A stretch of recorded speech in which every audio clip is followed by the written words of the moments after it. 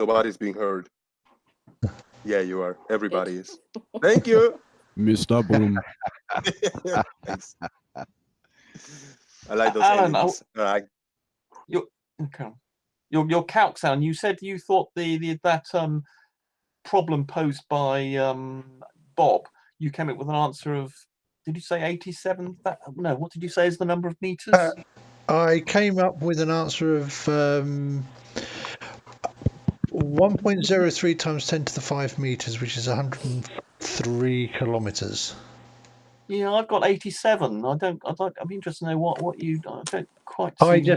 I just used the. I actually used the same online angle calculator as Gleam did. Well, I did it manually. I didn't use any calculator, and I came up with the same answer that Gleam did of 87 with 87,000 meters odd, which comes to 50 odd whatever, 57. I thought miles Gleam said 87 miles, which would have been. No, he checked with the last figure he gave. Once he understood, despite the fact that Bob told him about 15 times that it was 100 feet, he didn't absorb this fact. But when he finally did, he then used, I presume, the calculator, and then he came up with the value of 50 odd miles, which is which is the value that I got. I used 87. I used 1 minute, which is. Is that 0.02 degrees? It's about that. I don't think it is exactly. So that's 150. It's actually 0.0166, which is what I used. 0.0166. Okay, that could be the difference between us. Yeah, it is. Okay, that would account for it. Okay. Yeah, I was using 0.02 because that's what's usually regarded as the resolution RB. Yeah, okay. If you put in your one, it agrees. It's 105. I didn't actually know. So as my calculator will allow me to input degrees, minutes, and seconds, I just put in 1 minute and converted it to decimal. Interesting fact, Rumpus.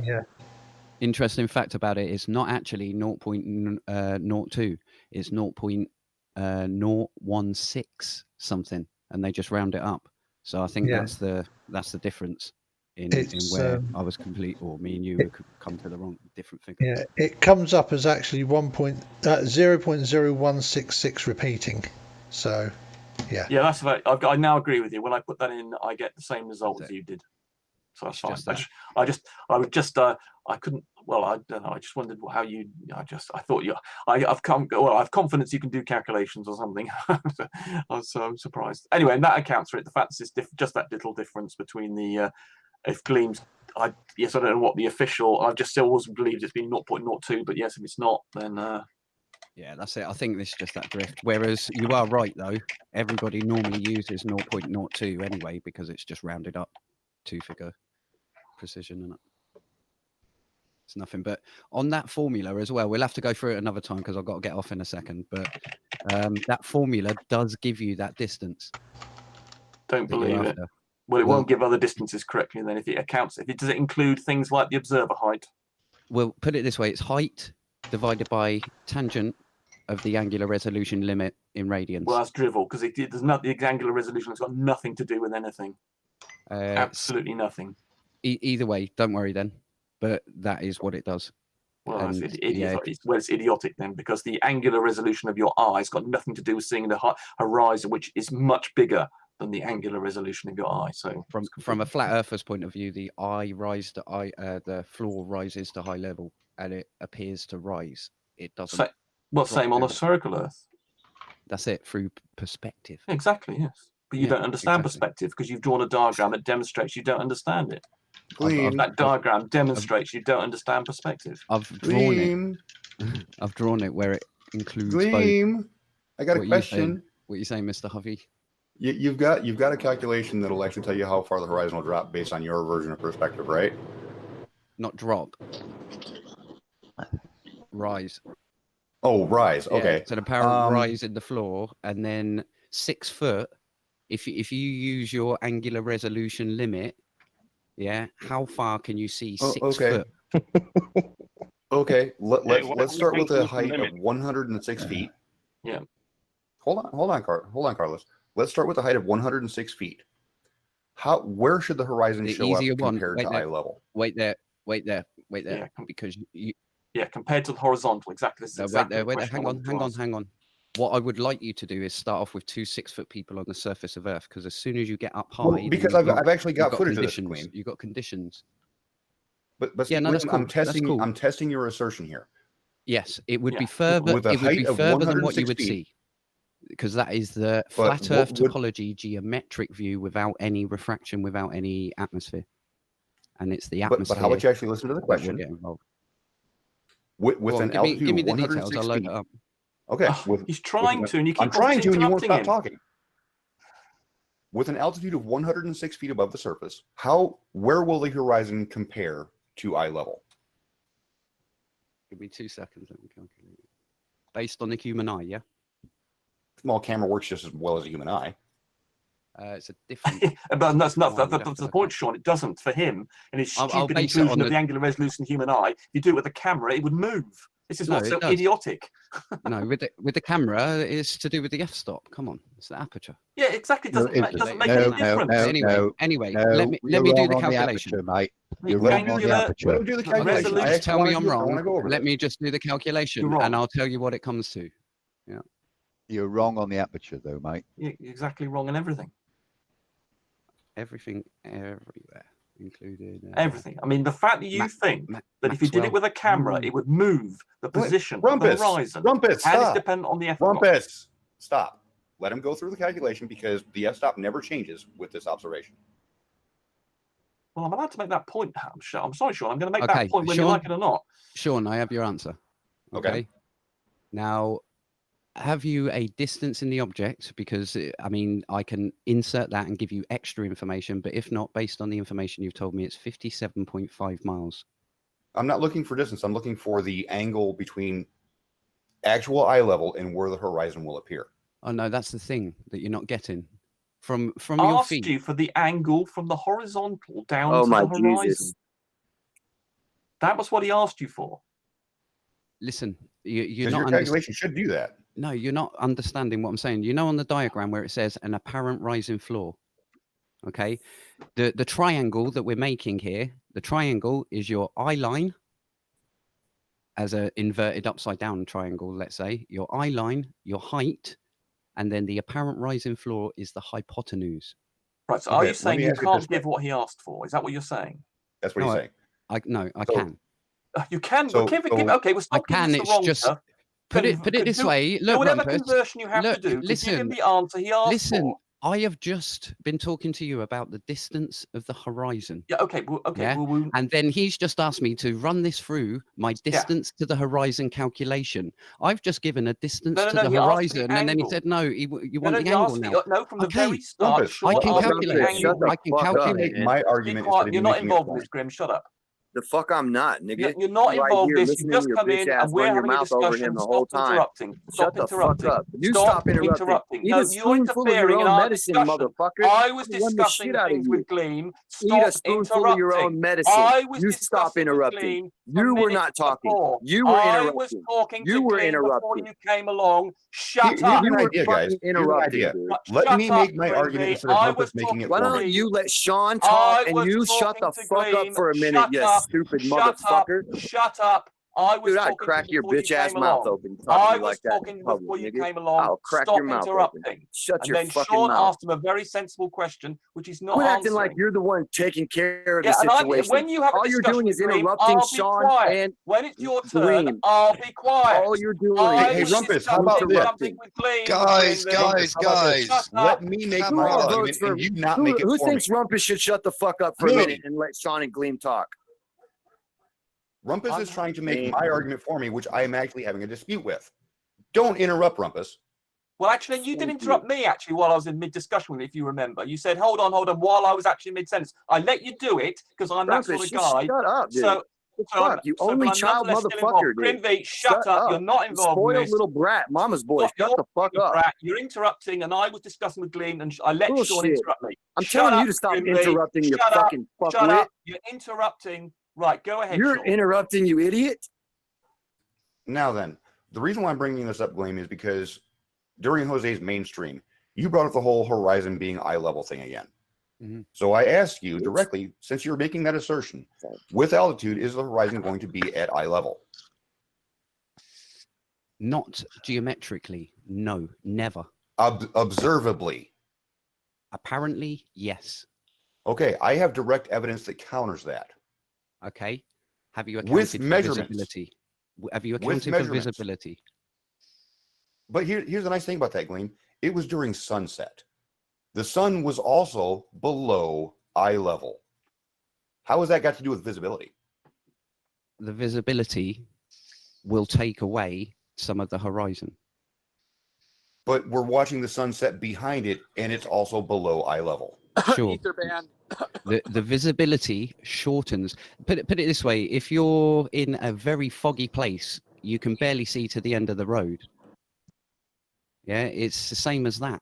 That's got nothing to do with the angle to thing. That's Wait, visibility. no. So Yes, because you're taking the angle from Hold on. the apparent. Here's the nice thing, Gleam. view. I need to make. I hold on real quick, Sean. I was going, put it this way, but now it's just been a bombard. But go on. You used a fog analogy, right? I've got that covered too. It's visibility. That's what it's You called. used a fog analogy. Yep. You used a fog analogy. Yep. Right. Yep. In a dense fog, when it comes to like headlights of other cars and whatnot, there's a limitation to it, right? Because of the thickness of the fog and the ability for water droplets to scatter light. Now, you're running into a small problem with Sean's example. The sun is visible. So the attempt to use atmosphere as some kind of mechanism for hiding things doesn't work. Yes, it does. In this particular, no, it doesn't. In this Plain regard, Truth has evidence of that. It does. Yeah. Photographic evidence, and okay. Either way, I mean, I'm not here to combat on your one, Sean. Sorry, your calculation. It's basically a rectangle that you're trying to do, and then it's the in between line of what that angle would be. He's asking for an angle, and But so he would like you to give him an angle from the horizontal down to the horizon from an observer height of 106 feet. I think he can handle his own conversation, dude. Grim V, I was interrupted by Sean, and I'm still part of this conversation. You're not. Stop interrupting. Oh, So how am I you're right interrupting me. You dipshit. Well, Gleam and I were talking, and then Sean came on How interrupt, and I let about him we carry stay on. on topic instead Anyway. of talking about who's interrupting who? Anyway, can we get on with the Gleam giving an answer to Sean's question? Okay, so one side of the rectangle is Thank you. 32.30, and the other side of the bottom side of the rectangle is 92,532. And then work out the angle of that. Should we come back to you in a few minutes?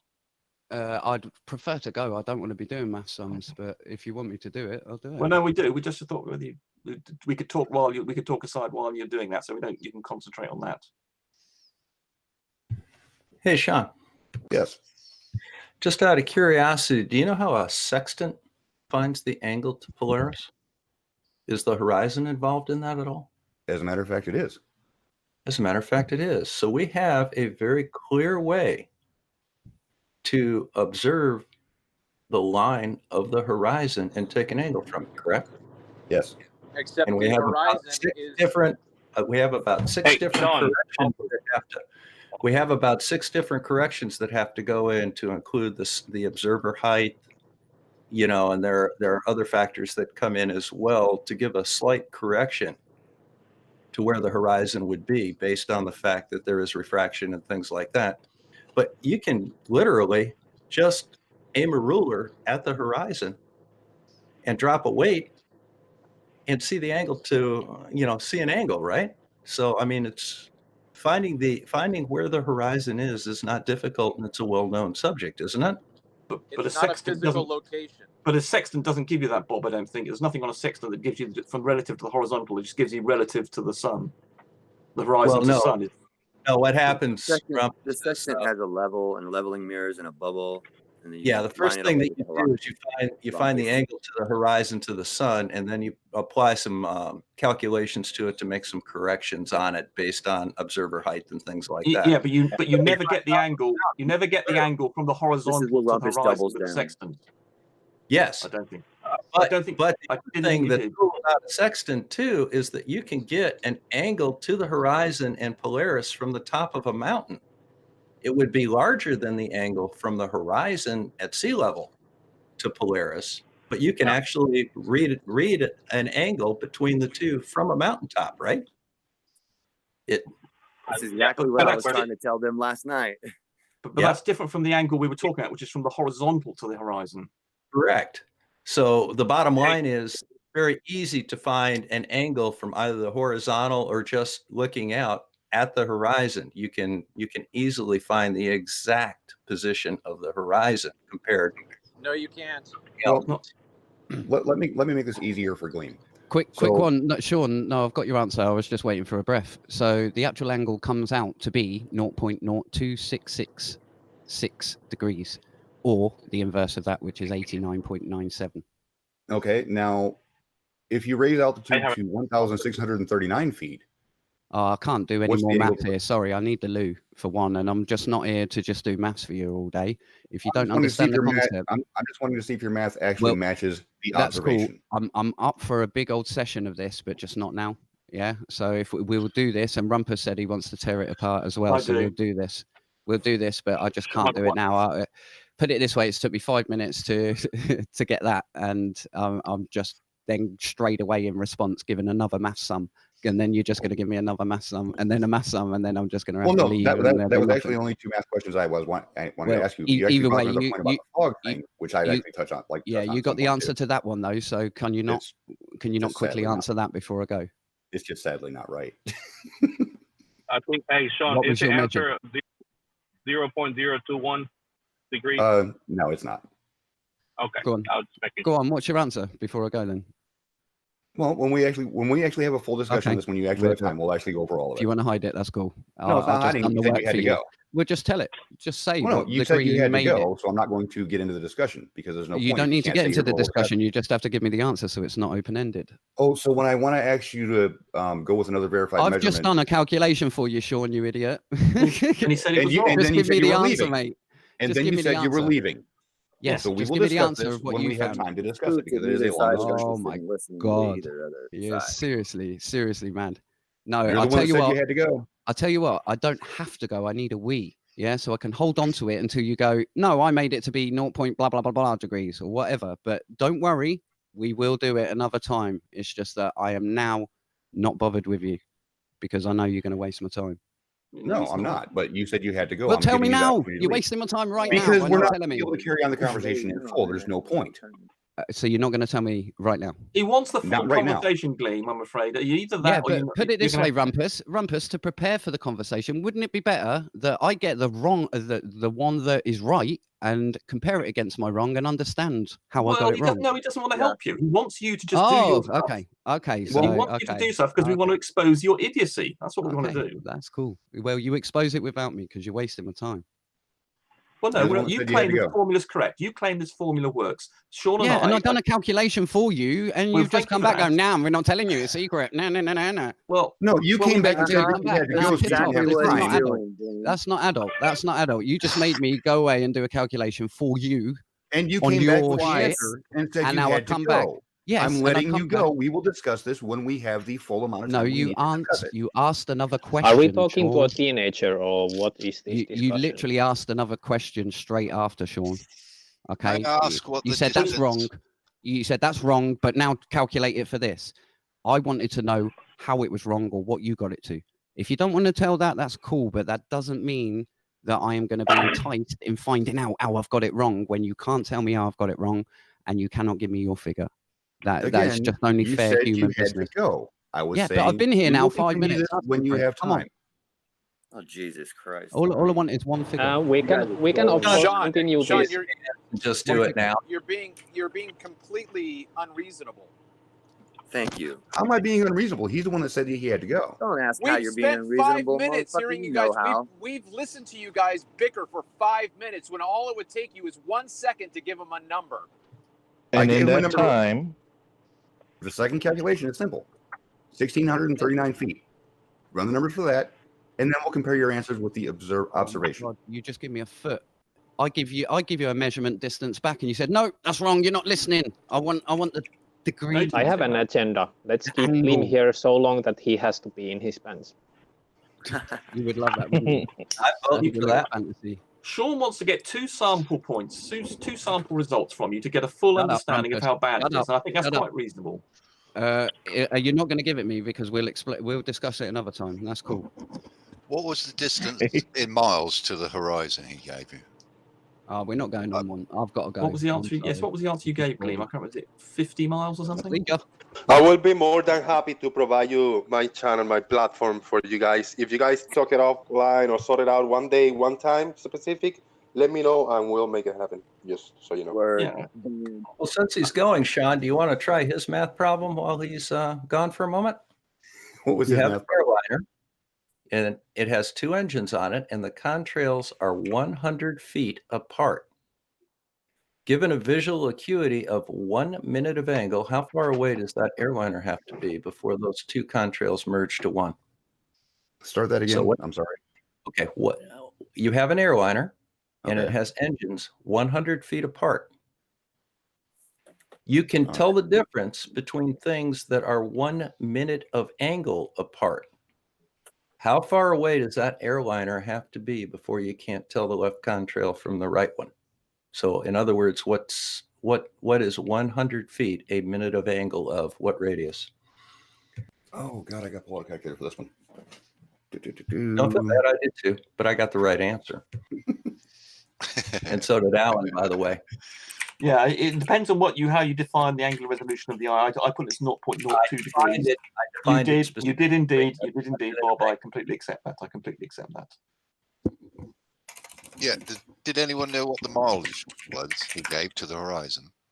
I think it was 50 What, odd. Gleam did? 54. Oh, right. In the answer to Sean's question, yeah, I think it was 50 odd miles. All right. Well, it's near 12. Yes, I gave it freedom units, and Alan gave it in units used by people that haven't been to the moon. Oh, right. And you said that they're 100 feet apart? They are 100 feet apart. So what's 100 feet, 1 minute of angle of?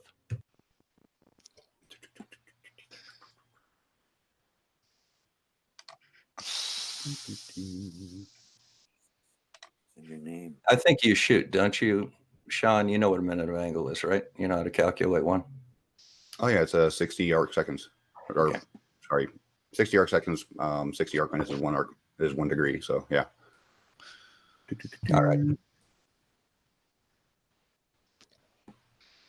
How far or how wide is this supposedly flat Earth? Does anyone have a figure from the North Pole to the edge? Good question. That's a very good question. If we had that, we could start a model, huh, with these guys. Yeah, I was just curious because they say it rolled, just about the rotation of the Earth, not the Earth, the Sun and the Moon rolls around in a circle. And I'm just thinking, well, if it's only 3,000 miles away, surely you'd be able to see it 24/7 if it was flat. Well, yeah, I'd be. Some magic thing going on now. Where am I seeing this right at 343,000 feet? I think you've been looking at the wrong thing, Sean. I think so. Oh, feet. Sorry, that's feet. Sorry, they want it in miles. I'm afraid. Oh, they want it in miles. Yeah, sorry. Yeah, they want it in miles. So you might be right. What not?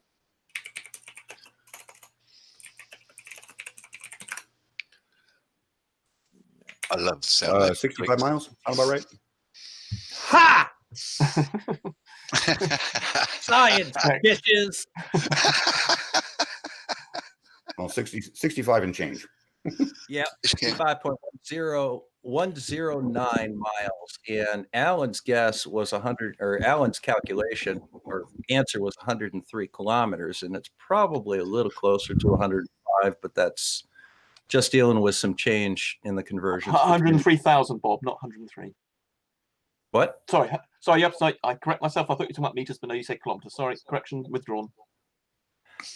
So, Rumpus, how do you convert meters to kilometers? Bob,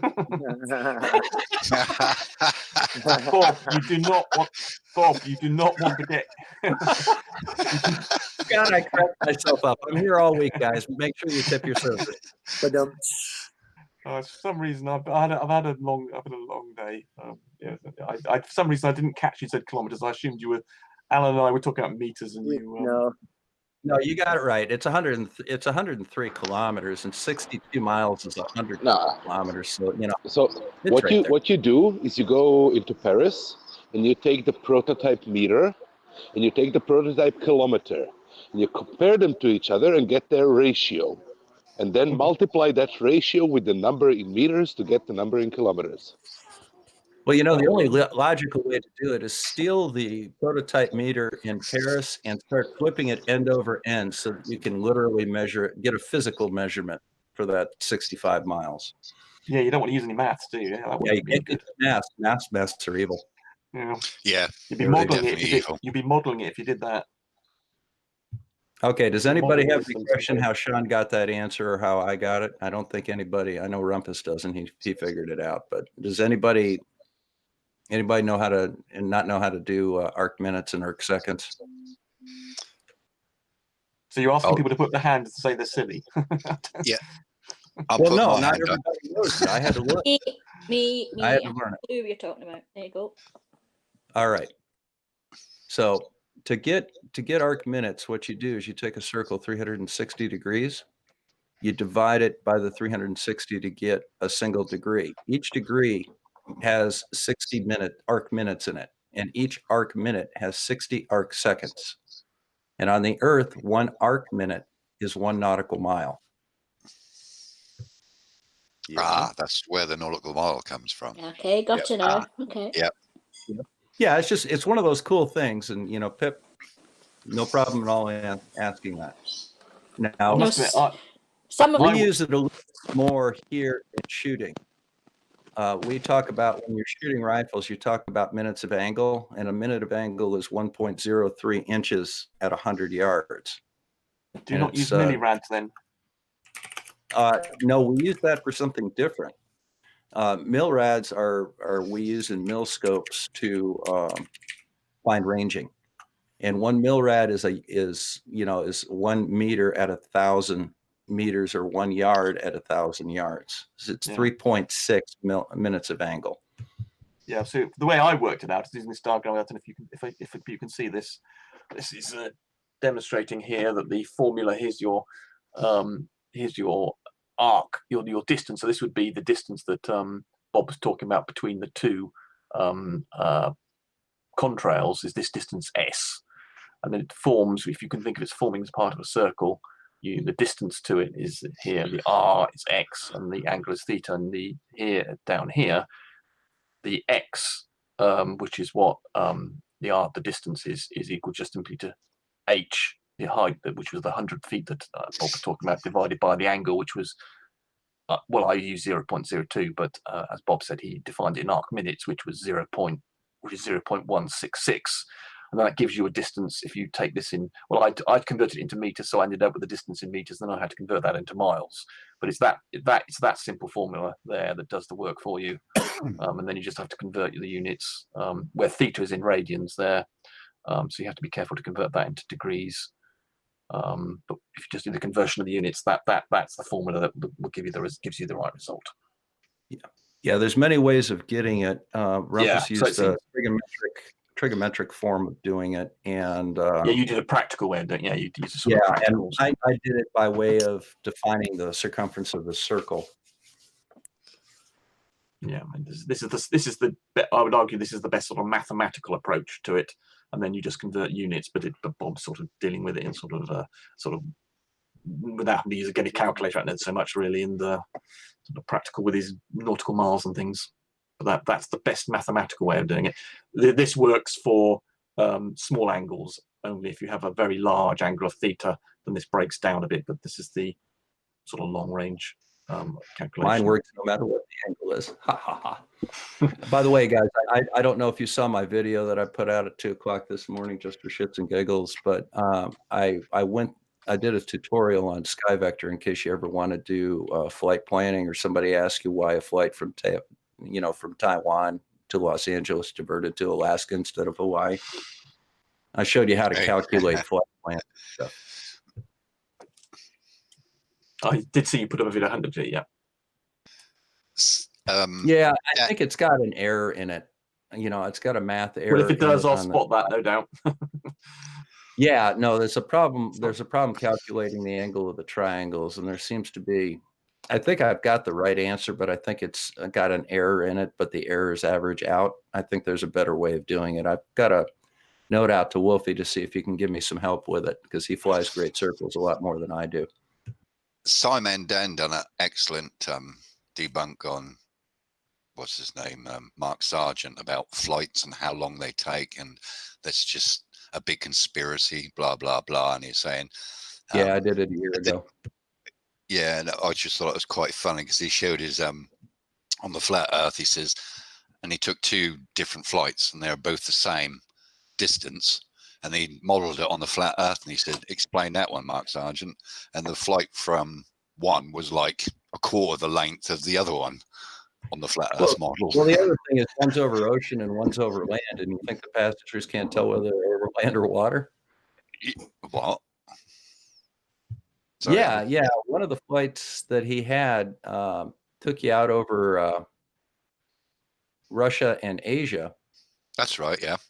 And the actual flight by the Great Circle's all over water. So he's insisting that in reality they're going over land, and you don't think the passengers can tell if they're over land or water? Well, yeah. Yeah. I just thought that's brilliant Yeah, way he'd done it. It was he's just, I don't know. He's kind of like Jeranism. They just sit down and they play on the stupid. They just tell their audience what they want to hear, and it doesn't stand up to any scrutiny at all. I will be back. I screwed up my render. I have to redo some editing here, so I'll be back in a minute. I just have to make sure everything's lined up right, so it's not like all screwed up. So give me a few. I'll be back. Finish my Phuket video anyhow. We're going to let Phuket describe to us the difference between Euclidean and non-Euclidean spherical geometry, and why it doesn't matter what you use to do flight planning or bridges, as long as you stick with the same one.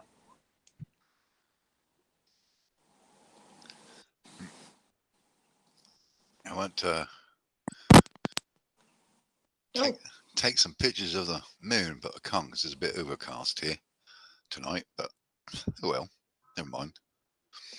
I was bummed the other day. It was all overcast on the equinox. I wanted to get a shot of that, but I couldn't. Yeah, same here. It's just been raining here for the last week off and on. So, well, you're in England, aren't you? Yeah, I am on the East Coast. Yeah. In England, right? I mean, you guys have gills, don't you? We have what? Gills? Doesn't it rain like all the time there? Like, It's not as bad as people make out it is. It's quite a nice place. Well, if it's not raining, it's foggy, right? No. And most people around the world think England is just London, and it's not. No. Do you guys even have summer there? Yeah. No, our East Coast is very nice. Yeah, it is. We had a good summer this year. No, England's a beautiful country. I hope to go there someday. Yeah, it's about the size of California. Yeah, I'm going to go have a beer with Rumpus. Oh, I have a red shirt. You got a red shirt? Yeah, I'll get you a drink. I wish show you some local rural pubs. I wish Rumpus would finish that glass. Actually, he's been sitting there drinking that for quite some time. Have you got a automatically refilled glass? Yes, it's perpetual motion glass. You see, he's got a long tube there that goes down 33 feet. So, he fills beer into that, and then he puts a little spigot in the middle of it, and it keeps filling his glass. It just squirts up. Some guttering that comes down. I've been watching some, I think it's Indiegogo, a lot of startup companies on there. And this one company in the States started to make these mushroom water collectors. Right, and they started off at £133, and people they got quite a lot of money to start this adventure off, and obviously it won't work. It's to collect water out of the atmosphere, right?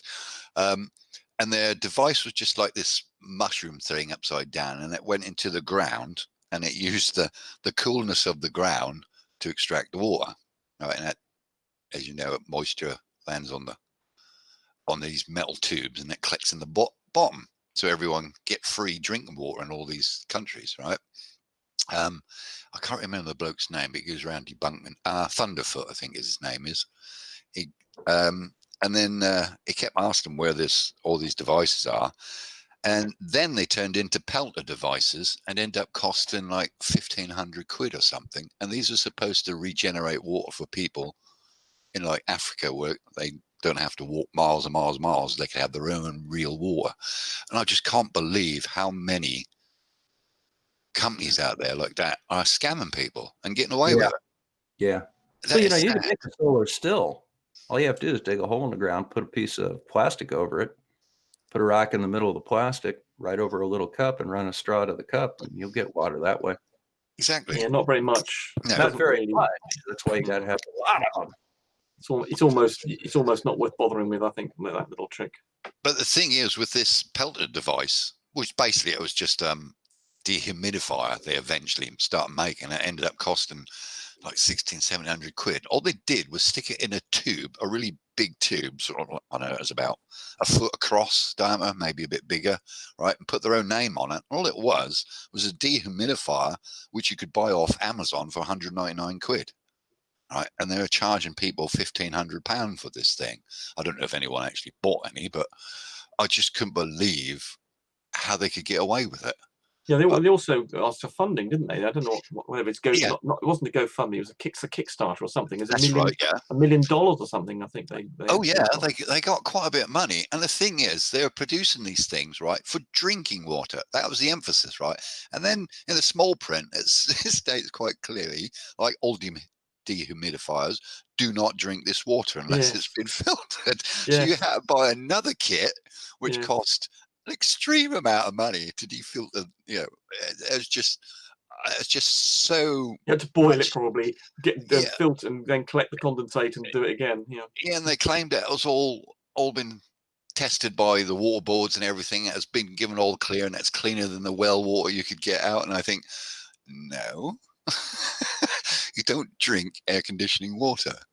Well, there was another version that wasn't the self-filling bottle you could have in a bike or something. That's right. Yeah, and he debunked that as well. And I think, you know, it's perhaps he ought to take it to NASA. They'd love that.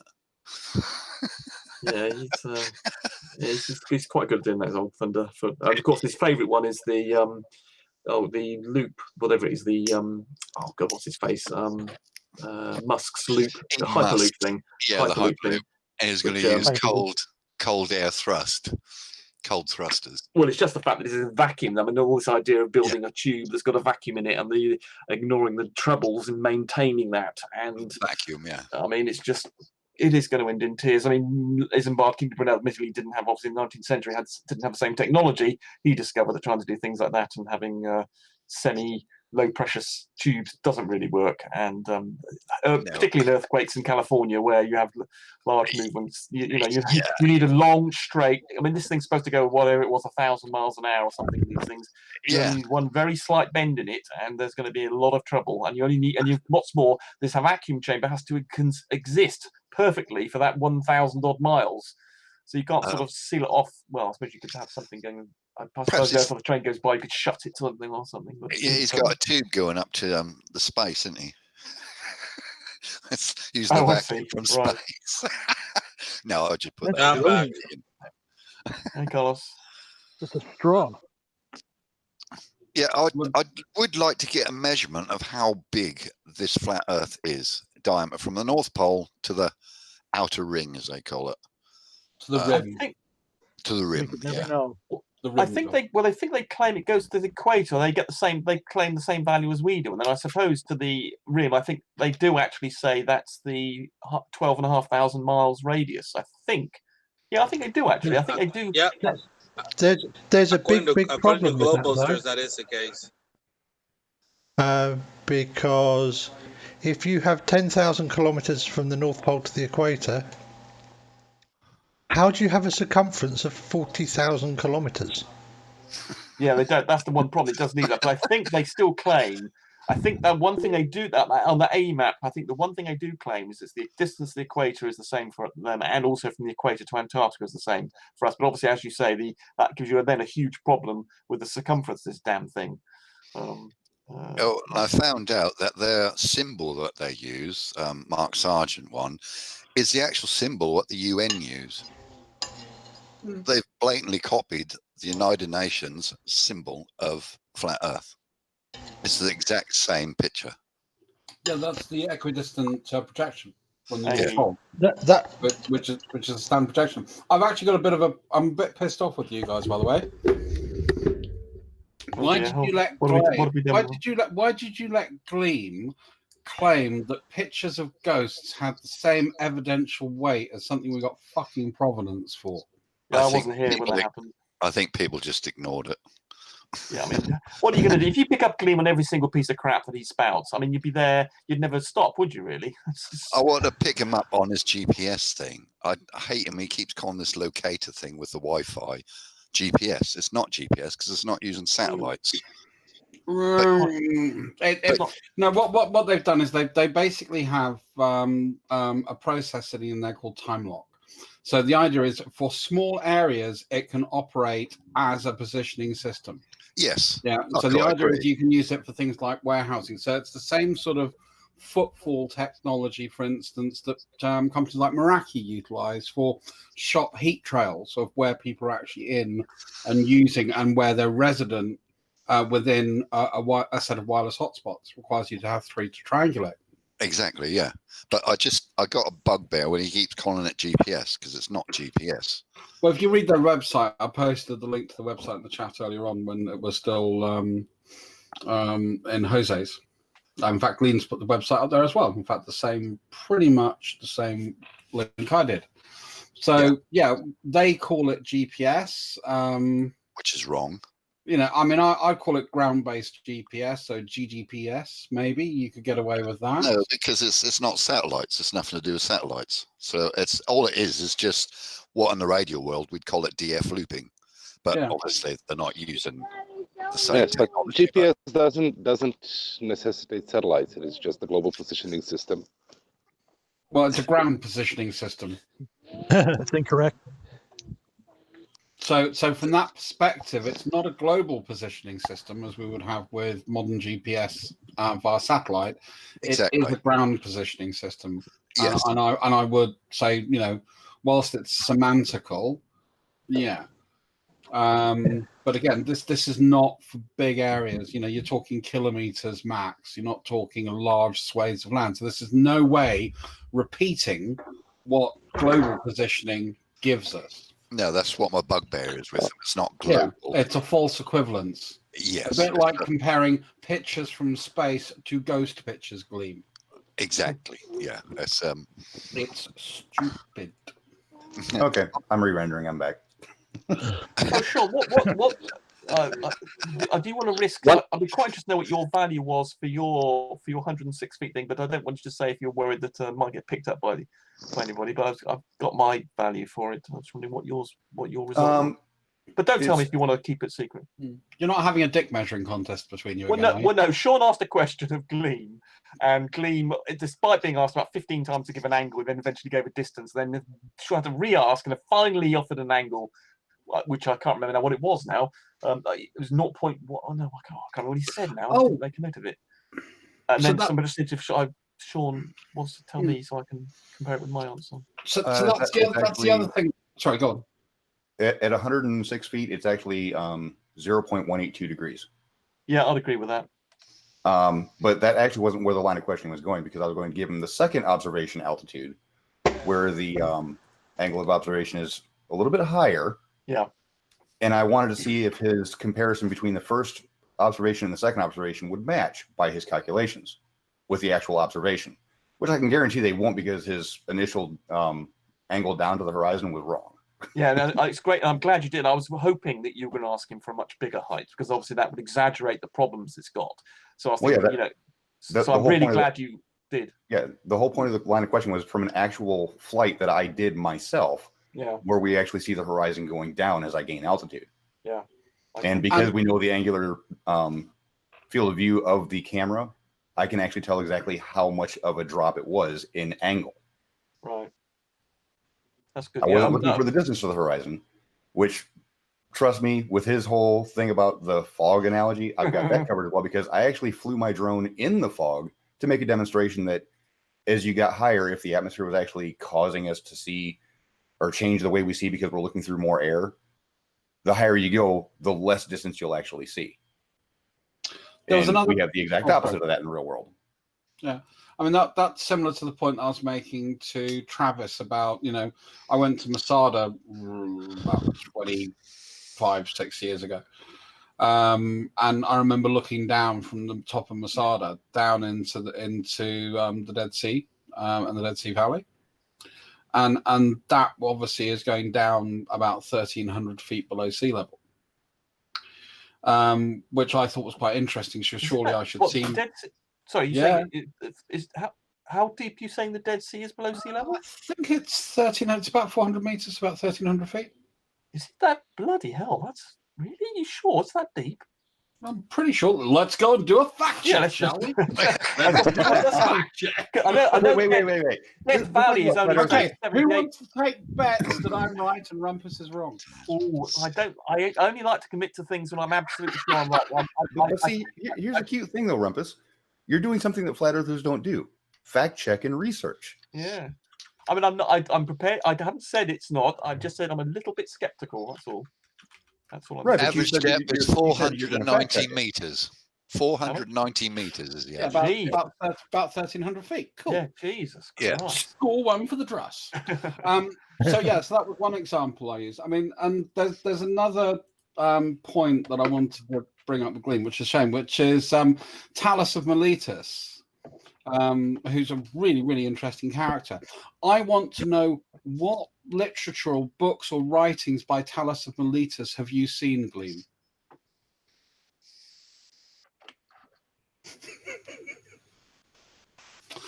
He said sneakily.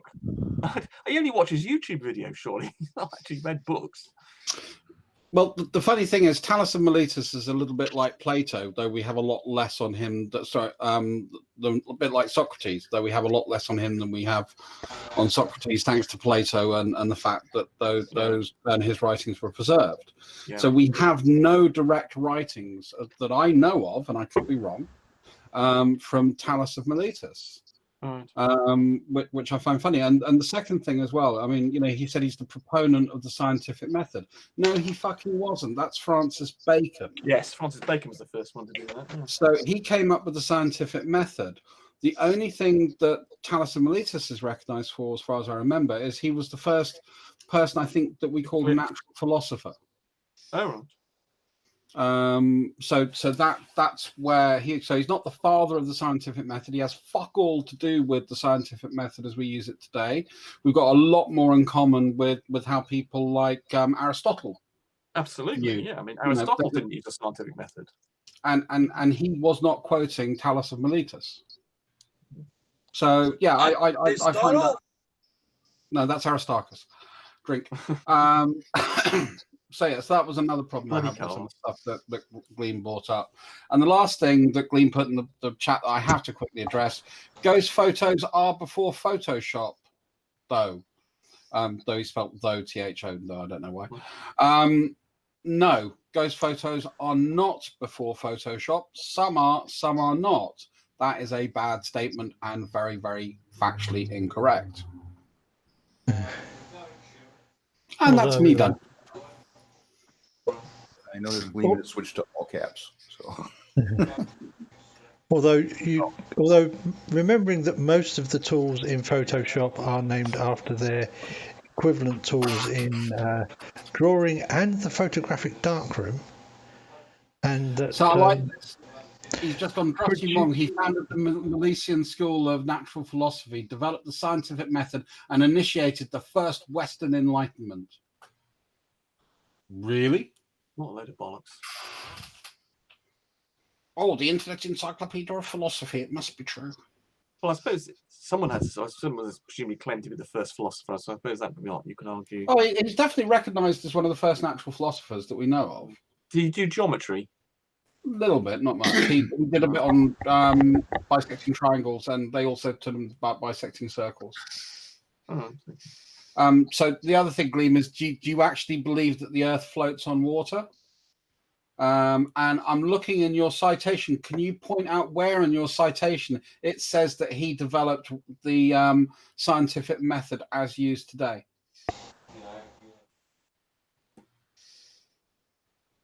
Yeah, and by the way, Aristotle thought he was a dick. Just FYI. That's actually true. He didn't say he's a dick, but when he was talking about one of Thales's, oh fuck, it's years since I looked at this shit. So one of Thales's theories was the Earth floats on water, and Aristotle dropped a brick in a bowl of water, saying, "Don't think that works, mate." So no, I disagree with you. You are wrong, Gleam. If you want to come in and argue the point, I'm happy to discuss it with you. But I am very interested in what you've written from Thales of Miletus, because I don't know of any of his writings that survived at all.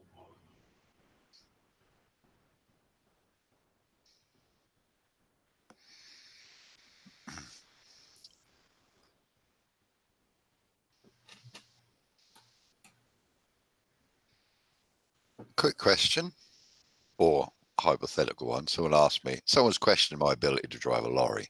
Told them I've been driving for 30 years. And it was on about tankers, which I haven't really driven much of, but I've driven enough to know they're not the easiest things to drive. And he was asking me about the surge, the liquid and all that moving. And he said, when you brake and the surge started, or the surge, how do you put it? He said, when did it begin? When did the surge begin? And I said, at the point you stopped, the point you slowed down. And he told me I didn't know what the hell I was talking about. And I thought, well, your idea of a surge and my idea of a surge is two different things. So at what point would it begin? And I said, well, obviously when you slow down, at the point when you stop moving, or slow down in acceleration. Sorry to interrupt, Mad, but you're talking about the fact that if you've got some liquid, you're carrying some liquid, and you haven't got a filled container, it's sort of all will flow to the front. Slosh about a bit. Slosh about, yeah. A tanker, right? You're driving a tanker, right? And obviously... And it's half filled or something. No, it's filled, right? Oh, it wouldn't move around, would it? Well, it's got baffles in water, as you know. It does have some baffles, okay, but wouldn't it still sort of slosh around a bit? It do slosh around a bit. And he asked me, he said, it starts to surge.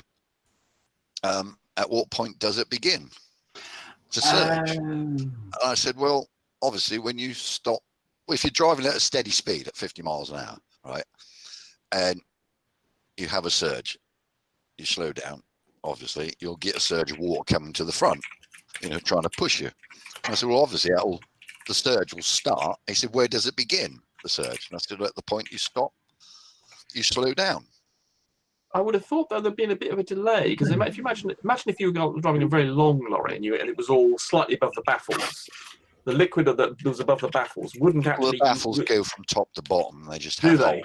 Yeah, and they have holes in. So yeah, that sort of restricts the movement of water. Yeah, but the surge of water, obviously, well, to me, it's going to start as soon as you slow down. So as soon as you take your foot off the pedal. Yeah. It's going to surge forward. And he told me I didn't know what the hell I was talking about. And I thought, well, I think you'll find it will. Obviously, it will be slow and gentle if you just take your foot off the accelerator. As the deceleration will be slow and gentle, the surge will be slow and gentle. Slow and gentle, yes. But he asked me when it would begin. And I said, at the point where you stop to slow down. Yeah. Or he on about braking. He said, when you brake. I said, well, at the point you hit the brake, the motion of the water is going to carry on forward because it's not fixed. It's always sloshing about in that fluid motion. It's not like if you had a bulk load of sand in it, the bulk load of sand isn't going to surge forward unless you actually brake really hard. It'll still stay in one position, whereas fluid doesn't, does it? It keeps moving. That's always moving about because there's nothing really to stop it, is there? But he was talking about a surge. I assume he was talking about the surge of pushing forward because he was a flat earther. I was watching some program. That was about Mark Sargent. He was some guy analyzes. He can analyze people's gestures and things to see if they're lying or not, or if they're interested in the subject and everything. Anyway, this bloke made a comment about driving, and he was a flat earther, and I thought, well, I got to come in on this. He made some comment about lorries, so I just put in there, and he drives. All he does is drive tankers, I guess, but I just found it really absurd. And I said, well, you're going to ask me a hypothetical question. I'll give you a hypothetical answer. And he started to get a bit rowdy. And I said, well, certainly the surge is going to start as soon as you stop accelerating or you brake. And he told me I was wrong. And I can't see. I didn't ask him to explain it because obviously he'd come up with some weird idea. But I am correct in assuming that it would surge forward as soon as you take your foot off, albeit gently, or if you brake, obviously that'd be a hell of a slosh. Yeah, because obviously it's going to depend on the dynamics inside the tank, because like you say, you've got baffles and stuff in there, so that will cause things to be slowed down a lot, so you probably won't notice. Yeah, be restricted. Yeah, you won't notice the extra movement. But yeah, of course you're going to get, because of course some of the load is like you say, if it's a solid load, or a load like if it's a load that isn't going to move at all, then as you just slow down, and the trailer will push you a little bit, of course, won't it? Because you get a bit of extra nose weight on the swan neck. But I only know this because I was talking with a lorry driver who was giving me a lift home from Norwich this morning or this afternoon, and it was peeing down with rain, and there was a poor bugger driving cab only, and so it was literally the conversation we had on the way home 2 hours ago. You know, and that was a Drury's lorry as well. But yeah, they're right. So it will push a little bit, and you'll get the weight on the swan neck and all the rest of it, won't you?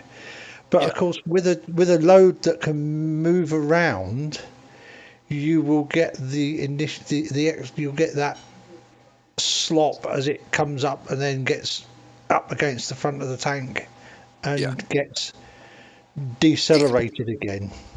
Yeah, so, you can feel the mass moving forward.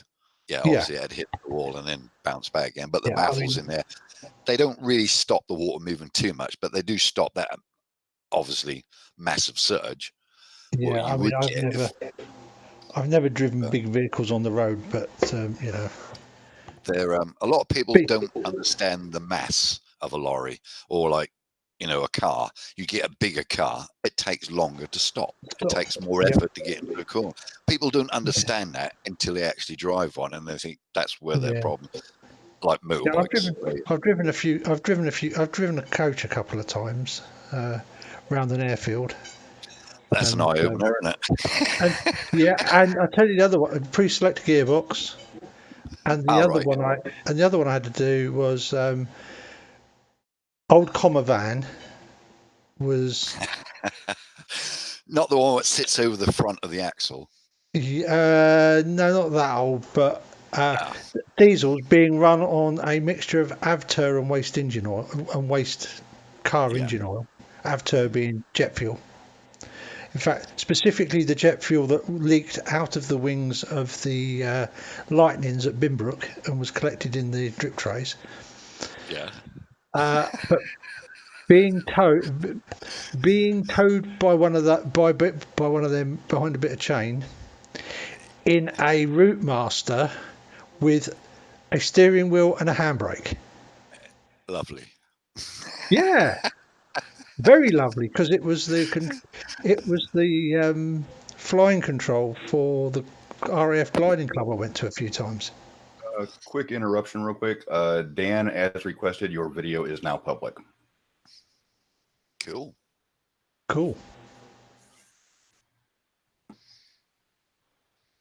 So continue on.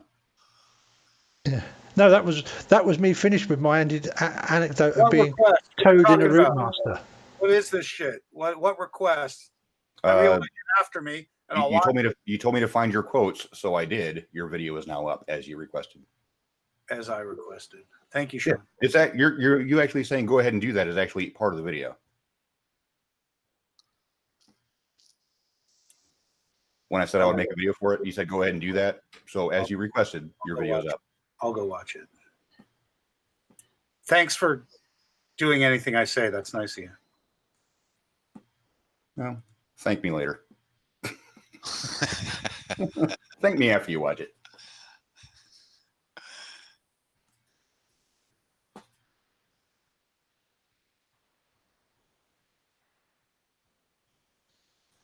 It's all gone quiet. I think we've all left to watch it. I'm watching it. Yeah, I had to redo it because I left one of the clips like 20 minutes after it, where I forgot to put it in the position it's supposed to be. So it ended up being like a 20-minute video. It's only a 10. Oh, it's the stripy one. Okay.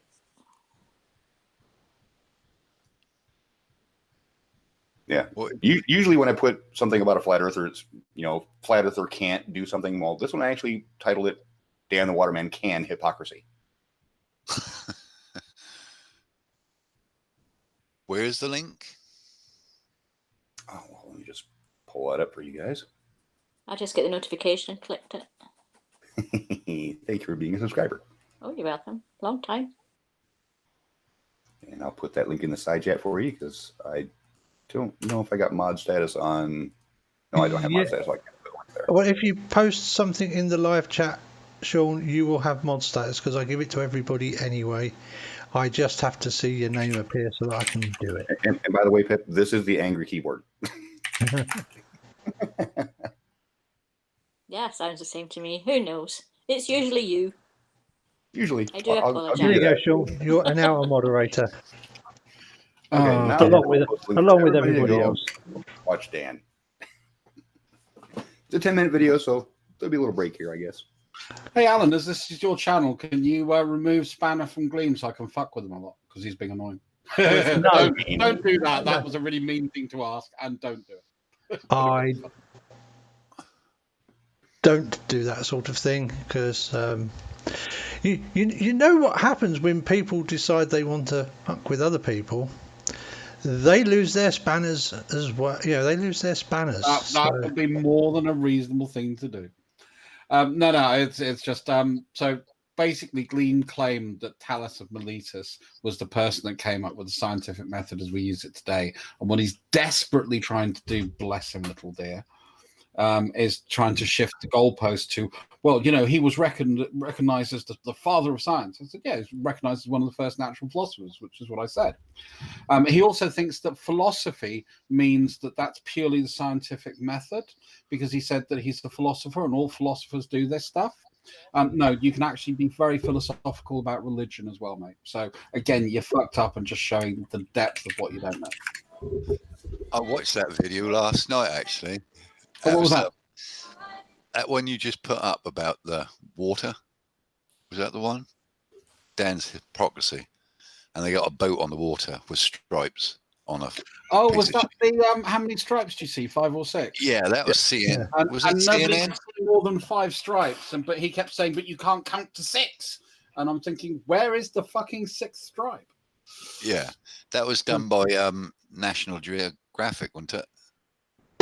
Not sure. Just and they took a load, and Mark Sargent was down there. To be fair, when I was watching that, I was riding my motorbike, so I wasn't really paying too much attention to the screen. Is that the bike you were riding? That one there? Depends which one I've got up at the moment. If it's the sort of VT 750, then it is. Yeah, that's my current. Ah, right. Are you a No, cruise? I've got that. No, I've got that, and I've got an old VFR 750, and I'm just about to get an old CBR 1100 if I can get my hands on it. Oh, nice. I always wanted a CBR 1000. I had a Blackbird for a while. Oh, stealth. The stealth. Had a Blackbird, had a ZZR 1200. Used to like my big lumpy bikes. Fast sports cruisers used to be my thing. So anything that would do over 150 and generally was pushing out more than about 150 brake horse was kind of my fave. Oh, right. Well, as I say, pretty much any bike over 1990 will do over 150. 600s upwards. Yeah. But it's having the torque as well. That's exactly. That's what you meant. That's why I stuck the 934, 938 in mine. The torque makes a vast difference. It feels lazy. It doesn't feel like you're accelerating like the 750, which is, you know, all top end. Well, from about 7,000 upwards, like a two-stroke.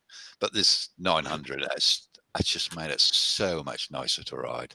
No banging down the gears to overtake someone. You just open the throttle and it's gone. I can relate to torque. Yeah. Gleam, go and look up Francis Bacon in Wikipedia and see if they attribute the scientific method that we use today to him and not to fucking Tallis. Okay? Just stop it. You lost. Give up. You were fucking wrong. Deal with it. I was very specific on my point. It's about who came up with the scientific method as we use it today, not the first person to actually do any form of scientific inquiry or natural philosophy. Yeah, just stop it. You're being really fucking sad, mate. Come in and discuss. And I'm sure you bought your fags by now. A quick message from Blue Marble Science in the side chat. I looked at the actual Nat Geo boat footage, not the cherry pick stills, and most of the time you only see 5 stripes. What a shock. Flat Earthers cherry picking their data or trying to move goalposts. What a fucking surprise. Yeah. Always do, don't they? They just...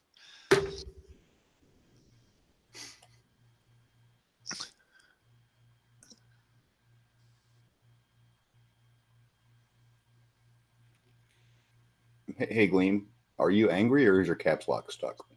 He's angry because he knows he's fucking wrong. You know. Get your bitch ass back in here and I'll slap it for you.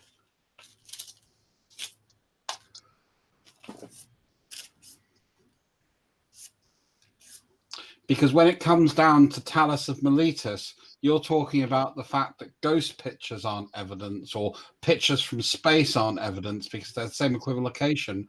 What writing from this guy have you ever read? And the answer is fuck all, because we only refer to him. We don't have any of his writings. So in that case, then, he's a really bad source for you to even believe existed under your mechanism. Oh, okay. Dan was nice enough to leave a comment on the video. Aether band, refraction, temperature, version, fog, haze, curvature of the Earth. So instead of actually addressing the fact that he has been called out on his claims, he's totally diverting the topic again. Thank you, Dan, for proving that. I pinned the comment, by the way, just so everybody can see exactly what you did.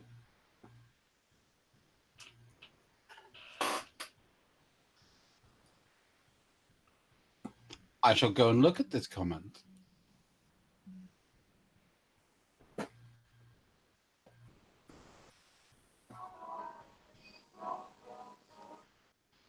Yeah, I think if someone wants to claim that the Greek philosophers were scientists, that's just retarded.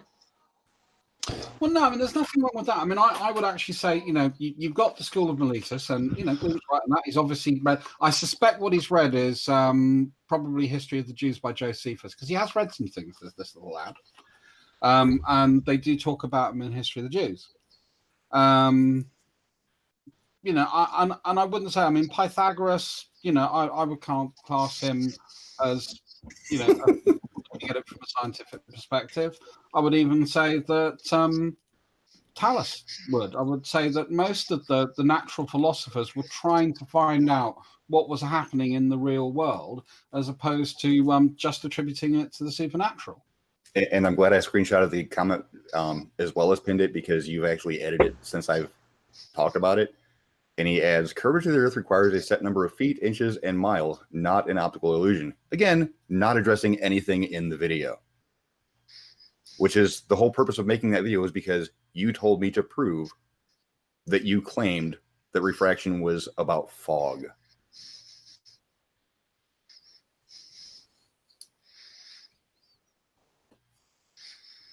So, thank you, Dan. Still showing off the fact that you can't actually address things correctly. Wait, are you talking to me live? I'm over here watching you on the other on another screen. Yeah, I'm actually live commenting about how your comment deals nothing Why don't you with. just play the fucking video so I don't have to watch it somewhere else? I'm listening to you over here. I hear you talking over here. How the fuck am I supposed to answer anything? You're a one-sided, cheap shot artist, and it's really uncool. You know, you are committed to this. You say you have a, quote, professional interest, so you found a way to quote me. Can you summarize? Can you just quickly summarize what you're saying? Is it because I use the word fog? Is that the problem? What's the problem? No, it's because you think fog, or you think refraction is opacity of the atmosphere, and that's not true. Guess what? I accidentally used the word refraction to include the same crap that what's his name calls an ether band, because it's a combination of conditions, and you know that. So but you were talking about this before Plain Truth even started talking about. I'm just sorry. I'm sorry for defining the multiple situations that cause optical blockage. It's just not a physical blockage. If in fact there was a curvature of the Earth at any distance, it would be measurable. So I'm just asking you to match your numbers to the imagery. In other words, there should be 30 feet. Your definition of refraction, which is wrong. Show me 30 feet missing if there's 30 feet missing. I've got infrared at those points. I can see beach to beach. You know I can see beach to beach, right? You know that, right? So I've done it with lasers. I've done it with my eyes. I've done it with mirrors, and we've done it with infrared. I can see 9.6 miles line of sight. Now, just tell me what's wrong with that. Well, my video, it's a pretty big issue. I can also take you to show you. This isn't just. You're not actually going to address your claim that you made that I called you out on, and then you said that I put words in your mouth about when I actually give your quotes directly. You're not going to address that. Something to pick on. It's a what do you? They don't like ether band, right? You made the claim that I was putting words in your mouth. I showed and proved that I did not, and you're not going to address that. What do you want to call? This is why I called you a hypocrite. What would you like to call the combination of optical issues that get in the way of line of sight? Line of sight would be obstruction. Well, it's not the Earth obstructing, and it's not water sitting on the Earth. So what should we call this combination of things? You understand there's a combination of things here. You know that, right? Refraction is about how far you can see and what's in the way. You're sticking to the word refraction. I thought you were sticking. No, you were the one that stuck to the word refraction, and I called you out on it, and you tried to backtrack. Well, I'm not saying it's only refraction. I'm including all the other factors. Sorry, I made a mistake. So when Travis says ether band, you guys can't handle that. So is it temperature aversion, fog, haze, refraction, ether band? I'm not sure, but it's not the Earth, okay? Dan? It's not the Earth. Hi, Arbus. How are you? Hi. I have a question. On the Nat Geo observations, was there land visible on the horizon, past the horizon? Which, like the one we're talking about, this 9.6? Yeah, you could see the horizon behind their apparent horizon, yeah. No. Is there land beyond the observation? Do you understand what I mean? Well, I mean, horizon is where the land and water meet. That's not what I said. Well, what do you want me to say to you so you can go forward? Is there land beyond the observation? The observation point, the spot at which y'all are disputing. I don't know what we're disputing here. Say yes, Dan. Yes, there's land. Say yes. Okay. Yes, thank you. All right. How far is that land? 9.6 miles. Okay. So you can see 9.6 miles, right? I can see my friends standing there and their cars parked there. Yeah. Okay. Now, in between that point, where the observations or whatever, you're talking about the mirror. I'm not talking about the mirror. I'm talking about the Nat Geo. Okay, so that's only apparently 3 miles. We have no verification of the distance of that boat. Okay, but what happened to the stripe? About 3 or 4, maybe 5 inches of it are covered by the small waves between the camera and the thing. That's not how that works. Well, it's how it really works. You can see it over No. and over again. You got to remember, there's 6 stripes, and you people can't even cop to that. There's a portion of one blocked that's less than a foot. But by math, we should have over a foot of blockage. We should have 20 inch of earth. I mean, have you done a calculation? In other words, what is the expectation? Does it meet the expectation? Because in a repeatable experiment, it's never going to change. The earth doesn't change in shape. It doesn't change. But the refraction index does. So but now we're not talking about refraction. We're talking about a clear day with clear vision. So Now take away all of your. If we're going to include refraction, a clear day will give the most refraction. I'm sorry. What do you want me to work with now? Just No, what numbers? What's your target? You don't have it because of you can't calculate refraction, right? So you don't have a target. Well, actually, we have an Target average. height. Tell me your target We height. at have 3 an miles. average of refraction, which is 7 over 6R. Okay, so go ahead and calculate what we're calling 3 miles and an observer height of 12 to 18 inches. And what should we expect to be blocked by water? Go Wait, ahead. was the observation height at 1 foot above the water? Or 18 inches above the water. I'm guessing. I have a shot of a cameraman, but there's a small fact that the other camera's standing up. So call it 6 feet. I don't care. Okay, so the 6 foot observer, which was the one that the Nat Geo used in the That's footage? what I'm not sure which shot they're using because there's more than one camera. It's probably not the one that I'm claiming at 12 inches. It's probably a guy. Do you know if it was a fisheye camera or not? There's no fisheye involved. Okay, so let's assume it's the 6 foot observation. Yeah, because there was a guy with a shoulder-mounted camera there. You know, the Nat Geo cameras are different than the people performing the experiment. The people performing the experiment were these goofballs in blue shirts that are seance debunkers. They don't know. So the goofballs, what about the goofballs? Where were they? Well, he was at 12 to 18 inches. I have images of that. Okay. Of him laying. But he was still able to see the land 9 miles away. Not all of it, but at least some of it, right? Well, there's certainly a line that looks like the beach or a refracted beach behind the supposed obstruction at 3. So Okay. there's no way. So you can't claim atmospherics. You can't claim like atmosphere density or anything involved in this particular one as a form of obscuration. Obscuration? I'm just asking everyone to bust their pencils out and tell me what I should expect to see at 3 miles, because it's not there. There isn't an inch of blockage, not one. Can you give us the formula to calculate that, Dan? I'm sorry? Can you give us the formula to calculate that? I know you're trying to catch me on something, and I'm asking you. I'm asking. I'm asking you. Have you done the maths to actually establish what you should see? I'd like to match your math. It's somewhere depending on the height. Okay, it's somewhere between 12 and 20 inches. No, what's the formula? Dude, I don't give a shit about my formula. I'm asking to match reality. Reality is a 26,000 mile ball, right? So do the math yourself.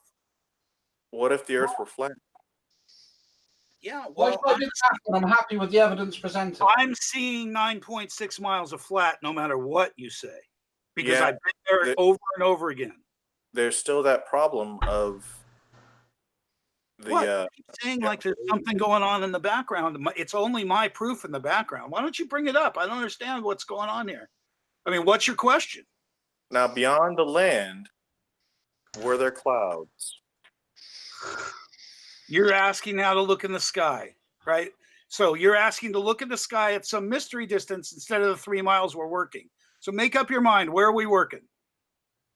The point is the object that you're referring to, that the flag or whatever the fuck it is in a little bit of a mid-ground, right? And you have something land in the background, plus the shoreline in the foreground. You need to explain why it is something in the mid-ground disappears. Can I just tell you that what we've done is explain that we can see all the way across and that the mid-ground isn't very important? The mid-ground is very important for this Why? particular observation. Why? Because that flag would be at the mid-ground. Well, it would technically be at the foreground if you really want to be. If you can see the shoreline behind it, who gives a fuck? Are you seeing the whole shoreline? I'm seeing some sort of refracted horseshit back there, yeah. We're talking about the Nat Geo experiment. Right, I'm seeing some sort of refracted horseshit back there, of course. Okay, so you can't verify that what you're seeing is reality. Well, the water line continues beyond their supposed blockage of the flag. You understand that? The water line continues. Okay. Now, how does that work? It doesn't work on a globe model. No. How would that work on a flat Earth model if you have a sharp horizon line, a sharp water line, right? You just admitted that there's a sharp water line, and then it goes further. Well, you can see the line behind the boat. What's the problem? Why are you confused? How far beyond the boat? Do you understand that we could take the boat away and look at all the other examples I have? Yep. I can see my friend, my question, Dan. I can see my friend standing there. So what's your problem? You're still not answering my question. I'm not understanding your question. You keep flip-flopping from the boat to what's behind the boat. What? Right, yeah. Make up your mind. You said that the water line is behind the boat. Yeah. Is this crisp line? Is that what you're referring to? Is there a crisp line, or is it just fade out? Are you showing something? Am I missing something? Nope. I'm asking you a question. Well, I'm not showing anything. Okay, well, like I said, I can see 9.6 miles. I don't need to worry about what mythically or imaginary behind it. Can I just preface this? Do you understand that Nat Geo claims that at 9.6 I already miles, explained to you that you can see over 6,000 miles away. Now, I've already discussed this with you. So what are you saying now? What are you shooting at? I'm asking you, on the water line, how far up the boat does it go? Behind it. I'm just going to say the words all the way. It goes all the way to the beach. That's not what I asked. I know, because I don't understand what you're asking. Individual reference. How far up does the water line rise in compared to the boat? I can't answer that. How far up? What the hell are you even talking about? Guess. You know, a third of the way, 2/3 of the way, all the way. There's no water blocking the boat. What can I say? Not blocking, behind There's it. no water blocking the coast at 9.6 miles. You can see it all the way across. You're still not understanding the question. Of course I'm not. Yes, because you're having a problem visualizing it. Well, no, I'm telling you I can see 9.6 miles line of sight with my own eyes, with lasers, with cameras, with infrared. I'm not disputing that observation. I'm asking you specifically. What? The boat is in what would technically be the foreground. All right. So it means that the background would quote unquote rise to eye level, right? So the water. No. Yes, I'm sorry. The water. Let me finish. Magical shit makes stuff rise in the background. It's not literal. It's not literal. It was another theory. You got another theory for me? It's I can see the coast at 9.6 miles. I got that. Do you see the water all the way to the coastline? Yeah, it looks like it, doesn't it?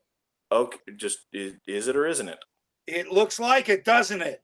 Then that means the person sitting in the boat, their head would be below the shoreline. Why? Because things in the foreground are larger. You're out of your mind. You're not understand. See, this is why you're not thinking three-dimensionally, and you're not being able to visualize this. I don't have to. I was there. Okay, then you should understand why you're still having a problem now. I'm not having a problem. I am telling you, I'm looking for target numbers, and in any videos, it has to be consistent. If the curvature is the same, distances have to show curvature at the same distance. Right? So for instance, the bending of laser light just happens to be the same at 9.6 as 17 miles. So when I show you lasers at 17, it just happens to be climbing up and over the curvature at the exact angle that it does at 9.6 miles, right? Do you agree that light refracts? Can be refracted, sure. Okay, then. Light does not do it on its own. Nice try, though.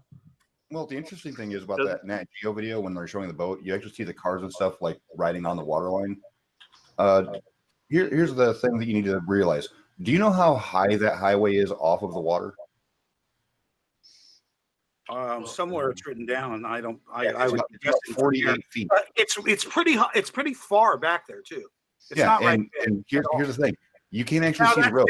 The cars. Wait, hang on, Sean. That's different than the parked cars that I got in all the infrared stuff. So understand, the car park and the highway are like a half a mile apart. We're talking about the Nat Geo footage that you keep bringing up, where you see the 5 or 6 stripes. The cars that you see driving, any cars are pretty far away. They're actually over 10. You're the one saying that in the Nat Geo footage you can see the shoreline past the boat.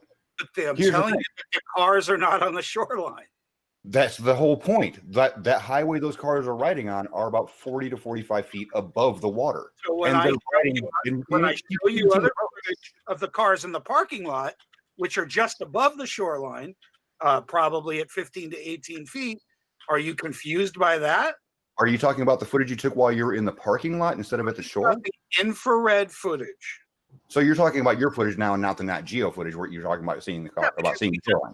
We had to go back and say, wow, these guys say we can't see across, so we had to do it with different. Here's the thing that you're doing. We had to do it with different tools, different temperatures. Hold on, Dan. You've actually asserted that in the Nat Geo footage behind the boat, you can see the shoreline. I'm telling you, you can't. Well, it doesn't matter because I can see it without the boat. Do you understand that? I've been back. We've repeated it with different light, different temperatures. You outright said in the Nat Geo footage, you can still see the shoreline. You cannot. Why do you say that? I'm just interested. Because those cars you're seeing that are riding exactly on the shoreline. Listen. If you're going to ask a question, wait for the answer. They're 48 feet taller, a half a mile further away. Stop talking about shit I'm not. But you're the one that brought up the Nat Geo footage and you can see the shoreline behind the boat. It's an obvious lie. Guess what? Now I'm going to ask you to do the math, Sean. 48 feet at 10 miles. So you're not going to address your claim in the Nat Geo footage. I'm asking you, what should it be visible 48 feet at 10 miles? Guess what? It's not visible, is it? Actually, yes. Now you can see below the road. So just because I can see a car on the road, at some point I can see much lower than 48 feet, can't I? In the Nat Geo footage, no, you cannot. Oh, I'm sorry. So you found something. You understand? I'm asking for the math. We're talking about a road 10 miles away. Is it visible on a globe? What's the viewer height? Is it visible on a globe? I'm at What is the viewer height? I'm at 18 feet. He's dodging the fact that he said in the Nat Geo footage you can see the shore past the boat. It's an obvious lie. One little fucking thing to grab onto instead of because you lied, Dan. The reality is we could see too far. Now, where's your math, Sean? Where's your math, Erebus? Where's your math? Dan, are you talking about a road now that you brought up at 10 miles away? You're telling me it's 48 feet off. 48 feet off of what? I'm not going to argue that shit. I'm just going to tell you I can see above it, I can see below it, and by definition, it should not be in sight. Okay, do you get that? Dan. In the Nat Geo footage, you said you could see the your math, real math. Go for it. Dan, you're not using the formula the proper I'm formula. not trying to use a formula. I keep begging you fuckers to come up with the numbers. You're making a claim. I am asking you to match reality. Make the math work in real life. Why am I yelling at you guys? Make the math work in real life. According to the math, in real life. Real life. You can't just say obfuscation or obstruction. Yeah, but you can answer a direct fucking question, can you? It has to match the math. Dan. It has to be repeatable. Do you understand that? That's the way science works. You're saying give us all of the information that's required to do the math, and tell us what your acceptable error bars are. Cut out the balloon experiment entirely because we had evidence that you could see the balloons at 8 feet on the ground. Now, I just want you to know it's 9.6 miles, and the balloons are in our hand, and you know there's video of this. Yeah, and we know where that video is from. It was from the parking lot above the shoreline. Yeah, exactly. That's not confusing. Dan, that's a higher elevation. So go ahead and do the math. I'm not a fucking idiot. You got 18 feet on both sides, 9.6 miles. And yet the blonde lady who had her camera down 18 inches above the waterline like Nat Geo said she couldn't see the balloons. So Dan, explain that. Why when she was at a lower elevation, she couldn't see the balloons until they were risen out. She didn't have a camera whatsoever. She had a P900. They bragged about it. I don't know what you're talking about. We watched that shit live. She was sitting there bragging about her P900 and how she couldn't see the balloons when she was at the shore. But people up in the parking lot could because they were at a higher elevation. No. She was never at the shore. You're making all this shit up. She never went to the sand. She never went to the sand. I don't know what the fuck you're talking about. She filmed her camera on the shoreline, so don't know what you're talking about. Whatever. Okay, so the point is she's not quotable, as she says she can. Oh, so Flat Earther disagrees with what you're saying, so she's not quotable. Because she says, if you let me finish, sorry, that she says she can see the stripes disappearing one by one. Now there's 6 stripes. Oh, wait, we went from balloons to stripes? One is obstructed. Half of you are a duck and dodge bitch. You know that? It's a duck and dodge. I can count to 6, motherfucker. Well, since we were talking about the balloons, and when you got cornered on that, you decided to go back to the stripes. No, yeah, you are a duck and dodge. You brought up the bitch. The bitch lied on camera. All right? The bitch lied on camera. There is no disappearing. Do you have evidence that she lied? Yeah, well, I'm telling you, we went back to prove it. No. Do you have evidence that she lied? Yeah, we can really see shit on the ground in a different instance at the same distance we saw the balloons on the ground. Okay, so the balloons were at 9. Were the balloons at 9 miles? Yes. Yeah, everything that we're talking about so far is at the same positions. And the viewer height is 18 feet. In that case, the geometric hidden is only 9.5 feet. Actually, it's 9.65 feet. So, what's your problem? And with refraction, it's 6.5 feet. You understand that's not what Nat Geo says? I don't even fuck what Nat Geo says. Okay, well. Oh, and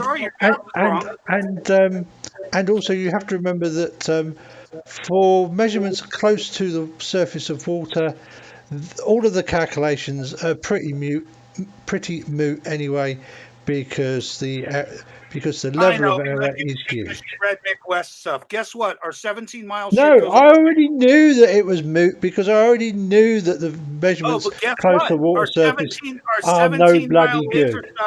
Our 17-mile laser stuff goes over land as well, so it's over with. Your comedy is over with. Try again. Shut the fuck up, Dan. Just got facts. I only got facts. I'm sorry for yelling. I just got facts. No, you just got fucking bullshit. Two different facts. Look, I had to answer your crap. Your crappy accusation was that we don't go over land, and we did. Sorry.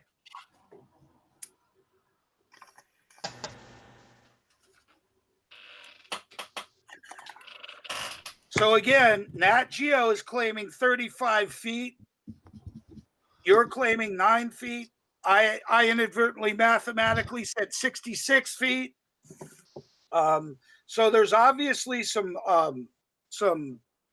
height differential here, some weather differential. But when I come back, don't forget your refraction fog. when I cut through the weather, cut through it with infrared, right? Cut through it all. You're They not go, really wow, in infrared, you know. we're at You're 20 only in feet. the They're at 20 very feet. low. I guess I got to do the fucking math. 20 feet, 9.6 miles. Let's just guess. I don't know what math you fucking used. So, curvature. I'm looking at your video right now with the infrared camera. It seems like you're standing quite high. Yeah, we're going to call it 18 feet. Well, Did you 18 measure it? feet. If you're going to call it 18 feet, then you're expecting to see 6.5 feet hidden. More numbers, more just weird sort of numbers keep No, flying. because At 9 I'm miles. interested in what was the height? What was the observer height for the figure that National Geographic used? I'm sorry, what's the question? What was the observer height used by National Geographic to get there? We don't know. We don't know. So why do you keep quoting their figure when you don't know what the height of the observer? Because we're working off your claim. I'm going to finish my point. We're working off your claim that you were 18 feet above sea level. Right. I'm not making claims. I'm observing the video. No, you're making a claim of the height the person was at. I'm looking at the video now, and you're stating this is our setup on the shoreline, yet the infrared camera is considerably higher. It's not on the shoreline. Those are different days. The infrared is a different day. It's a different day. So it's a different height and a different day. So I'm just doing a little calculation here. At 18 feet, target distance 9.6 miles. It's showing me only 13 feet, only 13 feet. But guess what? There isn't an inch block. There isn't 13 feet obstructed. There is no obstruction of 13 feet between us at that distance. So Wait I a don't second. care what Are you using the 8 inches per mile squared to say how much is to be hidden? Sean, I don't care what number you produce. It's still not there. No, I'm asking you a question about how you're doing your math. Are you saying that the 8 inches per mile squared is showing how much is supposed to be hidden?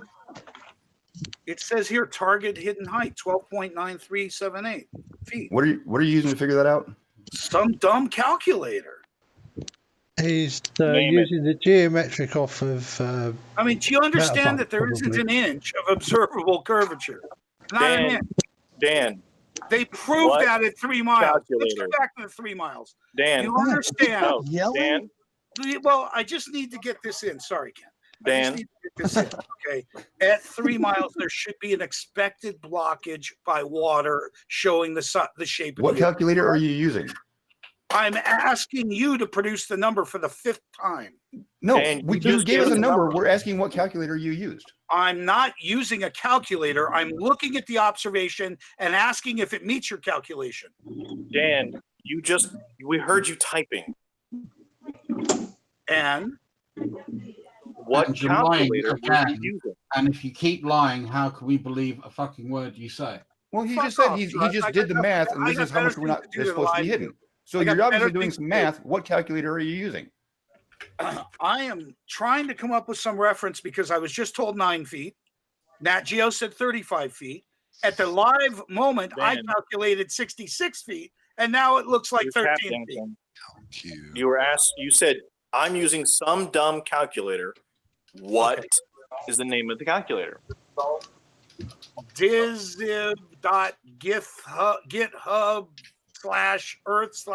Github.github/earth/curve-calc question mark. Link it in the fucking side chat. 9.6. What's your problem? I could show this to you. I don't care Show it. what math you use. It's not there, man. I'm not in love with the math. I'm in love with your answer. I'm telling you, when you tell me the height, that it's not there. Now, let me go back to 3 miles because it reduces all the refractive issues. Okay? No, We're it doesn't. looking at 3 miles. There's only 6 inches blocked at 3 miles.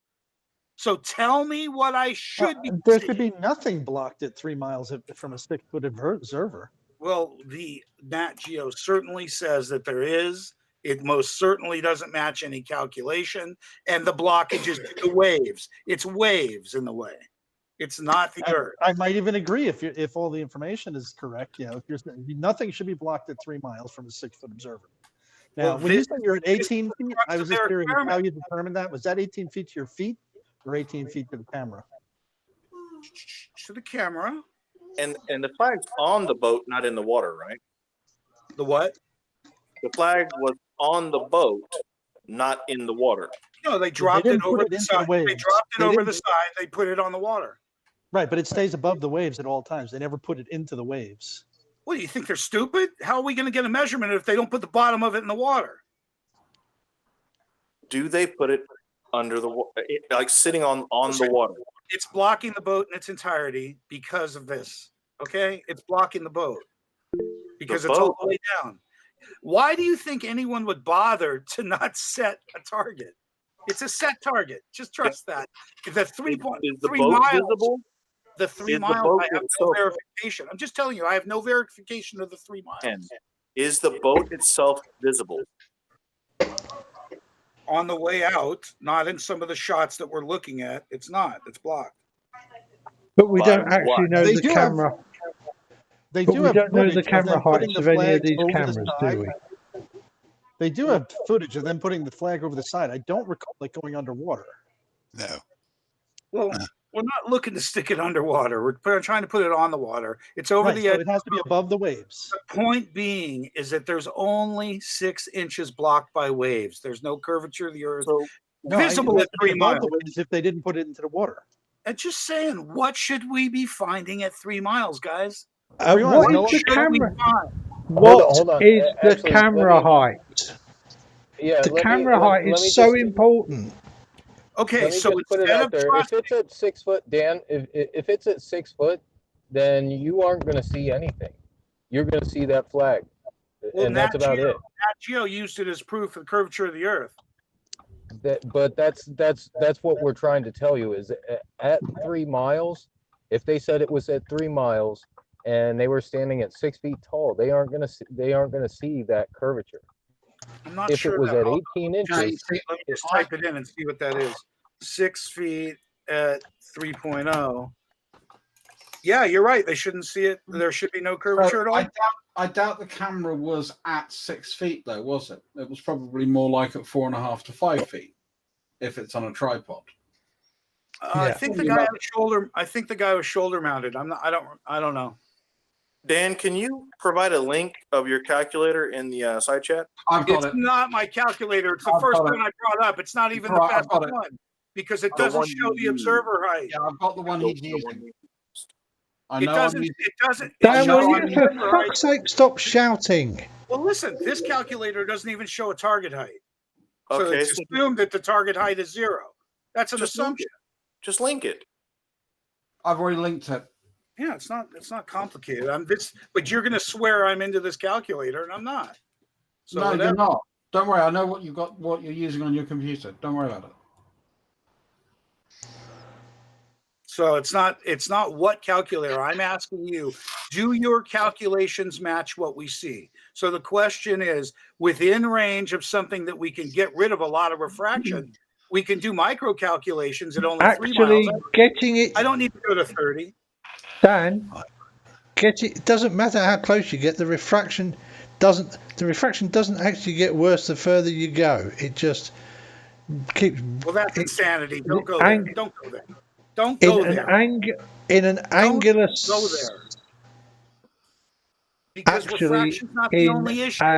Refraction is not the only block. Can you let someone please finish their For sentence? Only if they Talking make over fucking people. sense. Only if they The make ref- sense. Shut the fuck The up and ref- let someone finish their point. The refraction is pretty constant from an angular point of view. So it doesn't actually matter how far you go, the angles will be about the same. Can I just say Sean Smith and I just came through to understand that at 3 miles we shouldn't see shit. But Nat Geo says they can see the stripes disappearing one by one, and it proves the curvature of the earth.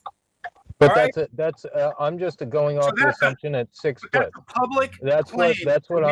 what I'm going off of. Is that It's is a the assumption at 6 mainstream foot. media claim. In other words, the depiction, my anger comes from the fact that we were depicted and you still are comfortable depicting me as a liar when the evidence is in front of you. In front of you, the narrative is You the lied lie. on this hangout today. Whatever, Druss. You're boring me. Come on. I have know. no reason to lie to you. I can be flat out wrong, and I'm not lying to you, Druss. Get a grip. I'm not. Okay, actually, no. Actually, Dan, I'll tell you what. I think that is a fair point, and I will acknowledge it, and I will withdraw that statement. I appreciate because, that. No. You're right. I'm pulling you up on the shoreline thing, and that's probably not reasonable. So I'll do a Dangerous Minds. I'll give you an A+ until you lose it. I just listened to the narrative of the Nat Geo, and the narrative doesn't match what we are observing. Dan, real quick, how the stripes? How tall were the stripes? I think you're looking at 6 1-foot stripes for a 6-foot banner. How many stripes went missing? One. Half of one. Well, so that's about right. That's about what you expect. You said half of one, right? Most of one in some images. It's about 5 to 8 inches. You'd lose at 5 feet. That's what I just used the calculator that you used just now, and it comes out to a half a foot.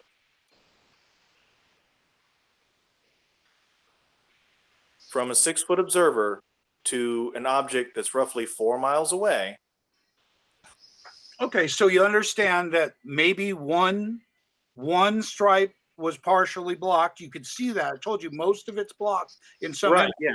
It's actually the narrative. Here's what the narrative. But here's what the narrative says. Dan. What? 2/3 of the stripe, roughly a little over half of the stripe, would be obscured. Okay, so I understand that. Now let me explain the beef. The beef is her narrative. She picks up a binocular and she says, I can see the stripes disappearing one by one. Then they completely deleted the balloon scene. 100%. They deleted it. Dan, what does one have to do with the other? Well, because you're not trying to relate them and they're not We're related. doing real science. We're doing observations at different distances. Dan, I just used your own. You told me that one stripe was partially obscured by waves, not by the Earth. By waves. No, you don't get to use waves because that's not how that works. I'm also looking beyond this experiment. We were there all day doing different shit. I wasn't there that day, sorry, but I mean, our people were there to observe this blue shirt crew and Nat Geo filming it. So, are you claiming they manipulated the footage? Absolutely. No. The narrative, not the footage. So I'm talking Dan, about the footage.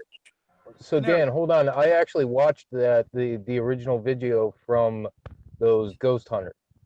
And they actually show where they were set up and everything like that. And they're getting different views. I just watched it. I'll have to go through my history on it, but it may be a little bit different footage than what Nat Geo is using. What happened is that, because they put out their own thing too, exactly. And in theirs and our videos, you can see that they couldn't start the experiment with the balloons because they couldn't find them in a viewfinder. And it turns out that our people sitting there on a park bench used FaceTime to sort of cue each other to find it. So we found it, and you could see us telling the camera crew where to shoot, but the balloons are still on the ground. They're within sight on the ground or at 9 feet, whatever they were. They're big balloons.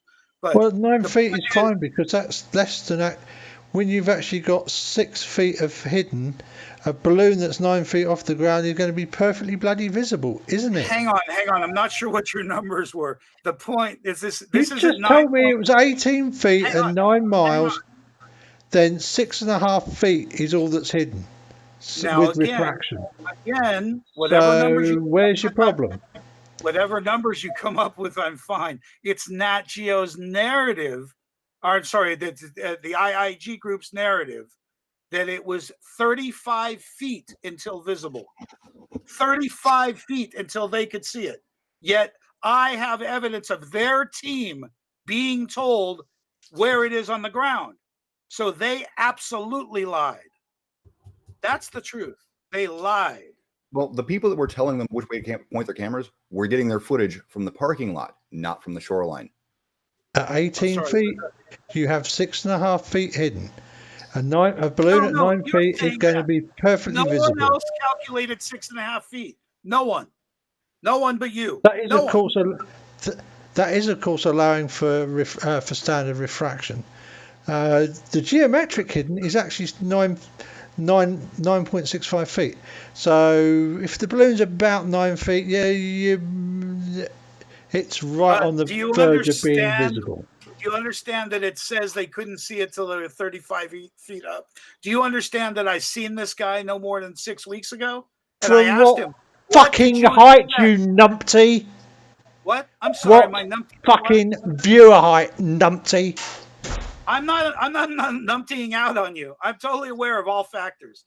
I'm really not that stupid. He's yes, you fucking are. He keeps asking what the viewer height is, Dan, and you just don't give it to him, and that's what's frustrating. It hasn't changed in 9 and 12 months. It hasn't changed. So what was the viewer height? Sorry, what's the viewer heights for these different? We're calling most viewer heights around 18 feet.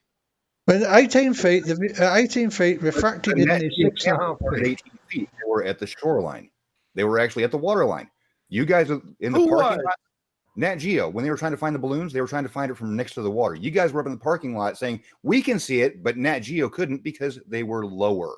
Yeah, they're laying on the actual beach here someone's got a hat on, a khaki hat on with a blue shirt.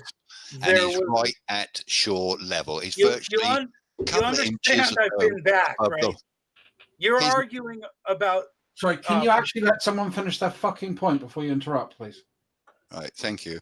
There's a chap actually laying on the beach or the shoreline in a blue shirt. He's laying on a brownie cover.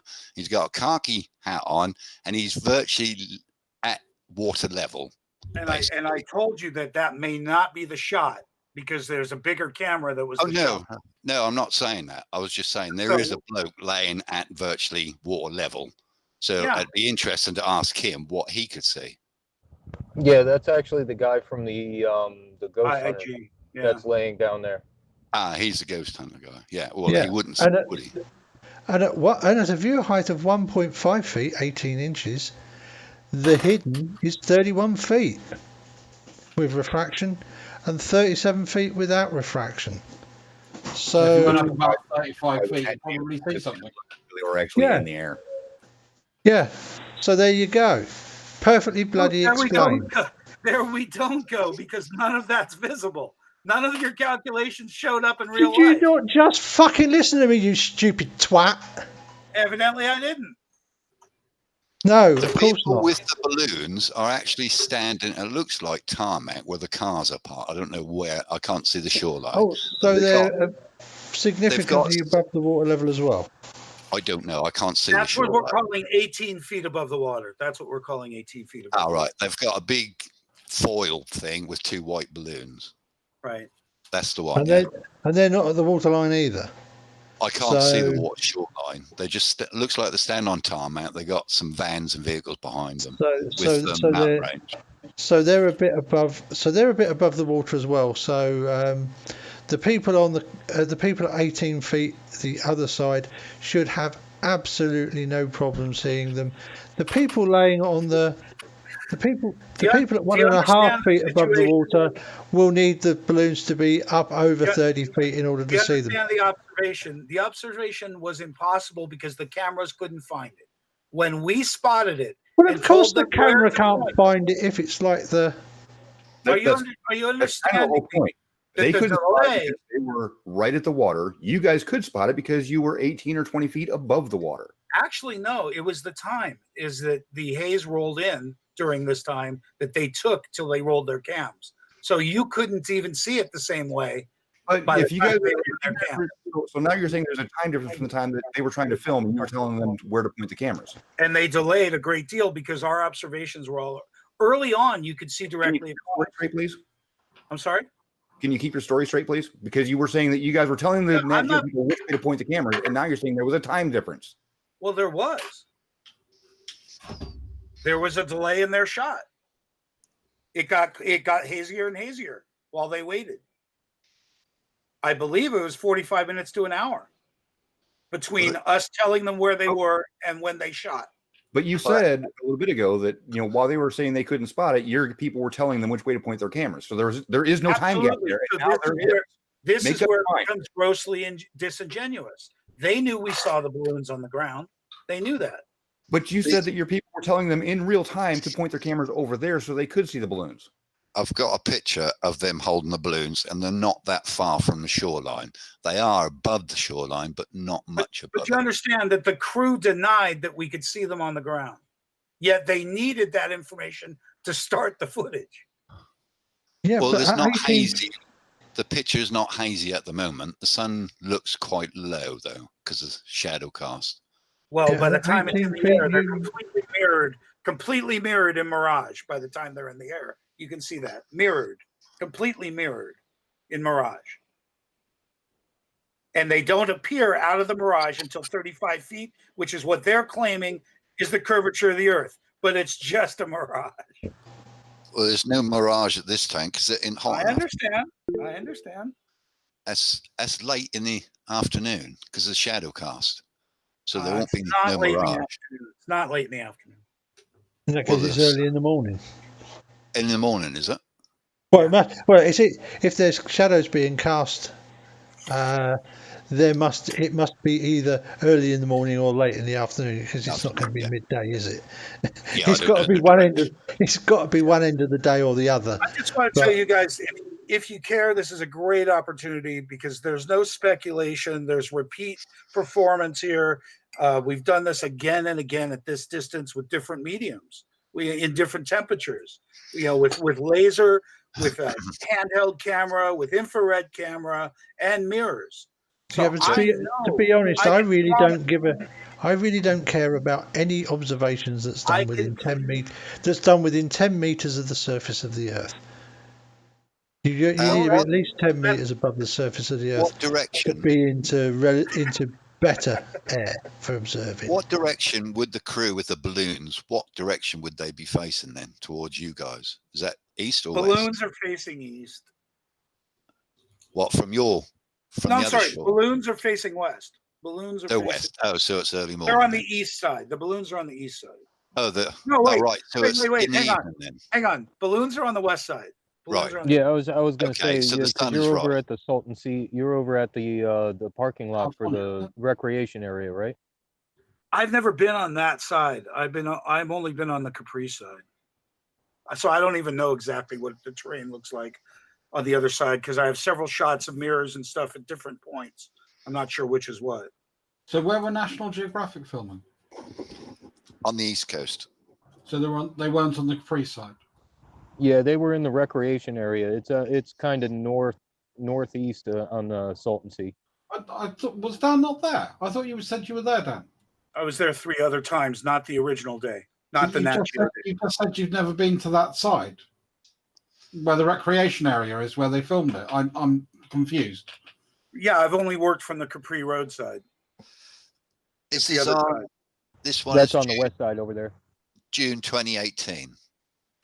CFI investigation groups test flat Earth claims. May 23rd, 2019.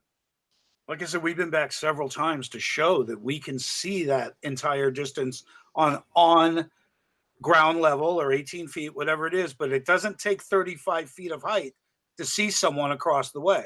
Well, and that's what 18 foot. But that's what Nat Geo claims. You understand that? Nat Geo's claim. You understand? But do you understand me that that's Nat Geo's claim? That there's 35 feet of water in between us. Can I address your claim, Dan? Do you understand what I'm saying? I think someone wants to ask you a question. I'm trying to figure out if they can understand where I'm coming from. At 18 foot, it's not the same as the shoreline, though. Folks, you're missing something. Dan just said he wasn't there on the original day that Nat Geo were. So how does he know any of this for certain? So when I bring up a video now that I took from my cell phone, you're going to deny it, right? No, you just said you'd never been to that I'm just saying I'm about to bring up something. Where Sean was talking about where they filmed this thing, and and then you said you weren't there. I'm trying to give you the benefit of the doubt, not just go, oh, you're being Porky Pie-ish, and say there's probably some sort of reason there because we've agreed that. But I am confused where you say you haven't been over to this recreation area where they film stuff. You've only been on the other side where Capri is, or the Capri side, or whatever that means. So I'm trying to, and I thought that meant the other side of the Salton Sea. It does, and I'm talking about different days, so we're going to have some confusion here. Now, I just posted a link, and I can present. Never been there was what you said. That's why I'm confused. Never been where? To what the recreation. Yeah, I'm not sure the exact height they were because I wasn't there. So if Dan wasn't there, then how does he know any of this stuff? How do you know any of this stuff anyway? Because we went back. I keep telling you, I've been back. What's on your mobile phone? Did you film National Geographic doing the filming? Is that what you've got on your mobile phone? No, we went back with mirrors and lasers. You're right. I don't need any more than that. Why? What did you get out of that? You gave me the impression you were there while National Geographic. No, you think you got me on something, but you don't have me on shit. Well, okay, let's ask a very straightforward question. Were you there at any time that National Geographic was filming? No, sir. Thank you. So, but you're not. Okay. So why are we arguing about this with you? You haven't got a clue either. Because I'm going to bring up what I have done and what I have seen, right? Myself, without special communicative tools or anything. This is just, simple phone, right? It's not that hard. It's a phone. So you understand what I'm saying so far, right? So if you weren't there, then why have you spent the last 2 days arguing about what National Geographic and the other crew did? As opposed to your own observations. So we're talking about my ability to debunk their statement. As if he was there in first person. I've got a problem with this, Dan. Okay, well, because you're not looking at your fucking screen, are you? Makes you a lying shit, Dan. Yeah, fuck off. Look at the screen. Fuck you, stupid ass. I'm looking at 9.6 miles on this screen. Okay, I came back here on a different day in different conditions to prove to you I can see 9.6 miles line of sight. There's your fucking footage. All right. Then you're breaking, man. All right, motherfucker. Oh, yeah, okay. You're on hold on, guys. Please, I got a quick. Okay, let me get a word out. This is Jose here. I haven't spoken, guys. I got a very big advice to Dan personally. Dan, I appreciate everybody that are in this discussion. You should take a break, Dan. Like, you're taking it too personal. You're getting too emotional. Just kind of sit back, look at yourself, and look the way you approach this subject. You gotta chill and you gotta calm down a little bit. Then, like for real, I mean it. It's unhealthy to take this take on these discussions, man. You gotta take it easy, bro. I hear you, and you're 100% right. But I'm being accused of the wrong thing. Here I am saying, look, I've gone back. I can show you. I can show you what I can show you. Don't tell me what I didn't do. Respect what I do. All right? That's what I'm saying. So here it is on your screen. That's what you can really see when you go look. You can see 10 miles line of sight. You can. There it is, over and over again. Yeah, and I bet you're taking most of those pictures either early in the morning or near dusk. What sort of challenge do you have for it now? What? I'm sorry. No. That's when you tend to get the most amount of refraction. Well, guess what? It took us 9 hours to wait for, ready for this, Sean? Minimum refraction so we could get a clear How image. do you know you have minimum refraction? Because it's mixed up with the haze, the fog, and that day the It's smoke. not mixed. They're two completely separate things that are not related. We waited until it cleared up before we could get a shot. We waited over 9 hours for it to clear up. Guess what? What's the height? Sorry, go on. No, I'm just saying I got plenty of footage when you can't see across here because there's a height? line of haze. What's the height of the mirror the other side? About 7, maybe 8, 9 feet. I can show you images of it. Okay, and you're on the thing. Yeah, well, why are we arguing? We already know you can expect to see it. Well, I don't know by what calculations, because I'm telling you, Nat Geo in 2 experiments misrepresented the results. That's mainstream lying to everyone. I don't give a fuck. I'm sorry. I do not give a flying fuck about what Nat Geo may or may not have said. Really? Why not? Really? Pretty much the same way as the mirror and the observer both are at the water line. If the mirror is 7 feet above the water line, then that's not exactly at the water now, is it? Exactly. It's above the You know, refracted listen, image. one of you guys wants me to jump up to 30 meters to get off the water. The other wants me to come down to the water. I do both. Sorry. Actually, I'd like you to get. I'd like you to get. Elevation, yeah. I'd like you to be at least 10 meters above the water. Can you see this camera moving into the frame now, into the water line? Can you see him coming to the water line? Can you? Can you see that?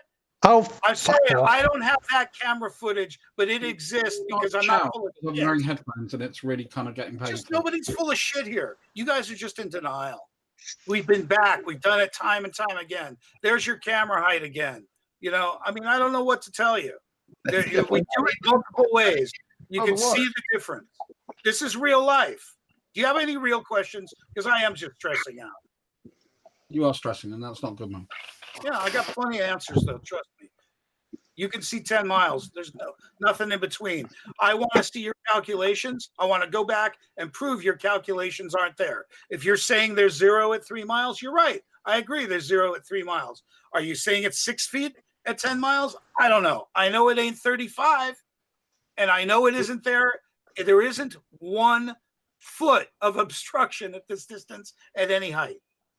Go down to the shoreline, and both your mirror and your camera must be at sea level, water Guess level. what? We've done it before. I can Show dig us, it up. show us We've your done video. it different locations as well. So the fact that one of you wants me to go up to 30 meters and the other one wants it below a meter is not impressive. The fact is the numbers, point. the numbers Sorry, go on, are go ahead. adjustable by height.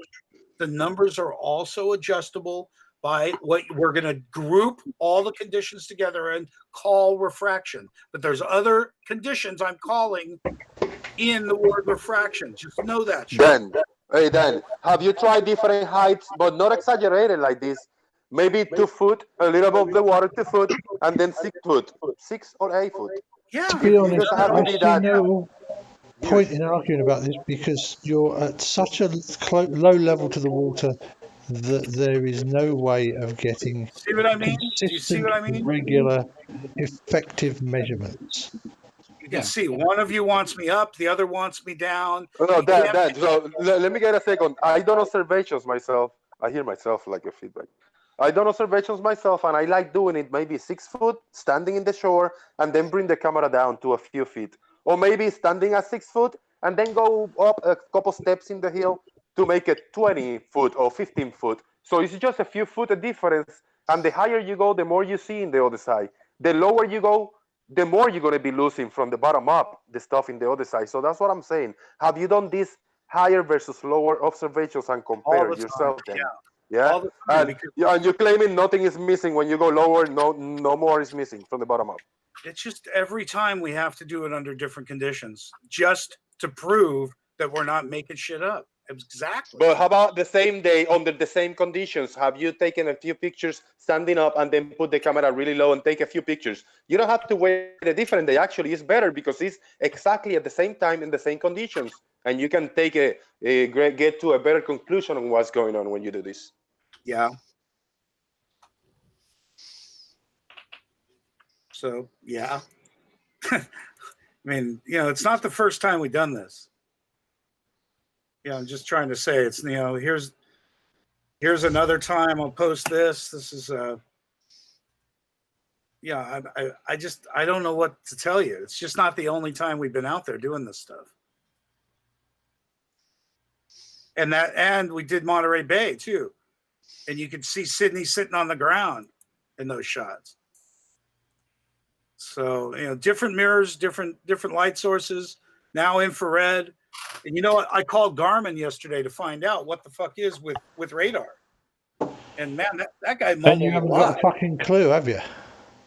Well, yeah, he says it's line of sight. So if I put it in these two positions, and could see my friends across the way, there's no curvature of the earth. You won't be able to. Why?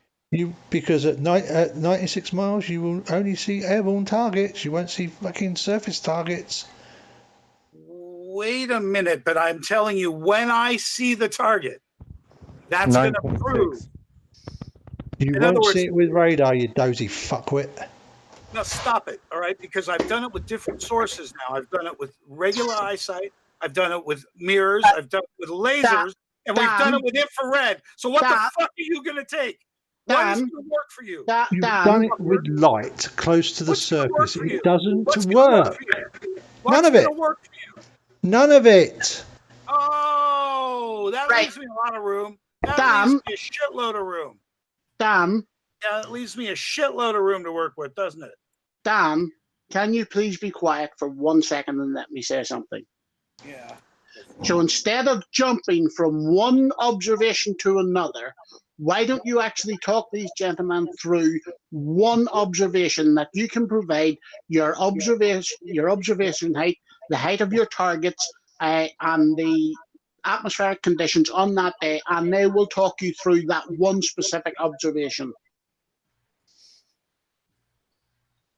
Sounds like a plan. He appeared to drop from the call. Oh, there you go. There you are. No, it's just like we discussed this before. The easiest thing to do is to bring up impartial, what's relatively impartial footage would be Nat Geo for you and I to analyze together. So in fact, what you're saying, we've been doing. We've been trying to find the analysis. No, no, Dan, you've been jumping between the observations on for the flag with the stripes, the observations with the balloons, and everything else. Take one, and you weren't there on that day. So take one of your observations that you claim to have carried out with all the required information and talk it through with these gentlemen. Yeah, I can just summarize. We've repeated line of sight at 9.6 miles. No, give them specifics. Give them observation height. No, so take them through one from the start to the end instead of bullshitting between different observations. Okay, so you do understand that Mike Bull has prepared this, not me. It's already prepared, and you could watch that. I mean, I'm sorry. I don't have the best footage on that. I don't have the half-hour summary footage that was done in summarizing the entire year's worth of work out there was summarized. It's one observation, Dan. It's not a year. Take one day, one observation, and work through it. Okay, Brainiac, the parameters weren't satisfied on one day. Sorry, that's not the way science works. I'm not an idiot. Well, I'm not an idiot. That's not the way science works. Okay? That's just not the way science works. Dan, how does science work? I'm curious now to see. What do you mean by how science works? It has to satisfy deniers. I have to come back with things like temperature now, heights, different things, different mediums. Come back, do it again in a different way. Show that it's really there. That's how science becomes measurable. There's one or two people that just join the chat on YouTube. They say, let me see what this is about. And they hear you saying, that's not the way science works. Can you tell us how science works then, please? I just did. You better have someone else try. You know, I really did. You told us how science works, or you told us how science, that's not how science works. It has to satisfy you. It has to be measurable, observable, and repeatable. So if you think I'm going to get all the parameters in one day, including different light sources and different conditions, it's not going to happen like that. I haven't asked for that, Dan. I asked you to take one observation, just give these gentlemen your observer height, your target height, the temperature of the water, the temperature of the air, and they will work through it with you. All you're doing is jumping from one observation to another, claiming that National Geo manipulated the information. Use your information and talk it through with these gentlemen instead of just getting so stressed that you aren't capable of having a civilized conversation. I'm not capable of presentation in a format that's going to satisfy you. It's already been done by others. I don't think you're going to satisfy anyone on just a general Well, chat. exactly, because he's saying if I show it, you'll set me straight. So the point is, it's not even that. I mean, the problem I have is, okay, so great. Well, you know what we're doing is we're observing some local aberrations at the Salton Sea where maybe you think you can see further than you should. Okay, cool. I can kind of grant that.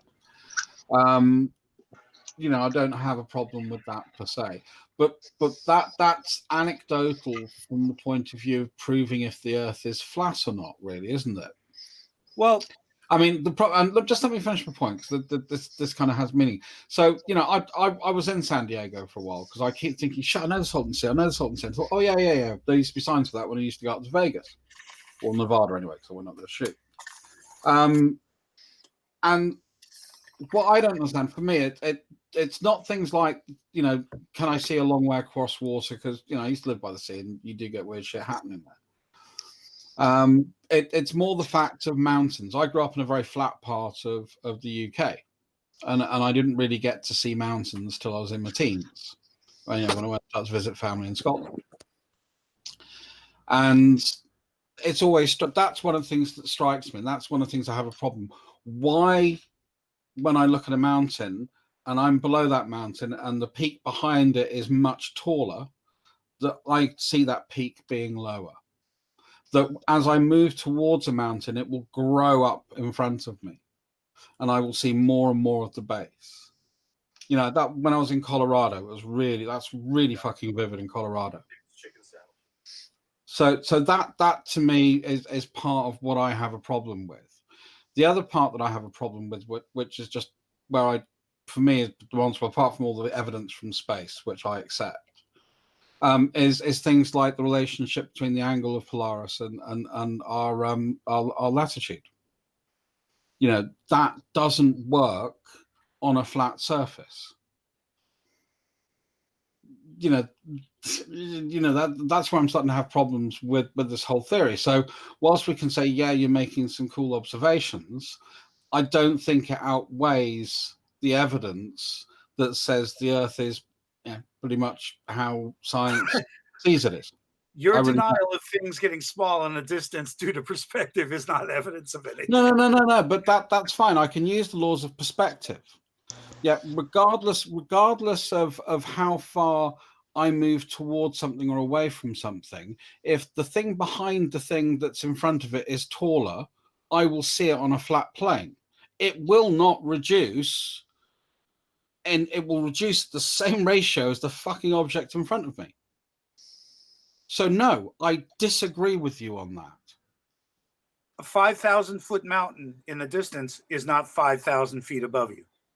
No, I'm not saying it is. That's well, not the angle and size change. It's just not. It's not a complicated concept. But why doesn't the angular size change at the same rate horizontally as it does vertically then? Because I'm just going to guess that you don't have. As it disappears bottom up, you see the bottom disappearing. You see the bottom disappear first, and the width does not change as the width doesn't change at the same rate as the vertical. Bottom up. It's obstructed at the bottom. Nothing disappears bottom up. It disappears from the bottom up. Nothing. Everything disappears from the bottom up. Everything disappears from the bottom up, Dan. Good evening, Big Blue. And one of the first proper jobs I had as a very young adult was serving on fishing trawlers. So yeah, fucking stuff does disappear from the bottom up, and I don't care what you say. I have seen that. Mm-hmm. You can't. Of course, you can see the train here disappearing from the bottom up, right? No, I can see a pretty heavy mirage. That's what I see. Yeah, really heavy mirage. So at some point, we have to get away from the optical illusions that are there and actually measure the solid ground. Now you know why I you just gotta return and repeat the observation until you find a clear day without mirage. That's what you gotta do then. Yeah, but let's get way above the. If we're doing these observations, let's get way above the surface, because that way you lose all of the crap that's going on really, really close to the surface, and you get the generally well mixed air that gives you just standard refraction. Can I jump in for a Because it second? Miles Davis. Yes. Go on, Alki. Dan, can you put it back to the train? Yeah, coming up. Can you let it run forward a bit? I'm gonna back it up then. Oh, whoa. All right, here it's running. There's a narrative here that's not mine. You might want to hear it. I don't know. This section of track right here, it's less than a mile away from me, yet I can't see it. Does that mean it's hidden behind the curve and the train is now flying above the curve? It turned into an airplane? And where are the wheels? Well, they're the There's first. nothing to hear here. You should kill the audio. It's just visuals what we're looking at here. That's interpretation while it's interpretation while he's speaking. It's rhetoric. Nothing to hear, just watch. All right. Whoa. All right, so I'll adjust my tracker. And Still running. But we're all aware of mirages. We're aware of what causes this, and it includes more temperature inversion at this point than it does, for instance, weather. There's less weather. There's less solid matter like water in the air, mist, things here. There's a lot less. Stop. All right. Now you notice that due to the refraction, you can see the light on the front of the train in two places.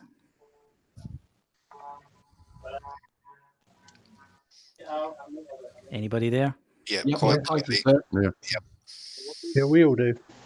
Right, and all it is mostly is just a big patch of fuzz, and this is why your mirror observations are no good, because seeing the flash from the light doesn't mean you're seeing the light actually at the source of the mirror. Every time you show these examples, it's always just a big pile of fuzz with a flashing light in it, and you've got no idea where the actual source is. It's refracted light. And even if you want to pretend it isn't refracted light, you've got no way of disproving that, because there's no clarity in any of the shots. You're just seeing the smudge of light somewhere in the atmosphere. You don't actually see a clear, shot of the beach and this person standing holding a mirror. That's what you would really need. The infrared later in this video disproves that. It's quite a bit of clarity. The infrared will not help. The infrared is still it provides the being clarity. refracted. It's a zoom image. Sorry, it's a zoom image. It's what you're asking for. Sorry, it's what you asked for. Of course it is. And infrared refracts as well, don't you? Yeah. Yap. Right. So and radar doesn't work either, right? So you won't let me use radar either. Dan, the difference in wavelengths for radar and for infrared is the shit line of sight or not? The shit's line of sight. Yeah, then let's do it. Stop talking about it. That's what I'm trying to tell you. We can see 9 miles plus. We can see 17 miles plus. And here's what you do. You pick something. I'll tell you what. In fact, even if you get a Garmin, I'll tell you what you do. What you do is you go down to somewhere like the Pacific Highway. You find a point behind you, and you take a radar snap. And then you go another 5 or 6 miles. Actually, even better, go on the road up to Nevada, because that's fucking pretty flat as shit. Can I show some? Yeah. Can I show? And just drive a mile, take another one. Drive a mile, take another one. And I bet you it will disappear. I want this discovery stuff off the screen, please. Anything with discovery on it, I'm not having it on the screen. Stop sharing. It's gone. The discovery part's gone. Thanks, Tom. It was just reference to another observation. Right. This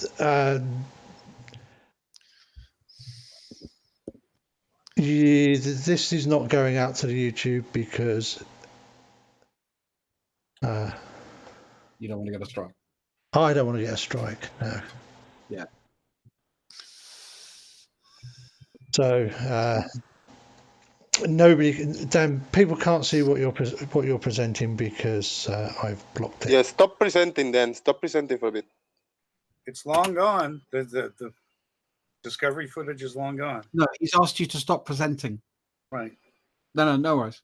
It's just he's just a bit cautious. He doesn't want any copyright material. I heard Big Blue was gonna chime in for a second. I don't know what he has to say. Blue. Yeah, I wanted to see if I could show some Garmin stuff.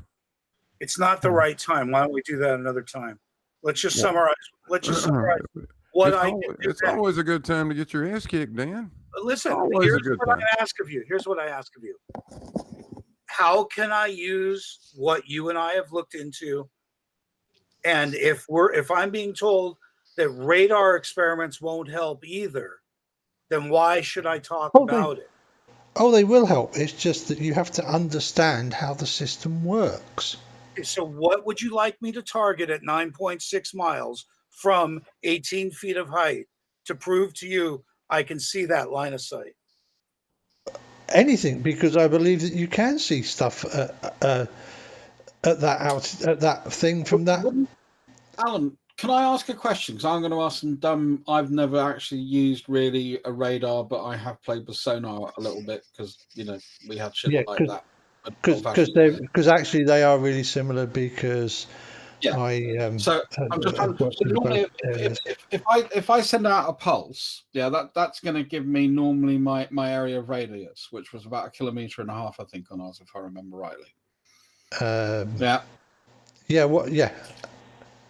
I'm going to have an outer limit to my range. So I'm going to have objects in visibility up to a range. Yeah, I mean, for active sonar, as in active radar, it will depend on the signal strength you're transmitting, the frequency, obviously. And I mean, sonar gets a bit more difficult because obviously. No, don't worry about sonar because I'm just thinking about what. Okay, let me give you my thought. If Dan actually got a reasonable radar system and he wants to take some observations, that's going to give him an area of effect, which is going to be nicely presented on a pretty little map that probably comes from the satellite.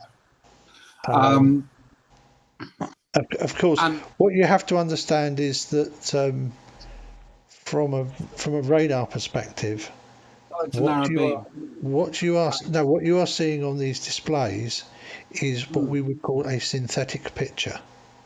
So the range, the range and bearings are being fed as data into computer systems that are then plotting it on a raster scan display rather than using what we call a plan position indicator display, where you run a line going in the direction that the beam is pointing and swinging that line around a circular display.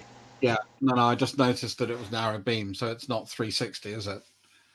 No, it's always a narrow beam because obviously otherwise you can't. Oh, I think it's a narrow beam and it's sweeping. So okay, no, that makes sense. You have a fan-shaped beam, so it is narrow in the direction that you are interested in getting bearings in, and it is wide wide orthogonally.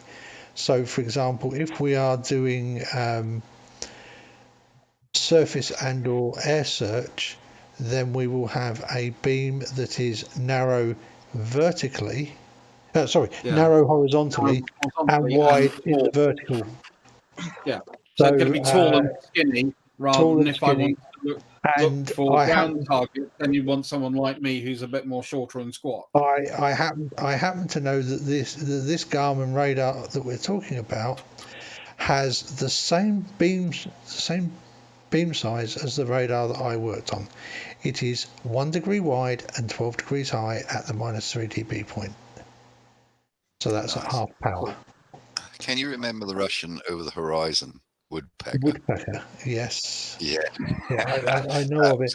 I mean, the thing is that is a very low frequency radar because it's basically using it's basically Well, it's even, it's using because it's using ground. It's using the ground wave because using skip is not particularly useful because obviously you don't know exactly where you're getting the. You don't know your exact skip distance. No, you don't. No. It varies from the and now obviously you can work out your skip distance when you're doing HF comms in 2 directions because you'll pretty much know where the person who you're talking with is, so you can then work out what your skip is. But if you haven't got that, then you've got no idea where what your skip distance I'm is. assuming when you say skip distance, that will be where you might get a bounce off the water. No, that's where you get the bounce off the. Oh yeah, you get the bounce off the ionosphere. Yeah. But of course, the thing is that you can also get multi-skip as well, so it will actually skip more than once because you can get a skip, especially if you get the right surface like water. You can get a skip off that, and it will go back up and skip off the ionosphere. You can get with multiple skip. You can get HF, usually CW rather than RT, usually the Morse code, rather than voice. But you can get skip from the UK to Australia and New Zealand. Alan, I talked to Garmin yesterday. There is no such bouncing off the ionosphere. I have it recorded, and I just pasted it. So there is. Did you listen? No, not did you for listen to radar. what he was just talking about? He's not talking about low frequency stuff, Dan. I'm sorry, He's I'm talking about low frequency, not high frequency. Yeah. Right. Stuff what uses like microwave and VHF, UHF, that will just sail straight through the atmosphere. Yep. Yeah, that's why we use it. Yeah, the lower the frequency. That's why the military are using sort of L band, which is sort of 1 gig upwards, and S band, which is centered on 3 gig. You were showing a dome unit on the screen that only goes about 48 miles. You want to see it again? I believe they have systems with range gates that go up to 100 miles. I talked to them about it. It was really interesting. I go, why would I buy one that was more powerful? And all it does is narrow the beam. When you were talking about changing the beam, you were talking about changing it, 90 degrees, but it's the same beam. In this case, the higher distances will give you a narrower shot. Not correct. In other words, same power narrowed down. So no, it doesn't. Well, I Not talked to really. him yesterday, and I have the recording. Doesn't really narrow the beam because the beam is actually defined by the shape of the aerial. So unless you are using, well, I suppose if you are using. You understand? I didn't speculate. I spoke to them yesterday. I've pasted the link in here, so you can talk all you can talk all you want. Garmin said something different. It depends who you spoke to at Garmin. Yeah. Great. Did you speak? And what temperature and time of day and weather conditions do I got to talk to? No. You can talk to a lot of people on the phone. They don't know what they're talking about. Did you speak to a salesman at Garmin or did you speak to a technical rep? Exactly. Of course, a technical rep, because I'm not a moron. Thanks. I mean, of course. As a matter of fact, I should look up whatever he said he was going to email me. Well, this Garmin guy just said their narrow beam stuff can see out to 72 nautical miles. And he's now saying, does this mean you're going to be able to see another boat 72 miles away? Regrettably, no marine radars have a horizon. No, marine radars have a horizon, just like your eyes. Can you read it, Dan? Absolutely. They've got a little formula for you. I discussed it with him yesterday. I got news for you. I got news for you. I'm never going to argue with you again because there is no formula. You can hear them talk about it. I've already posted. I'm showing you the fucking formula. I've already on the screen, dipshit. What is your problem? There's a formula to the curvature of the Earth. It doesn't appear in real life. Do you see the formula Garmin Yeah, the says same will crap. approximate the the distance same- to the horizon? There it the is. same, No, same crap that goddamn. assumes What's radius. wrong with you, Dan? You're assuming This radius. is Do straight you up see it as an Garmin. I'll give argument? you the link. I'll give you the link Assumption. to it. Do you see it as an argument then? Because I see it as a discussion. And that's how you should see it, as a conversation, a discussion, not as an argument then. Guess what? You guys are all intelligent. You know what I'm talking about. This is an assumed radius. And I'm not making No, any it's claims. not an assumed radius. I'm not making any claims. I went and got the recording yesterday for you guys. If you don't want to watch it, that's your problem. I'm just telling you, I'm not speculating because I'm dumber than that, right? I'm a dumb flat earther. I'm not going to speculate. I'm going to find out. And I'm telling you that all the conditions that we know of, especially mast height and the target size, totally change this formula. Fuck you. But you can't be dumb. Then you're Effie Core, man. Come on. You're a clown.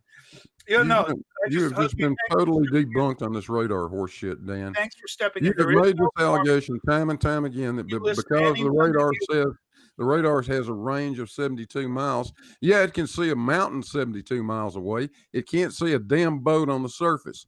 Here's Garmin right here telling you the distance to the horizon is 3.66 nautical miles from a 9-foot radar antenna height. It goes on to say if you're looking at another boat on the other side of the horizon that's also 9 feet high, you can see it 7 nautical miles away. That's exactly what we keep telling you, and you're too fucking dumb to listen. I'm not listening to you. I'm telling you what they said. First, I'm said showing 40. you on the fucking screen what. First, what he said 40. Then he went down to 15, and then he admitted the shit can't work at all. So, can I jump in very quickly? You're Now, talking to a salesman. This may be me talking just right out of my ass, so I admit I can be wrong, but I'm such an asshole that when flat earthers go and ask some expert like guys at Garmin or pilots, things like this, my first instinct is to think, okay, how leading were the fucking questions? That's where my mind goes. well, that's just a matter of fact. It's just doubt. It's just logical. But I wasn't well prepared. And I'm just telling you, as a decent human being, I couldn't speculate and argue with Big Blue without doing some form of research. This is the best I could do at one day's notice. And the best you guys could do is look at it first before having an opinion. We should really take up radar in another day. That's why I suggested that.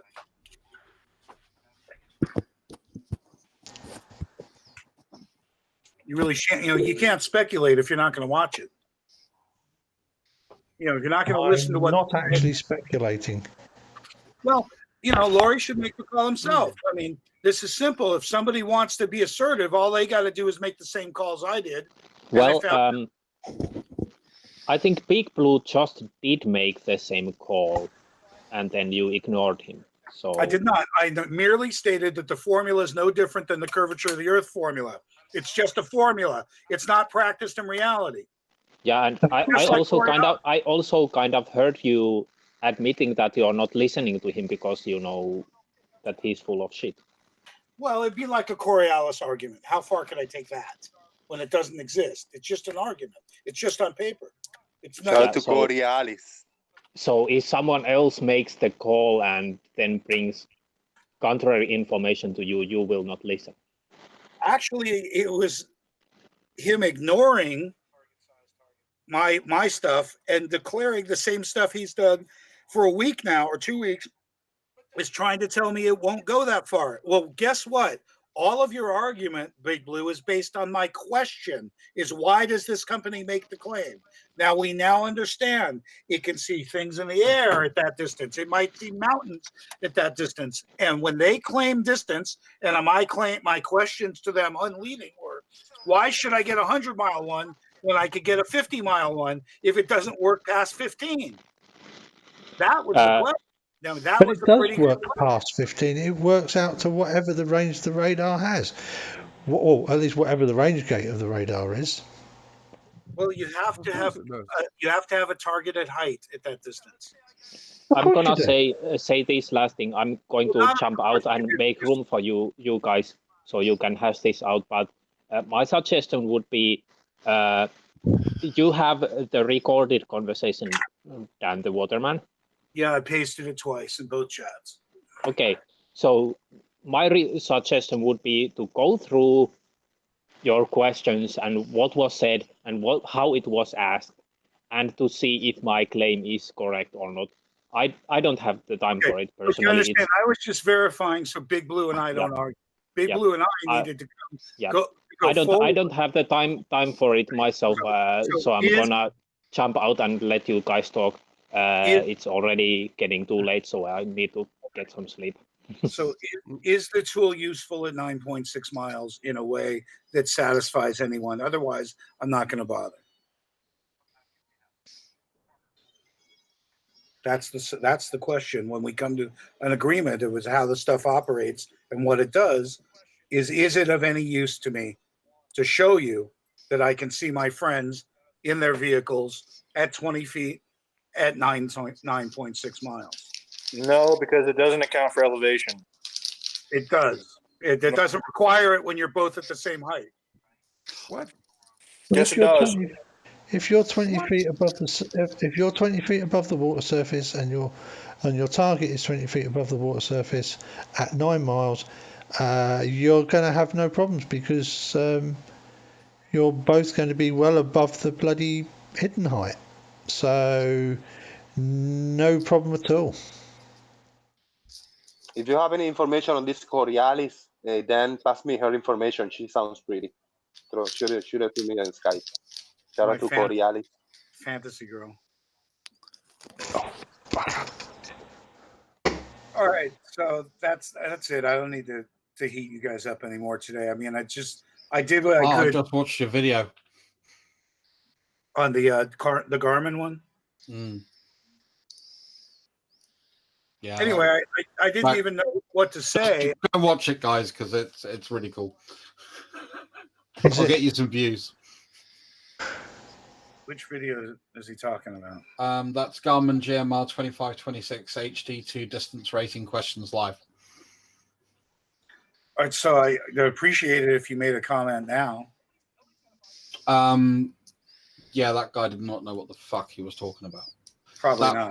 That was probably basically a guy who's on a support desk that is there pretty much just to log your problem and then pass it to someone else. Yeah. No, I mean that's my view.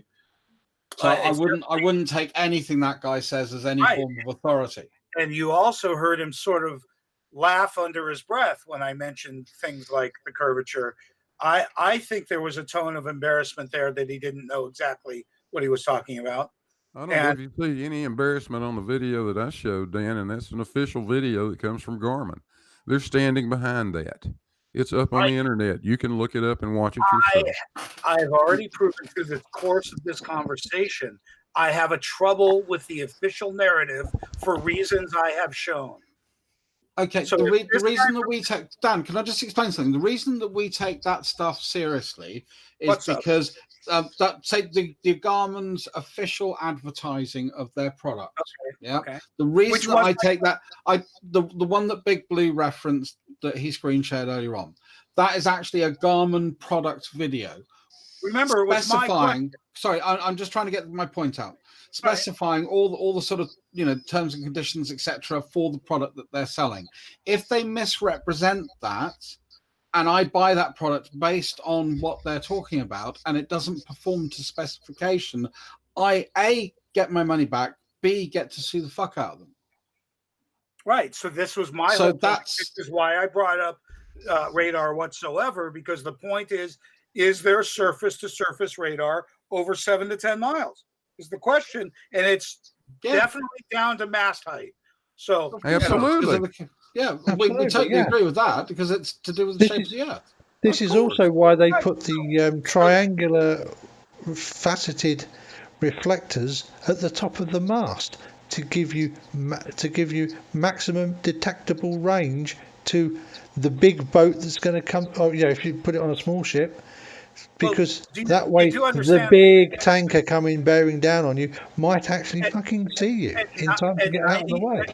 At 96 nautical miles, your mast would have to be, a mile high. So that's why we were. Then you're utilizing what math are you using? You can't make the claim without verification. Trying to stop. You're going back to the assertion that the range of the radar somehow equates to Exactly. the height of an object you can see, which is bullshit, Dan. Exactly. You're not listening. Yeah. You're not listening to a What word. makes you think when Yes, the radar can bounce off an airplane or a mountain 96 miles away. It can't bounce off a surface vessel. They don't say that. Everybody knows that won't work. You just put me in opposition of you, and I'm not. Dan, I've got an obvious question for you. What? Why, if the Earth is flat, does the radar have to be at the highest point of the ship? Why couldn't it just be on the bow? This is just an angular issue. It's not the question. No, it's the not. question You is, no. question is, what can I do for you at what distance to show that it isn't there? You don't get the dude. I'm asking you a straight, direct question. I answered it. No, you didn't. The angle changes. No, the angle doesn't change. Yeah, if it does. Straight line observation. If the radar is emanating the signal in a straight line, correct? Mm-hmm. In reference to why would it need to be higher? Yeah, it has a better angle of attack. It doesn't need to be higher on a flat Earth. It would have to be. It could be on the bow of the ship. It has a better angle of attack. That's not a thing. Okay, then I don't have an answer. No, you need to have an answer, Dan, because if the Earth is flat, then there is no logical reason the radar can't be placed just about anywhere on the ship. There's more blockage down by the water. No, there isn't. There's more refraction down by the water. Can you hear the way he's laughing? You're being an asshole. You're being an asshole. The thing is, Dan, if the world was Dan, flat, what? You're claiming that there's refraction. How high is that refraction? There is no such standard number for that. No. It's you can't. The atmosphere is thicker down low. That's why it's hard to see across. No, refraction, not thicker. Refraction. We're talking. You said refraction. Don't move the goalpost. No, I'm not moving shit because you're saying everything. Fuck off. You're saying everything. I'm just telling you. Dan. Talked You about just height. claimed that it was angle. The angle's improving what? It's improving what you're looking through. Whatever you call it, it's improving the less I'm looking through shit. You want to call it refraction? You want to call it fog, haze, smog, horseshit? I've got a question for individuals who know about radar. I don't care what you call it. Refraction distort radar? Stupid. Fucking stupid. Yeah, according to them, it does. I'm not asking you, Dan. Oh, I'm sorry. Hey, Blue. It's called diffraction. Yeah, it'll spread it out. I got that part. Okay. Right. But that would occur in the higher up you go as well. You're still going to get that diffractive pattern just due to the signaling. But actually, Erebus, I've got something really funny for you here. So I'm just looking at the array he was looking at, the 2526. I'm going through the specifications, which I think he should have really read. And it's got some really interesting stuff. Only 6 foot, 25 kilowatt radar that provides fully integration with Garmin chart plotters. Provides radar data overlay for charts. The only 6 foot 25 kilowatt available was auto bird gain, which helps locate flocks of birds and helps signal the location of big game fish. Did anybody watch Dan's video? I've just finished listening to it. Yeah, I did too. Yeah. I can only imagine. Can I explain about not a flat single Earth? moment where anything is said that goes against what we're all saying. It was about clarification. It wasn't against. You guys are just fixed with being against something. No, not at all. Okay, Dan. So why don't you articulate what's your problem with the radar? What if it's got a horizon, cool. That kind of proves curvature. There's no problem. I'm moving on to a different source that you might accept because you don't accept light. You don't accept light. You understand that? You think light is bending. Light does bend. Yeah, but it doesn't bend nearly as. But radar doesn't bend nearly as much as. The train video and so on. That is refraction. How can you deny it? There's no way. I'm showing you something, yet you claim I'm denying it. Clever. What is an inferior mirage if it's not light being bent? It's obstruction. You ever been bow fishing? You know when you go and oh my goodness. See, You know when you go into the House of Mirrors and you get all those weird shapes you turn into? That's bendy lights. You guys aren't making a point. You're not Try- making a point. You're not. Try shooting straight at that fish and see if you can hit it sometime. You're not making a point. I can tell you about flat Earth and the globe, right? Microwaves like our phones use, right? We have loads and loads and loads of towers up and down England, right? It's 900 miles approximately from tip to tip, right? You cannot use microwaves or your phone without repeater stations because of the curve of the Earth, because the microwaves is line of sight. No questions, no arguments. It's line of sight. And for me to get my signal from the bottom of England up to the top where Scotland is, you need repeaters because of the curve of the Earth. If it was flat, you would not need repeating stations because it would be line of sight. And that would carry on regardless of atmosphere, because microwaves just cut straight through atmosphere. They'll go straight out to space. No problems, right? So if the Earth was flat, we would not need repeating stations. Simple. That's all I was going to say about. But that doesn't explain 5G. 5G works on a much lower energy level with much more stations. So that doesn't apply. Yes, it does Yeah, apply. the reason for that is because of the way data is actually transferred. They're actually setting more poles for 5G anyways. They're setting smaller repeaters all over the place. They're all low power. Yeah. According to Dan Waterman, hand radio will be impossible. The reason we have low power microwaves is because the simple reason we can cook in microwaves. Can you imagine if everyone walked around with 500-watt phones? There wouldn't be a lot of people alive anymore. So we only use milliwatts because of the radiation power. Have you ever done work on a cell tower? No, I won't. I do it for a living. I build 5G. Yeah, I used to do microwave transmission. I'm not going 3G. I'm going back to GPRS. Yeah. I used to do and one of the microwave. jobs I used to have to do was we used to have to check the cabling that hooks them up to the tower at the top, because it normally wears out, mainly because pigeons shit and die on them because they're sitting behind there huddling to get warm. And it just and the trouble is that they're getting warm from the inside out. I used to use I've experimented with microwaves when I was doing my radio, ham radio, and up on the tower I had a microwave dish, right? A satellite, which I made myself. Satellite, well, it's not satellite dish, but that sort of shape, parabolica, right? I was feeding it with milliwatts, only milliwatts, right? The time it gets up to that aerial, that then multiplies it by quite considerable amount of, and if you fed that with like 10 watts and you had a bird fly past when you keyed that microphone, that would kill that bird instantly and it just hit the ground. You only have to go round towers what use microwaves, high-powered microwaves, and look at all the dead birds at the bottom of them. I think that's actually a little bit of a. There's not that many dead birds, but no, do we Yeah, do get pigeons? Because they keep going back there to huddle up. Yeah, it's fixed. It's also a good perch for them, and it can be out of the weather, can't it? Well, they're cliff perch anyway, so that's another reason. Yeah. So being high up, looking over stuff, no leaves. Pigeons' favourite spot. You'll find lots of dead pigeons by bridges too. Yeah, it's where they live. Oh, I thought they just got depressed and threw themselves off. I would if I was a pigeon. The long and short of it is, you're talking about cell phones. If it wasn't a fucking Earth curve, I'd be really pissed off because it helps me control my signals.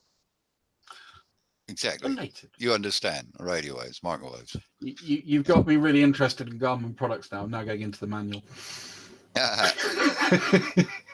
No one reads the manual. I'm trying to I'm the sad bastard that spent years having to read end user license agreements and on occasion write them. Oh, the guy who answers the phone there has to read the manual. Yeah. Oh yeah. Yeah. That's damn prop. Why don't they tell us in the general specs what bloody frequency it works at? I mean, it tells us 50, yeah, I'm looking at a 50 watt one, and maximum range is 72 nautical miles, minimum range is 6 meters. So What do you want to know? Well, I'd like to know what. I'd like to know what frequency range it was working in, because like maybe the 900 meg, possibly. And I think it's an array, therefore it operates in different frequencies. That's why you're not getting. No, it doesn't work in different frequencies because it's a fucking array. It's just the type of fucking aerial they use. Yeah, an array is a multiple of aerials, basically. By the way, Dan, I'm a smart, really smart, cheeky bastard, but I happen to know Alan's actually worked on radar, and I know that Mads had similar experiences. Well, they call it an array, therefore there's multiple frequencies. No, it's not multiple frequencies. It's multiple antennas. Yeah. Yeah, it's multiple small antennas built into a larger reflector unit to give it better signal, basically. Well, it allows you to narrow the beam. It allows you to make a nicely shaped beam. Yeah. Right, and that would be considered a different frequency, isn't it? No, Like when no. Frequency. No, Oh, it's the same frequency. frequency. Basically, you're around my age, I think, Dan. So you'll remember the 80s. But you remember when we first got mobile phones, they started to become popular. Sure. And as soon as you went into the city, your signal would die every time you passed by a big building. Yeah, that's because one of the problems the original kind of first sort of 2-3 generations of mobile phone aerials suffered from was the fact that lots of the same signal used to fuck them up because they couldn't understand how to do what's called how to basically gather all these signals together and utilize them. So they were just trying to hook onto one, and that wasn't very good. As aerial technology developed, what they managed to figure out was how to capture multiple signals into an aerial and then combine them and use that as signal strength rather than signal weakness. That's why all of a sudden it got so much better to use mobile phones in the city than anywhere else, because there was so much shit that stuff could bounce off. Yeah, it's because it's picking up multiple signals. I'm talking about multiplexing, yeah. But multiple.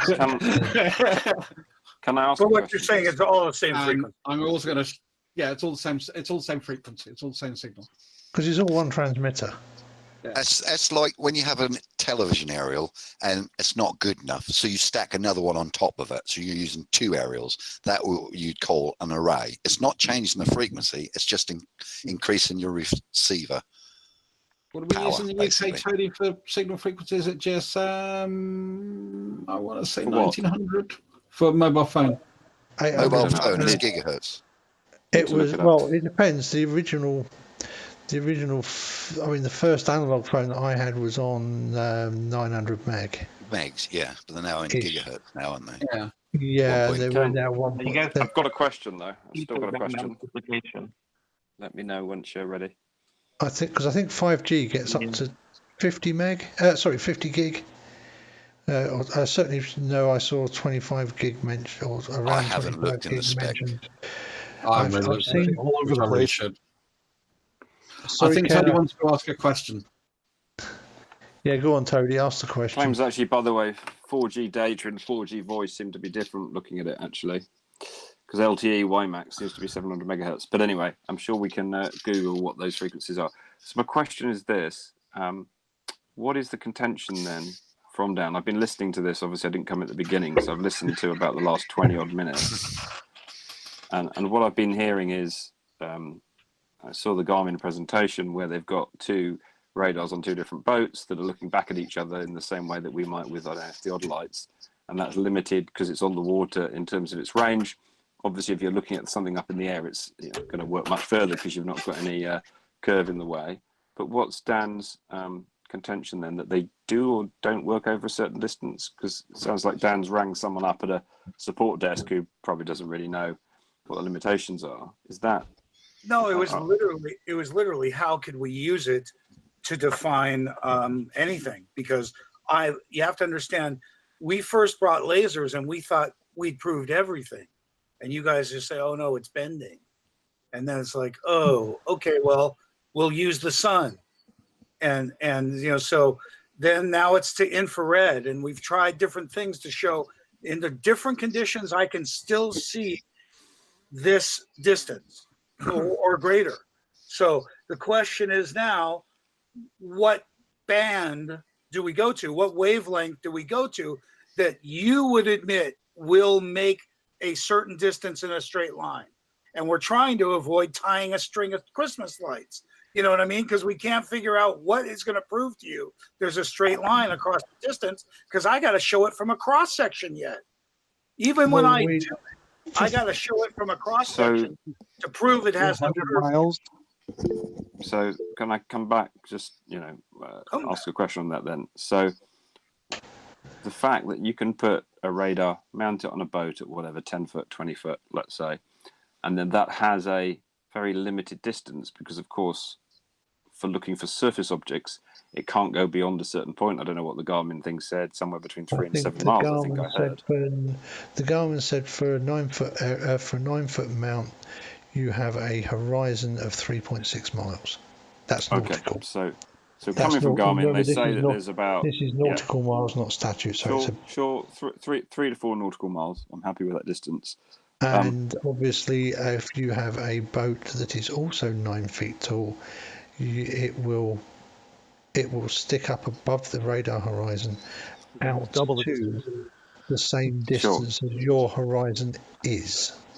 I'm trying to get, though, to Dan's contention, not the actual specifics, because all the numbers are rough anyway. I'm sure they can be tightened up. I'm trying to understand Dan's contention of, would Dan anticipate that it should go a lot further than those 4 miles? No, actually, the only thing I got out of the conversation with them is that something that operates at 10 miles would suffice, and I can bring it to the water level. If I can see water level to water level at 10 miles of whatever chosen target is, hopefully it's one of you, then I'm supposedly proving something with this pile of evidence. Right, so let me just replay to water level at 10 miles. Sure, so let me just replay what I've heard. Yep. That Dan... never... Okay. So I just replay what I've heard, and then you can add layers on it, because otherwise we do this all the time. We just layer and layer and layer. So I'll just replay it again, because I like to get, as you know, quite tight on these things. So if Dan goes and buys whatever, one of the ones that can go 10, 20, 30 miles, or hires it even. Or borrows, exactly. Obtains one, and you stick that down at water level, and you manage to see 10 miles, another object that is down at water level, 10 miles away, a big object, maybe a boat or something, but you see it at 10 miles away, that will have proved something. I think by the sounds of it, that probably will, because that's more than twice the distance that you should be able to see at those kind of heights. So I think that's probably fair. That would be very interesting if that was the case. And then to be smart, I have to replicate the thing at 30 meters because someone else thinks I got to be up off the water to do it. So I got to do it twice. I got to do it thrice. It's not just a one-shot deal to satisfy. Well, sure, you can do a few tests and then you'll get a really nice set of data, won't you? If you do it sort of, if you have a fixed thing at 10 miles and you do it at various heights, I'm sure that will, you'll see something, right? You'll suddenly see a point maybe where you can see the object once you go up, I don't know, 50 meters or whatever. We could even have it moving to make it more evident on the screen so you can see it. And then it becomes a matter of how many cameras. Do you have a camera on the other side? Yes. Well, then you need a camera on the camera showing the screen. But you're using a camera. Yeah, I mean, it's really complicated to make a production out of it that's satisfying enough to sell anything. I agree. I do agree with that. These things are incredibly more complicated. And before you know it, I'm trying to make a production. It's like the production's more important than the experiment. The editing is more important than the experiment. Well, that's why I try and keep it very simple, and that's why I like to talk about these things, to try to come up with something that's evidenceable, or you can provide as evidence, but is still simple enough. Because I agree with you. You want to see the camera on the camera to see that there was a camera there, and you want one on the other end to see what you're doing with the camera that's showing where you're standing as you're taking the evidence. I agree. These things. Well, you'll only need 4 cameras. So what I've learned is that there is still a reason at the short range with any radar thing, because it'll go that far. Let's see what it works at surface to surface, which was the nature of my call to Garmin. If my buddy and I want to see each other, how tall do our boats got to be at 96 miles? At 96 miles, and he said it would work, did he? Well, their claim was that. So that was my question to them. What are they claiming at 96 miles? The particular model that he was actually targeting is also designed to spot flocks of birds. Yeah, in other words, their rating is based on the outbound, not the return. It's based on the outbound strength, not the return. Your return, it just has I can measure airplanes. Variables all over it. Your variables. Yeah, your return signal will reduce in power. In particular, on the water, they assumed that both of them were waving, and that really messed with everything too, with everything rocking, with two boats rocking on surface. Oh, I see what you mean. They're not like on an island or fixed on a pole. They're actually moving around. The signal. Yeah, that's why those guys are trained in reading the signal. Boat-mounted radars are always difficult, and question. And the problem is that actually, bar having the computer processing for the image, they actually have always traditionally required a lot of skill to be able to read them to get information out of them. So, question for this consumer, amateur, professional type radar. Do Garmin make a model that is able to see objects on the water, maybe from a biggish boat transmitting the signal at that kind of distance? It surprises me that you can see almost 100 miles. That seems a long way. You can't. You cannot see a surface target at 96 miles. The person at Garmin never said that, Toady. I think that's how that's coming across, though. Well, he first said 70. He blurts out 70. Then he went down to 15. And then we admitted that you couldn't even go past 10. So he said 48 first. Yeah, it was interesting to listen to, because I knew why he was backpedaling, assuming that he had any knowledge or curiosity about the performance, So Dan, I'm just going to pull you up, because that's quite a distortion from 70. And I think you meant it as hyperbole, and I want to take it that way.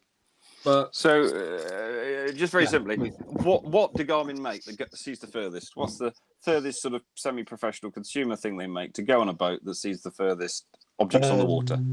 Obviously 3.6 miles. It depends on the height. Depending on the height of the radar and the height of the target. 72 miles, 72 nautical miles. Boats to see other boats. Let's say we're looking for boats. Boats to see other boats. Yeah, it depends on the height of the radar and the height of the target. Yeah. Toady, as from somebody who actually knows about this shit, when you look at radars, you rate their maximum range on a thing called the range gate, which is how long you leave the receiver open for. And if you leave the receiver open for 100 microseconds, you will get a range of 150 kilometers. So hang on, let me just understand what that means. Let me just understand what that means. So you open this thing up, it's transmitting. Does it therefore bounce on something, or is this only for aerial objects? No, this is for any. You fire a pulse, okay? You transmit a pulse, which is short, and then you listen for the echoes of the pulse. And you have a thing called a range gate. This is how long you leave the receiver receiving for. So this is how long you listen. This is how. So if you have a range gate that is 100 microseconds long, so you listen for 100 microseconds, you will have a range of 150 kilometers. Sure, because that's the distance the sound can go and come back. Yeah, or the signal can go and come back. What I don't understand is this. Yeah, is that in any way bouncing out of anything? Because surely the limit is actually the horizon, because the signal that you're trying to look for on the water will be blocked. Because any signal that goes over the horizon will be returned from targets that stick up above the horizon out to that Yeah, distance. I've seen So other if ships you at about 50 miles on surface search radar. Right. I've So if never you seen leave, anything beyond about 50 miles. so if you leave the gate open for a long time, what you're actually going to get back is large mountains that are a long way away that it will eventually bounce off and come back. Yeah, is what you're saying, Alan. or, Okay, I understand that. or aircraft or flocks of birds. And your screen will be a mess.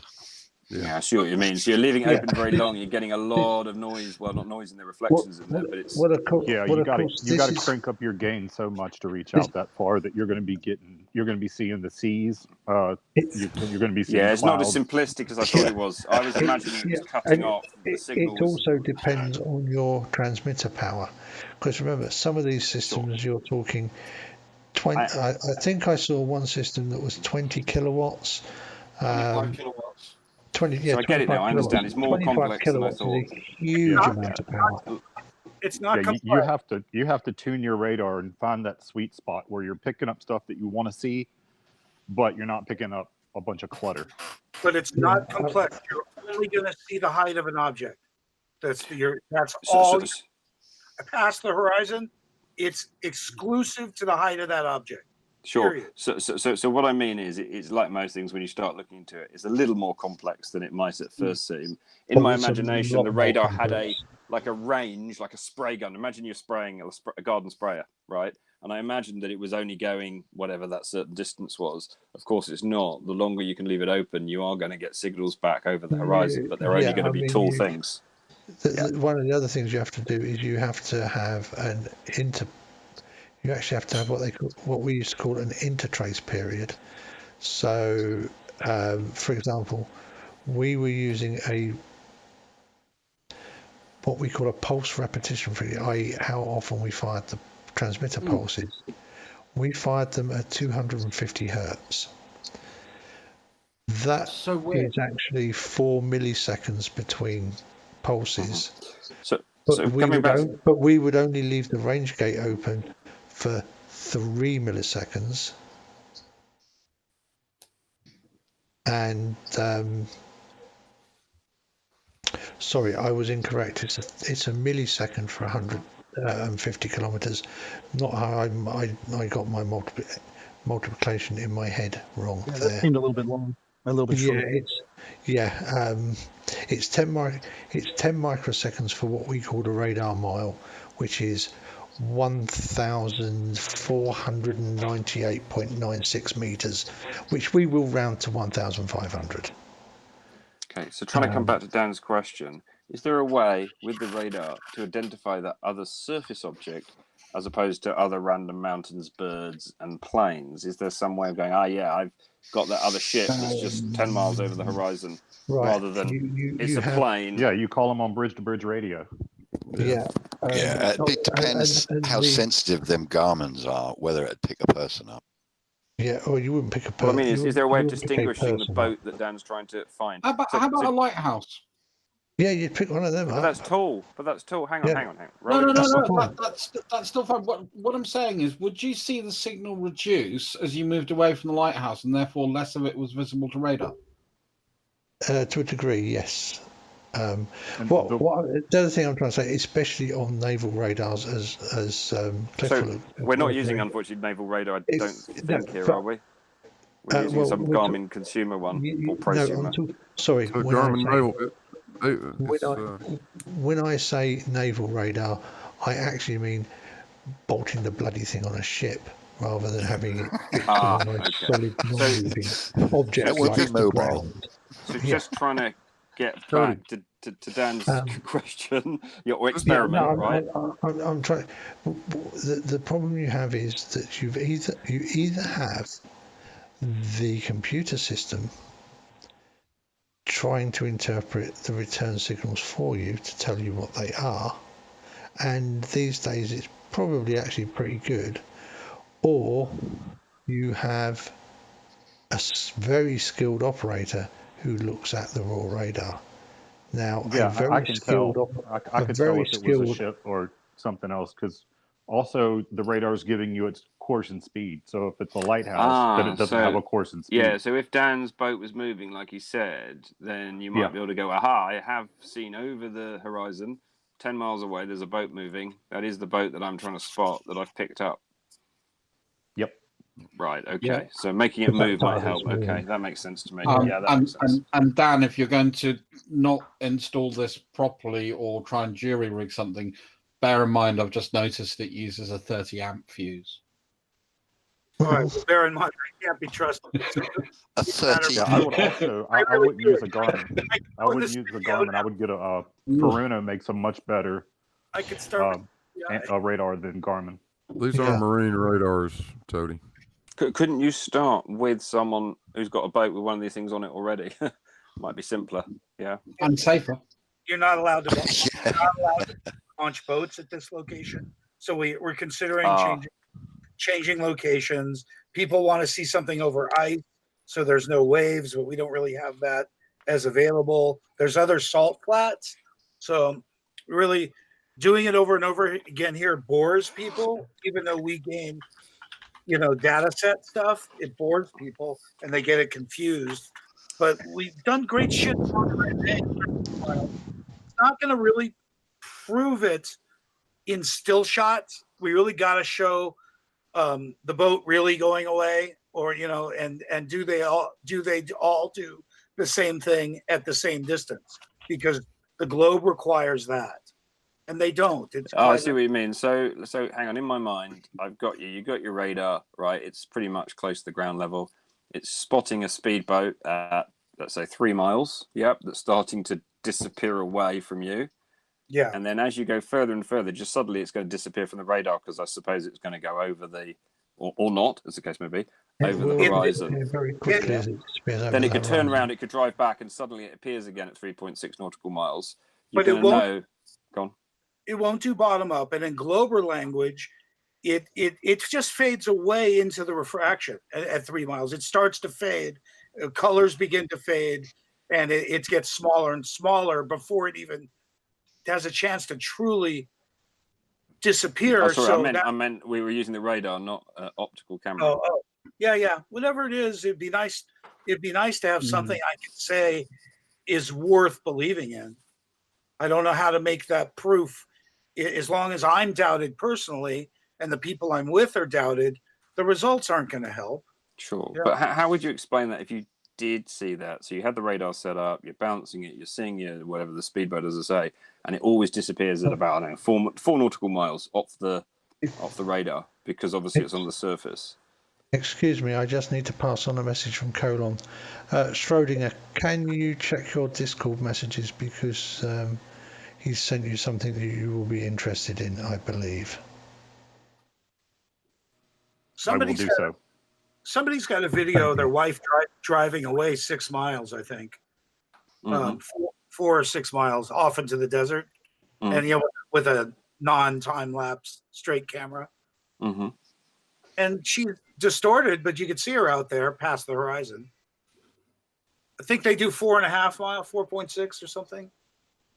But but she drives the whole way, so it's fun to see something moving, because it gives us more to talk about, because all these angular things are so easy to argue about. It's really easy to argue about angles particularly. Except that definition that you just put up or said, you wouldn't expect them to disappear till 6. Not 4 miles. Whatever the parameters are, we never find any. So well, I understand, but you just said you drove off 4.5 miles and you wouldn't expect her to disappear. She should show up until about until 6 miles, till the 6 foot tall person would disappear at about 6 miles. Yeah, I'd have to find that video to even remember what the numbers were. While we're on radar, can you explain why with a bottom beam angle of 0.5 degree, why there is 7,500 meters difference in the minimum altitude you can see an aircraft at 200 kilometers over between what we actually see and what you would see on a flat plane, on a flat plane, you would see all aircraft above 2,500 meters. In reality, you can't see anything below about 10,000 meters. Yeah, also, in the U.S. Navy Watch Officer Guide, there's a chart that tells you the distance to the horizon based on your height of eye. So I'm wondering if they were lying when they wrote that. Of course they were. They just fake it. They don't want you to get accurate information, so they lie. You can't hit targets. Exactly. I wouldn't want to be in an airplane if they lied to the pilots. I really wouldn't want to fly. Funny thing is, there's a system in aircraft called DME, distance measuring equipment, and it uses because of the direction it's working. It actually uses a transponder on the ground, which is Yeah, fixed. that's part of TACAN, isn't it? Yeah, it's part of TACAN. It's included with TACAN. It's also included with VME. It's usually co-located with VME sites, but it is also included with TACAN as well. But DME in aircraft literally measures line of sight. It basically finds out some pulses which go out to the transponder. They take exactly 60 microseconds to go through the transponder and get the return pulse sent back, so that you know that your distance is effectively the radar, the same distance as for radar, but you've got to take 60 miles off. You've got to take 60 radar miles off, or 6 times 1,500 meters. Yeah, for the processing time. For the processing time at the transponder. Now, this system, if you fly over a DME site at 10,000 meters, it will give you a range to the DME of 10,000 meters.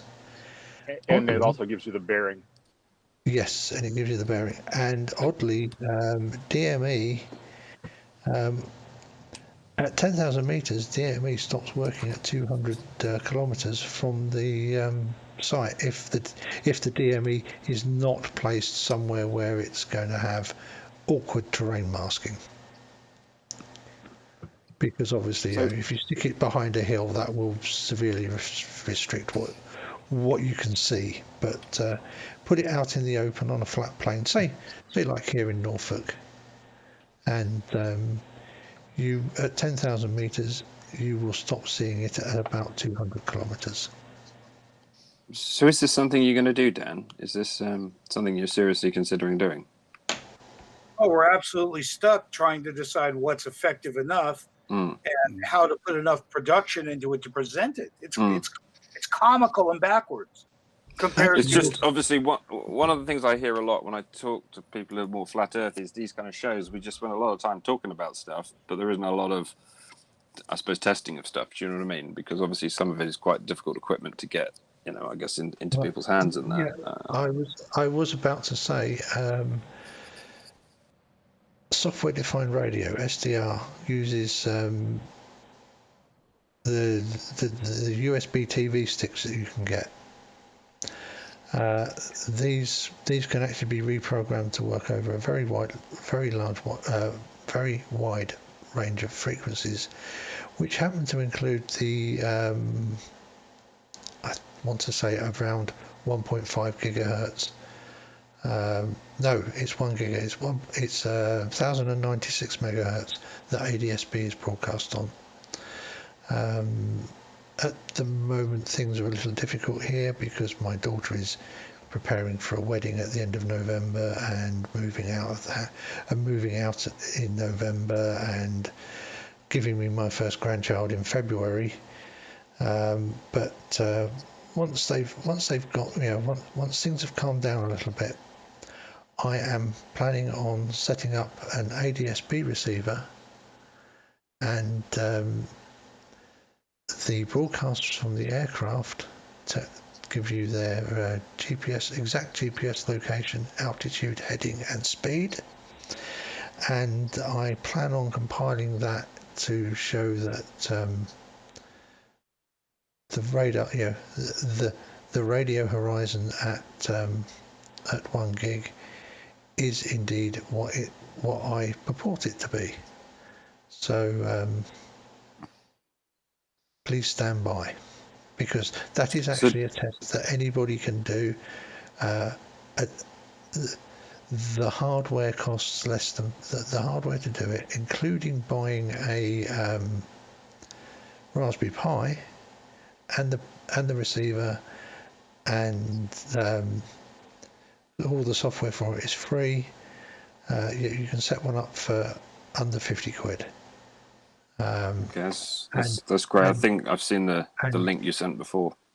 And being here in Norfolk, where it is awfully flat, and fairly close to the North Sea, with a lot of aircraft coming across, of course, because pretty much everything that comes from India going to the US goes via the Gulf, and then of course the Great Circle to almost the whole of the US comes up the east coast of England, up the North Sea near the east coast of England, over the top of Scotland. So we have an awful lot of air traffic here, and I'm quite sure that I will be able to get some very useful information out of it.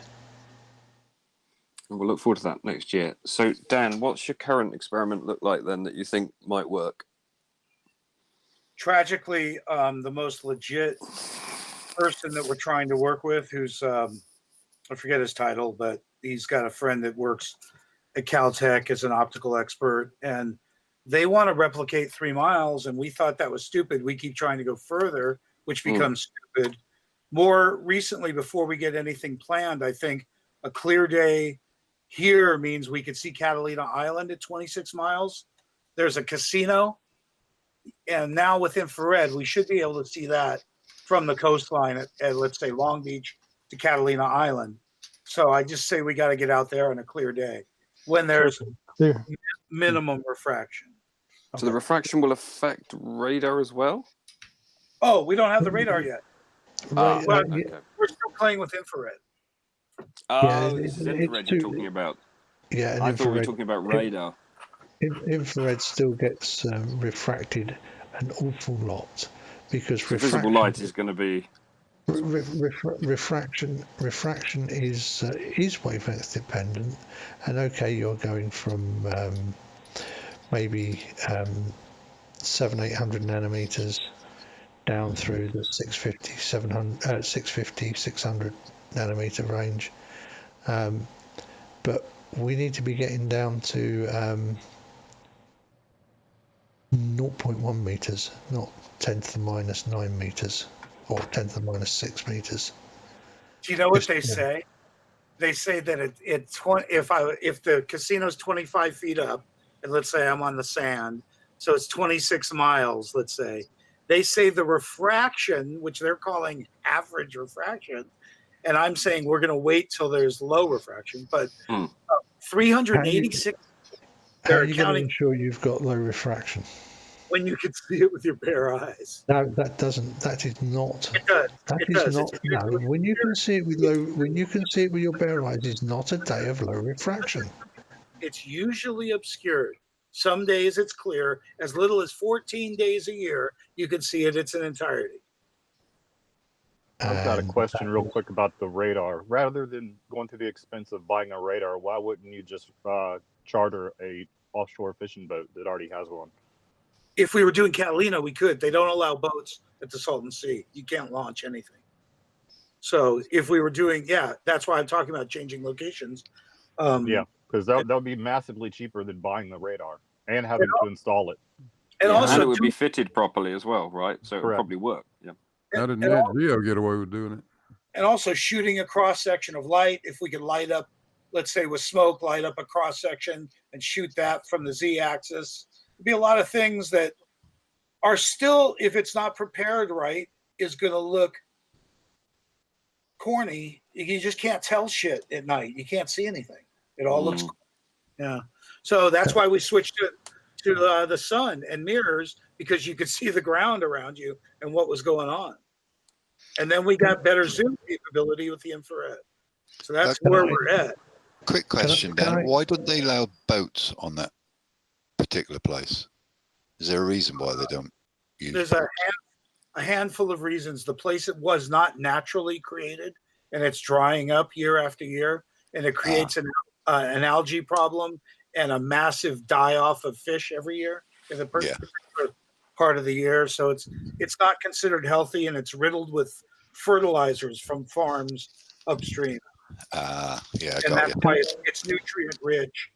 And we get the algae bloom from those nutrients that are washed off as well. Of and it course. has Could I just could I just interrupt us for a minute, because I would like to put a shout out. I shouted out the other evening for the organisation in Norwich that's been helping me with trying to stay a bit sane, and they do some really good work, and they are, because of stuff that happened with the local authority, they are in very dire need of support because they've lost most of their funding. I put a link in the description, but apparently I used the wrong link. The link has been fixed, so if anybody feels that they can help a little bit, there is a link to their PayPal giving page in the description. If you feel you can help with anything at all, it will be going to a very worthwhile cause that helps a good shout number of people with their mental health well-being in the Norfolk and Norwich area. Oh, that's cool. Yeah, I wanted to do that while we still had a few people watching. So thank you if you can help.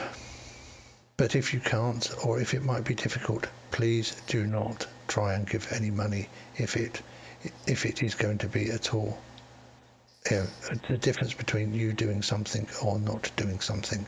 Please do not give, only if it is something you can really, really afford to do. Oh, well said. So thank you. And now back to this. And now back to the previously scheduled broadcast. Yes. 22 meters above sea level, by the way, Alan. What's that? I'm 22 meters above sea level. I'm about 15 miles as a crow flies from you, but I'm near the River Waveney, so I'm more inland. Yeah, I still can't see her. Let's just say, funnily enough, Martham, which is just over the back of me, 22 meters, and it's a huge hill. You can see all the way to the. You can go and stand on the edge of it and look down it, and you can see all the way to the North Norfolk coast. I'm actually down in the valley because I'm about 800 meters from the River Thurn. So I'm at the lane outside the front here is at 1 meter, according to OS, and there are a couple of spots between me and the river that are at -2 meters. Yeah, I'm just probably as a crow flies, probably half a mile from the River Waveney, so I can look down the valley, and it's as the sun comes up, that's glorious, absolutely glorious down there. But yeah, well, I can open my front door and watch the sunrise. Yeah, it's nice, very nice. If you saw that video that I shared yesterday, and the sun, that was literally taken from my front door, from my front porch. Oh, you lucky sod. That's nice. So I'm in a town, so I can't actually see unless I go out, but I haven't got to walk far before I'm in the country looking. So yeah, I mean, it's rather annoying. One of the neighbours has put a new security light out there, and it seems like they left it on all night. They left it on all night at the weekend. It's a little annoying. Yeah, I did have a street lamp out the front of mine, but that fell down last year, and they haven't replaced it. I'm going, yes. I'll get the telescope out. You know, it's. Dan, what's your Skype? Because it'd probably be better if we had a side conversation rather than me interrupting Alan and Mad and others who want to chat. Do you want to ping me? Do you want to tell me your Skype? Let's I'm not get sure back if to the there's an conversation. address. I'll look it up if there's an address. I have that, yeah, here. Otherwise, it's probably down the water, man. Is it? Okay. Probably. I've never looked, but I'll. Just don't want to interrupt them. No, that's all right, Tony. We really should stop just having that private conversation anyway. So. Yeah, I don't know whether you're intentionally doxing yourselves about where you live and what you can see out your front doors and everything, but you know, I know I came in late to what Dan was saying. I was just interested in his experiment because experiments always I find very interesting. Oh no, I was just talking about how Thanks, flat. Dan. How flat the area is in Norfolk. Yeah, if you want flatness, go to Peterborough. The Fens. Yeah, but they are at least 5 or 6 meters above sea level. Yeah. Oh yeah, but that's clever what they've done. You know, to reclaim it all and how the water worked, pumping out. I mean, I like how in places in Lincolnshire when you watch programs like Time Team and they're going to they go to a hill fault because there is a hill fault in Lincolnshire that is on a hill that is 8 meters above sea level. but when it was a hill fault, it was surrounded by land that was about 4 meters below current sea level. So it's actually a 12 meter high hill in a big flat plain. Yeah, it's a big prominence. So yeah, it's a hill fault. When your hills are only 12 meters high, it's a hill fault. Yeah, that is definitely. I couldn't really imagine how flat people used to talk about Lincoln being flat and that. And until you approached Lincoln, I can't remember, I think it's the A16, I can't remember what the main road is, how high Lincoln sits above everything. If you're coming from Newark, it's the A46. 46, is that right? Oh, that's been a while. From Lincoln, I only know because, from Newark. From Newark to Lincoln Road is the A46 because halfway along there used to be a place called RAF Swinderby. It's where we did basic training. It's where they fly across the road, isn't it? Is that the one? No, they don't. No, that's just onto the side. That's Coningsby and Wellington. That's Coningsby. Yeah. They weren't really doing any flying when I went there because it was School of Recruit training. So it wasn't a flying unit anyway. It was a bomber station during the war, and it was the School of Recruit training for very many years.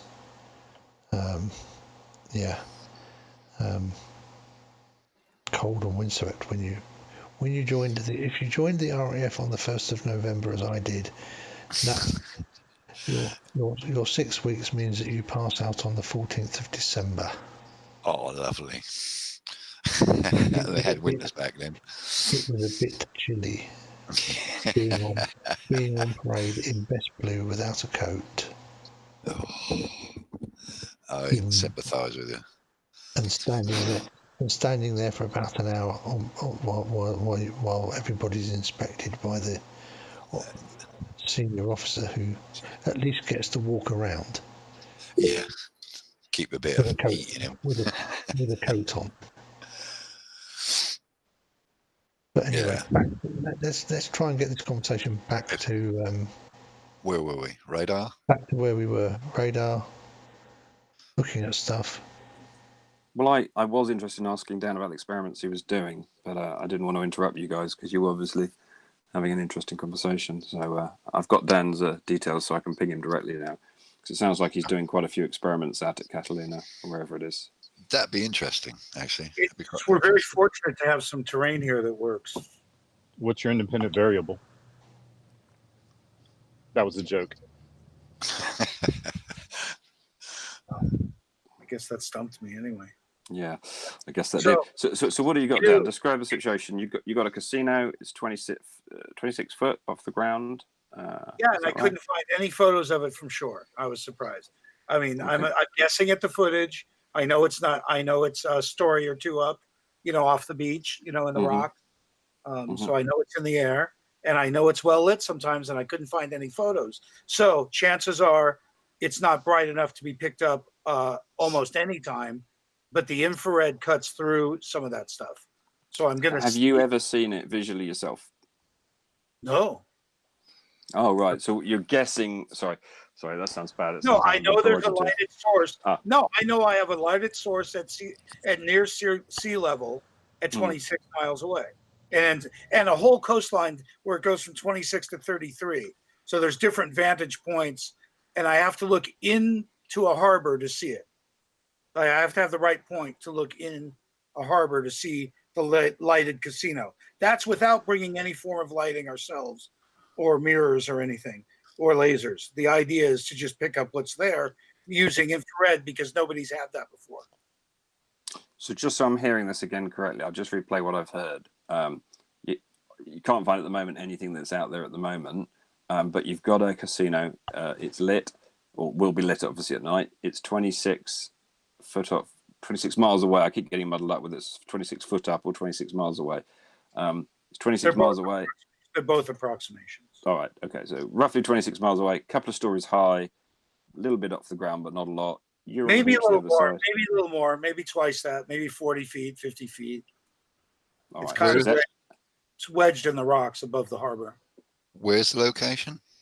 It's called Avalon, California, Catalina Island, and it's fairly large off the coast of California in the south. I've got a question. It's not exactly about radar, but it's a question for Dan. So at nighttime at sea, we would use night vision goggles to see ships that we otherwise couldn't see because the mast headlight wasn't strong enough. So why is it that I could never see the mast headlight when it was over what we calculated to be the horizon with night vision? I would look to repeat that rather than argue it blind. I mean, I repeated it for 22 years. Well, obviously, it's either your light source or a height problem. I don't know. How could it be a height problem if the Earth is flat? Well, I'm just trying to tell you. I've unexplainably or not believed to be able to see beach to beach at least 17 and a half miles, and then repeatedly at 13 and 9 in different locations and different weather conditions with different lights. But that doesn't explain the night vision in the mast headlight. Just I can't. How can I explain something I'm not there for or haven't seen a single bit Do you of think data? I'm lying? No, I'm saying that the limitation of your vision I can't explain. Now listen to me. What if it were the fact that there's too much atmosphere at that point on the water? And it's night vision and a gigantic mast headlight of an oncoming seagoing vessel. And you really couldn't see something past 3 miles. I didn't say 3 miles. I said over the horizon. Well, we could do all this with lighthouses as well. If you could see a lighthouse in 30 miles, it's got to be considerably taller than lighthouses are. So I just need someone to verify the numbers. You could do this with any lighthouse. You don't need to go to sea to do this. I'm pretty familiar with lighthouses. How far away do you think you could see? Let's call it an average typically, lighthouse. Normally, they'll put a lighthouse on an elevated area, such as a hill. Exactly. So it really depends on your height of eye. So on an LHD class ship, the bridge was 100 feet. So your height of eye was 100 feet above the water. And say you have a 200-foot lighthouse. So you can do the math. Quick question. How far away can you see the running lights on an airplane, which are much dimmer than a lighthouse? The running lights? Pretty far. I wouldn't know off the top of my head, but But probably they Dan's going they to say are- that's out of the dirty air. So Dan's probably going to say that's not got the problem with the dirty air, isn't he? Because I think it's a good point, Ken. You can see a really long way, can't you? Airplane another tail lights. observation that I made was when you have an oncoming ship at night, you see the mast headlight far before you see the port and starboard running lights because the mast headlights higher. Well, on an airplane, you see the strobe a long time before you see the anti-collision lights, too. Right, yeah, because the strobe's white. You're right, you do, yeah. I know I'm right. I've seen it a lot. Sure you have. In fact, in my time lapses that I've been shooting, all you really, when the aircraft go over, you can tell it's an aircraft because in each frame of an 8-second exposure, you get to see 8 strobes in a line. Yeah. Yeah. And Actually, Blue, how you can often barely did you... see the collision, and you can barely see the collision lights. So would it not be possible with binoculars, or camera maybe, right, to look at planes coming into land at an airport? Let's say you were quite away from the airport, right? There's a big airport near me called Heathrow. You might have heard of it. It's in the UK. Yeah, Heathrow's huge. Yeah, so I get a lot of planes going ahead.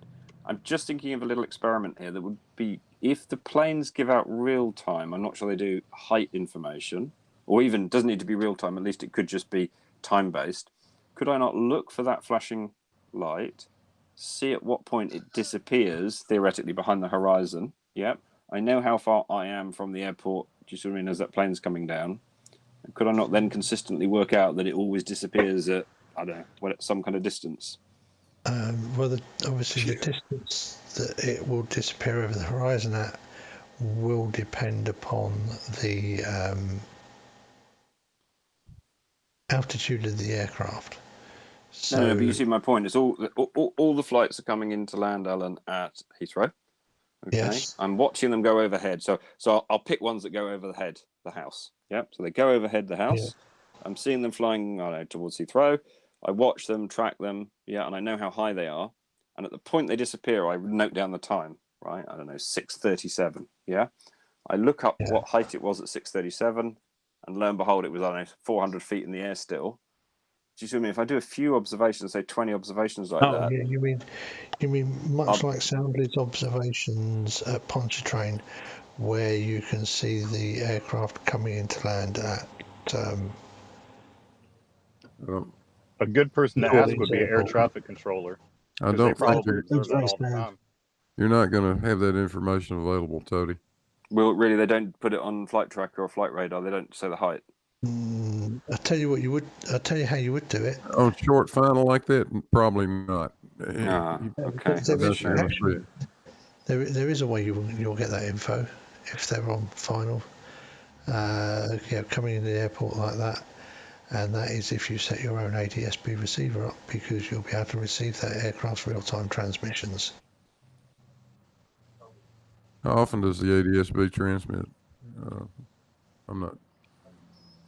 I'm not sure, Alan. Hey, Blue, did you ever have a situation where you took off just after sunset and then you could see the sun again when you reached altitude? I don't specifically recall doing it, Cliff, but I'm sure I probably did. I just don't. At that point in time, it never crossed my mind to think about the Earth being flat. But I've seen helicopters that we launch at sea just after dark, and as they rise in altitude, all of a sudden you can see where they're illuminated by the sun. It's a pretty cool observation. I didn't think to film it because I didn't even know flat Earth existed back then. Yeah, me too.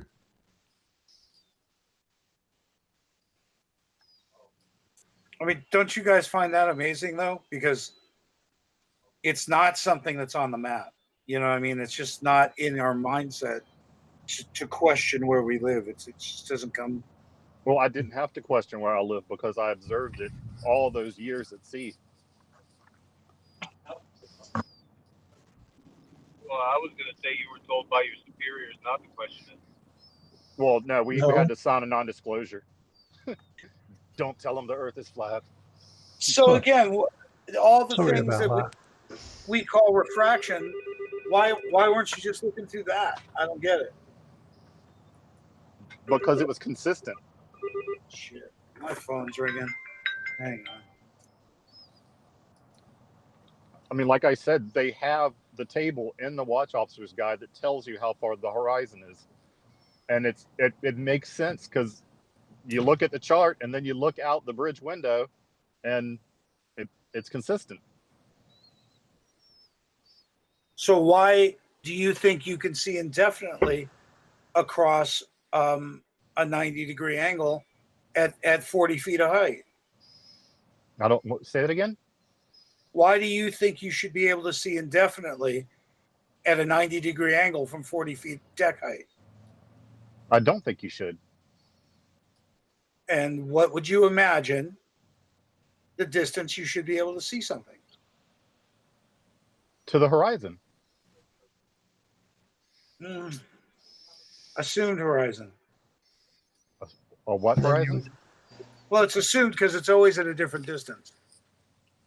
What do you mean it's always at a different distance? Horizon's never going to be at the same distance according to your refractive garbage.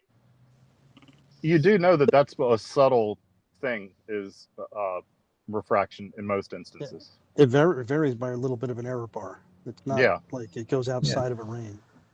Yeah, I'm kind of looking at how much it really is on a chart. It's a This is disaster. why we're saying do your measurements at 10 meters plus, because once you get up a bit higher, you get out of the really bad refraction areas into the more stable refraction areas where refraction is generally going to be close to what you would predict using the standard tables, knowing the water temperature and knowing the air temperature and pressure.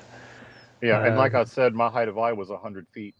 Yeah, which is... Does anybody live in New York? No, I'm in Virginia. Okay. I was thinking, looking at Manhattan, you've got a lot of buildings in Manhattan that have very predictable heights, and you could auto level the tops of those buildings. Get yourself to an exact level with them. You could do basically make rifle sights out of them. Verify that the top of the buildings go down way away from the refraction zone. If y'all want to hear something weird, I'm in the U.S. and Alan is in the UK, but we're both in Norfolk. I'm in Norfolk. Yay! Norfolk's really big. They're lying to us. You're not in Norfolk, liar. I don't see you. Einstein was right. Wait a minute. I don't see you. I'm just around the corner. I'm over the horizon. Yeah. Where about in Norfolk are you? Virginia. No, I understand that. I'm joking. Actually, right now I'm in Chesapeake, which is the next town over. Oh yeah, okay. But Yeah, I drive through there tonight. I drive through there every night. Norfolk? I drive, well, usually I don't go through Norfolk. I usually come in through Portsmouth, on the west Portsmouth, Suffolk area. I start in up by Williamsburg. Now, and then I go to the house in North Carolina. Okay. Yeah, I'm right. I work in Greenbrier, so I work for a defense contractor there at Greenbrier. Oh, cool. Oh, how's the job going, Schrodinger's? Excellent. Because it was a new job, wasn't it? Are you enjoying it? Yes. Monday I'm flying to Milwaukee for 3 weeks to actually work on some radar. So. Oh wow! Oh no, Schroeder, you can't tell them you're working on radar. You got to tell them you're working on the 30 caliber iPod. Do you have any good equipment? Oh yeah, we have anything you want: oscopes, multimeters. No, I mean personally that you can use on for flat Earth experiment. No, I've got a Nikon. That's about it. P900? No, it's the B500. It's a less expensive version. I've only got 40 times optical zoom, but still. Well, that probably works pretty good. Yeah. Chesapeake Bay Bridge Tunnel, I think, would be an interesting. I actually took some pictures. There's a hill on Little Creek Base that I went out to and took some pictures of the tunnel, but it was from a side view. So I would like to do the Soundly kind of thing on it to see, but it has a lot of turns in it. Yeah, SD yeah, it's not bridge perfect. tunnel. So I Definitely don't not know. I don't know how that would affect it. Yeah, I think that you could basically. I was thinking that you could line up with one of the straight sections and maybe get enough distance. Dan, will you stop pissing around with the presentation and present something that isn't the live stream? I don't know. So Schrodinger, you're a local now. Did you just move into the area? Oh no, I've spent my whole career here. Oh, okay. So I was at Little Creek and Norfolk Naval Base. I've been at Oceana. I've been at Dam Neck. I've been at every base pretty much around here for my whole career, except for a stint at JSOC at Fort Bragg.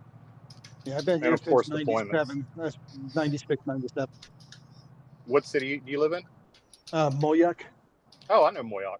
That's where I've been out there to the they're called Academy now. They used to be Blackwater. I went out there a couple times. Yeah. Z, I think it's called Z now. No, they went from Blackwater to Z, and now they're Academy.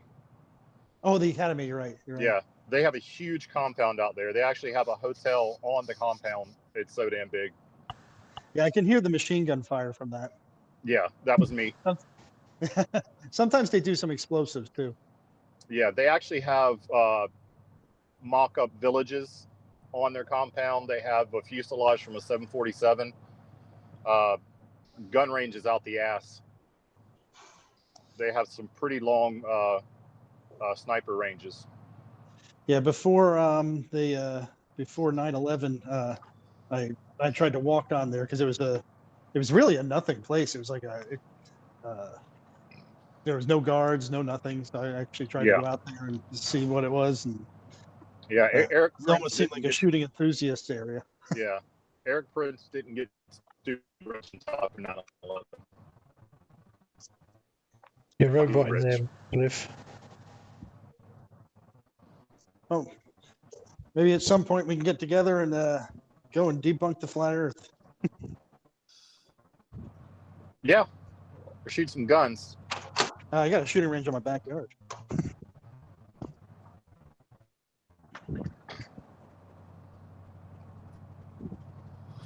I figure I can handle up to about 50 cal with it. I broke up for a second. What were you saying about a 50 cal? I think my backstop will handle that.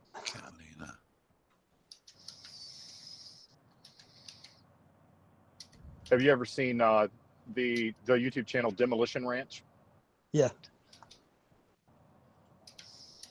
Yeah, they took a 50 cal and shot through a railroad tie with it. Went clean through. Yeah, I've got I got about 6 feet of sand and rubber. Yeah. And we've got some property out at a lake a couple miles away, and I just took sandbags and piled them up to shoot into.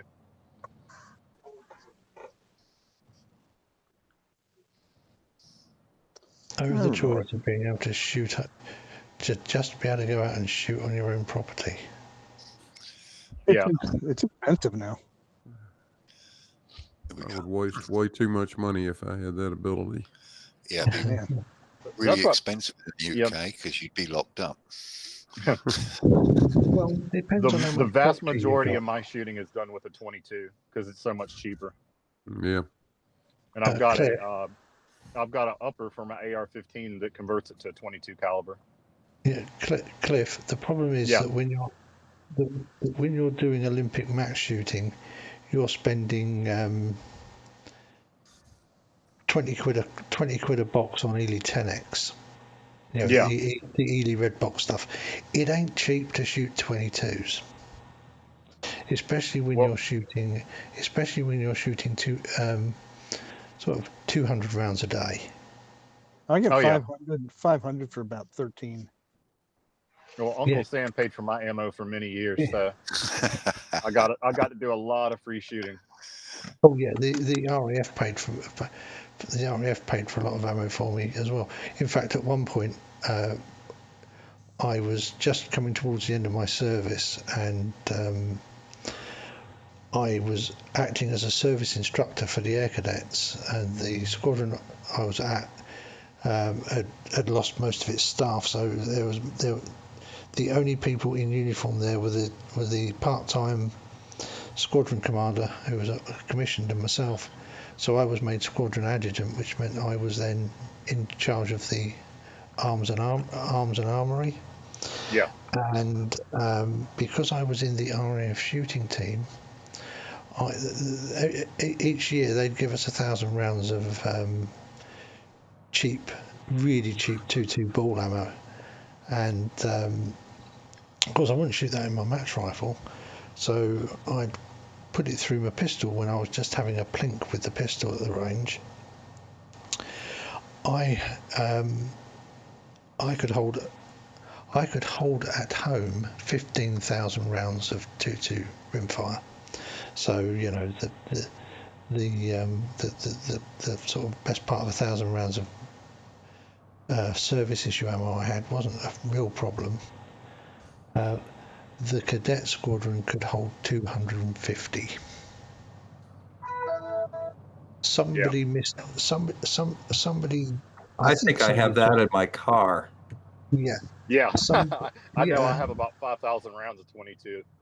I mean, not in at my one car, time but I at home. Oh, at he was one talking time I was 22. I shooting- thought he was talking service ammunition. Well, yeah, for the cadets,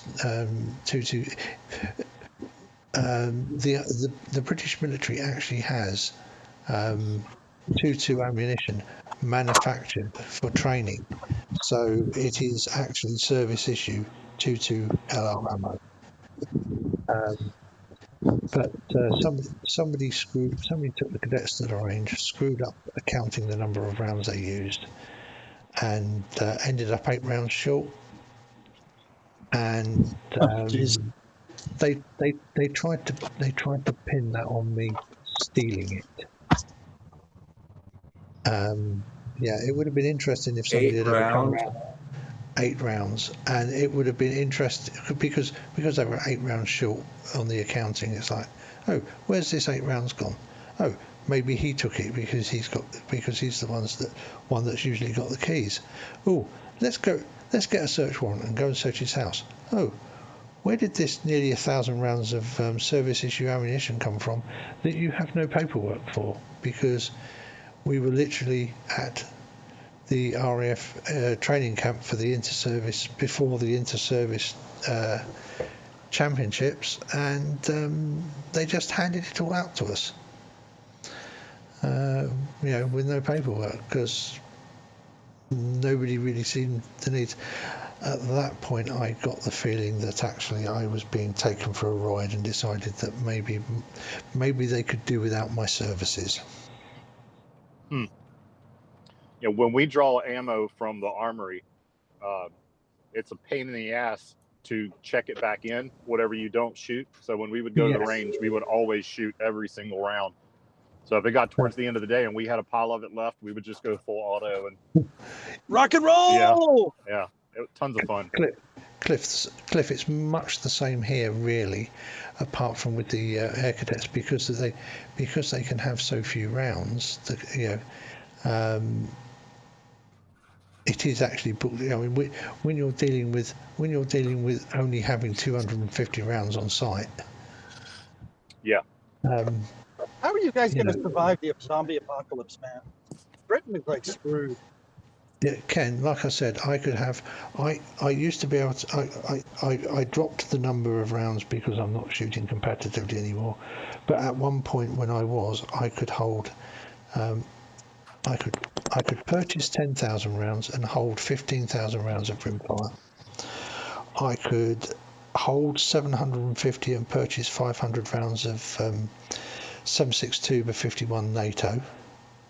I could do the same for 308 Winchester. I could do the same for unspecified 6.5mm ammunition, and for unspecified 6mm ammunition. I could buy similar quantities of 357 and 38 special and 45 ACP. I never liked shooting 9mm, so I never bothered with a 9mm. I've got a poster up in my garage that says 45 ACP because shooting twice is stupid. Yeah. I had to agree with that. All real pistol ammo starts with a caliber that begins with a 4. Yeah. I do love my 1911. 9mm. Now I've got a couple of interesting ones. I've got a 5.7, which is a lot of fun and just a really wicked gun. And then I've got a Glock 40 that's my normal one I kind of run around with. Yeah, I keep a Taurus. And then I've got a 40 in my truck. It just stays in here all the time. Have you shot the 357 in mine now? What's that? What? Have you shot the Smith & Wesson 450 Magnum? No. And nor do I intend to. It's actually not. It's actually quite tame. If it's ported, like if you shoot a 7-inch barrel or the 10-inch barrel, it's a lot than you think. It's better than the 40. I don't know. I used to carry a mountain gun, Smith & Wesson mountain gun, 44 mag, when I flew up in Alaska, but it's kind of basically a 44 snub nose. If you want to ever consider a 44 snub nose. That'll beat this. Yeah, I've got a 45-70 that it'll bruise your shoulder. Ooh. What, a 45-70? Now? Yeah. Those things are awesome, yeah, man. It's a big ass. I love my 45-70s. Yeah. It'll put down a gorilla. It'll put down a moose. Oh, yeah. It'll put down anything in North America and some things that we can import. You do know that they're actually illegal for deer. 45-70 and 30-30 Winchester are both illegal for deer in the UK. That's what you were saying the other day. But it sure will screw them up. Oh yeah, it sure will screw them up, but it's illegal to shoot them because it doesn't have a high enough muzzle velocity from factory ammunition. Well, we can't shoot deer in Virginia with a 223 because it isn't lethal enough. Well, we can only shoot deer. We can shoot 2 deer species with a 223. That's muntjac and Chinese water deer. Which I use a 308. The CWD was an 308 or 303 British is what I use. Sometimes I'll use the 44 and brush. But we have a minimum because we have a minimum caliber of 6mm, and but there's also bullet weight and muzzle velocity requirements as well, which is what put the 45-70 and the 30-30 out of contention because they just don't have the muzzle velocity in standard factory loads. Can someone explain caliber to me? Because you hear like 45. What is diameter? It's diameter of the projectile. Oh, right. Fractions of an inch. 0.5 that is just an inch. Yeah, that is just an inch. Okie dokie. Yeah, it's either fractions of an inch or it will be specified in millimeter, and it's the bore diameter. You have two things that you get. You have the bore diameter, which is the hole, and then you have the rifling diameter. Ah, right. And the bullet is usually the rifling diameter. So, for example, 7.62 by 51 NATO, which is virtually identical to 308 Winchester, which is a 30 caliber, because the bore is 0.3, but the groove diameter is 0.308, and the bullet diameter is 0.308, which is where it gets its name. So sometimes you will get a round specified by its bore diameter. Sometimes you will get it specified by its bullet diameter. So, well, what's the second number? Because they sometimes have That's So 4570 is an old black powder load. And Sometimes it's something silly like the year they adopted the round, Yeah. like a 30-06. Yeah, but a lot of them will be. That's 30 caliber adopted in 1906. Yeah. I didn't know that piece of trivia. Or there's, say, the 45, because you've got 4560, 4570, 4580, 4590, 45100, 45110, 45120. They're all 45 caliber, and they're parallel. They're straight walled cases because they're from the later part of the 19th century, and it's the bullet diameter, and I think they're normally about a 200 grain bullet, which is the weight of the bullet. And then the second number is the weight in grains of black powder. Yeah. With it, yeah. Which is why, with that series of 45 rifle calibers I spent, each one the case gets slightly longer, obviously, to fit the larger amount of powder in. Yeah. And that gives you the longer the actual powder. Does that give you more velocity? That can do, although there is an interesting thing with black powder. It generally doesn't matter how much powder, because you can do this with a muzzle loader. It generally gets to the point where it doesn't matter how much powder you put in above a certain level, it won't go any quicker. So, speaking of grains, I have a scale for reloading that goes out to 4 decimal places. So since I'm going to be doing all this traveling for work, I'm going to start doing the Wolfie experiment, weighing, because I have a reference weight that comes with it. And so I'm going to be measuring it at different latitudes to, again, prove Earth motion. Yeah. Yes, but with black powder, once you get past,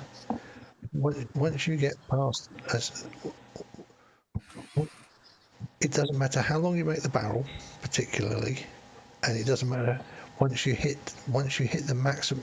There's kind of a maximum velocity which is kind of around 1600 feet per second. Yeah, it doesn't matter how much more powder you stuff in and how much longer you make the barrel. You're not really going to make it go any faster. People are breaking up here. Yeah, I didn't know if it was him or me that was breaking up. No, that was Alan. Oh, okay. Was it? Yeah, you're breaking quite bad. Okay, I thought it was everybody else that I heard breaking up. Second.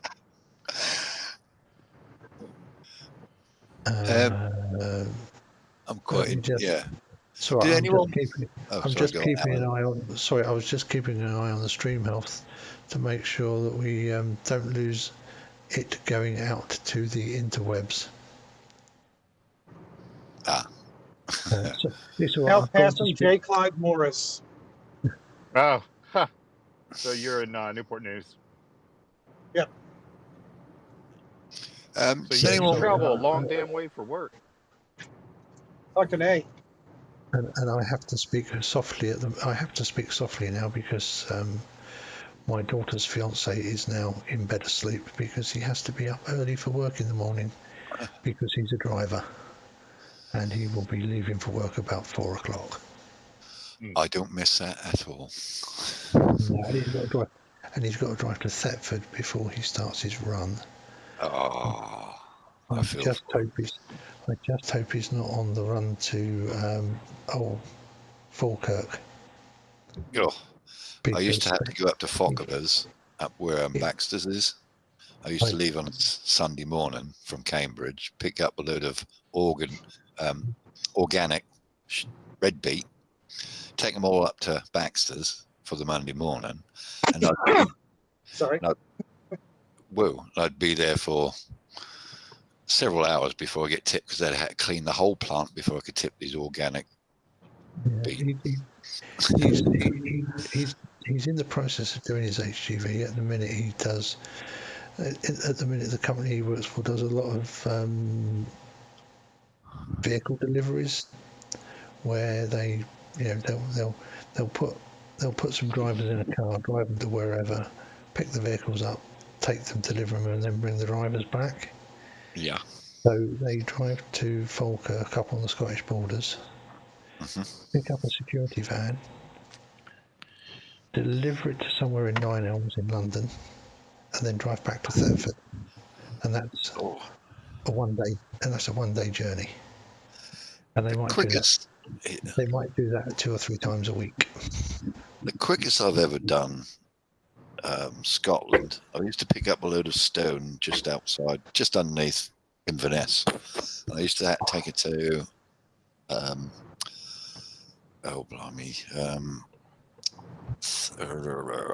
where the tunnel is. Oh, what the hell is it called? Thurrock, West Thurrock. Yeah.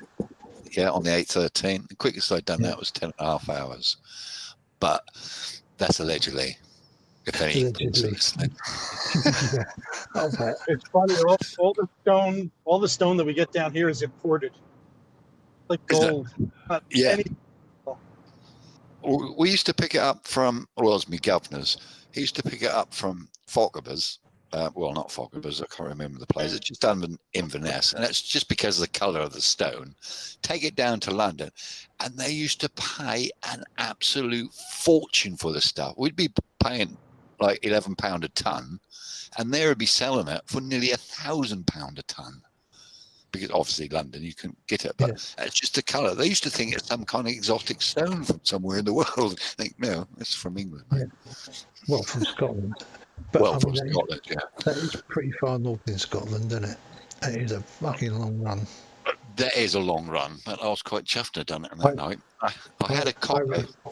I remember going to Kinloss. Oh, the RF camp at Kinloss. Unicorns rule. Leaving from here and like taking nearly 10 hours to get to Edinburgh. And thinking, fuck, it must be, because you've gone across the Scottish border and then you got to Edinburgh and you think, nearly there then. And then you realise you've still got another 4 or 5 hours driving to get to bloody... Falkirk, to go to Inverness, and then... I said Falkirk, didn't I, for where Nathan has to go, but it's somewhere right on the... is it Dumfries? Dumfries. It's right on the Scottish border. Yep, I know what you mean. The Scottish border, so that's why they're doing it in one day. It's Dumfries, but it's basically the whole length of England, north to south, just about. Yep. And I said I've done that. Well, it was quite a bit higher than that, Inverness, and I said I've done that from there, Inverness. That was in an Arctic, and I had, because I was doing it at night, running the night run, because obviously there's no traffic. And I was cruising, doing about allegedly 80 miles an hour. And I could see this light behind me. He went that far, but he was probably a quarter of a mile behind me, followed me for several miles. And I thought, this is the last petrol station for age. I'll just pull in and get some grub. And it happened to be a couple of coppers. And I thought, oh, no, that's it. Go on. And he rolled up alongside me. He went, "You all right, driver?" And I went, "Yeah." He said, "Just tone down on the speed a bit, mate." And they went in and had a cup of coffee. And I thought, someone was looking down on me that night because I was doing the speed for quite some time, allegedly. Yeah, I was allegedly doing 110 plus on the bit of the M25 between the M11 and the A12. Yeah, heading towards the A12 at like half past, about 9 o'clock on a Sunday morning. And this would have been 30 years ago. And I'm in the third lane because I'm overtaking, and I've just passed the vehicle, and this black Beamer comes up behind me at about 150, and he flashes his lights at me, and for some reason I just got out of the way. I didn't, because like normally you would not get out of the way of a Beamer doing 150 like that, would you? You'd be a bit of a twonk and block him. But I moved over. Glad I did, because 5 miles down the road there was this Range Rover parked with this same black Beamer behind it with lots of blue flashing lights all over it. I hadn't seen the Range Rover, so he must have been really, really, really keen to get it. Oh, it's yeah, you couldn't do them sort of things I used to get up to years now. There's just too much traffic on the road, even at night. Yeah. And of course, all the cameras and the sophistication that they got for tracking you. Yeah, So they didn't have cameras then, did they? No. They barely had CCTV. Exactly. And we had paper tachos then, not these stupid digicards now, which you just can't fiddle.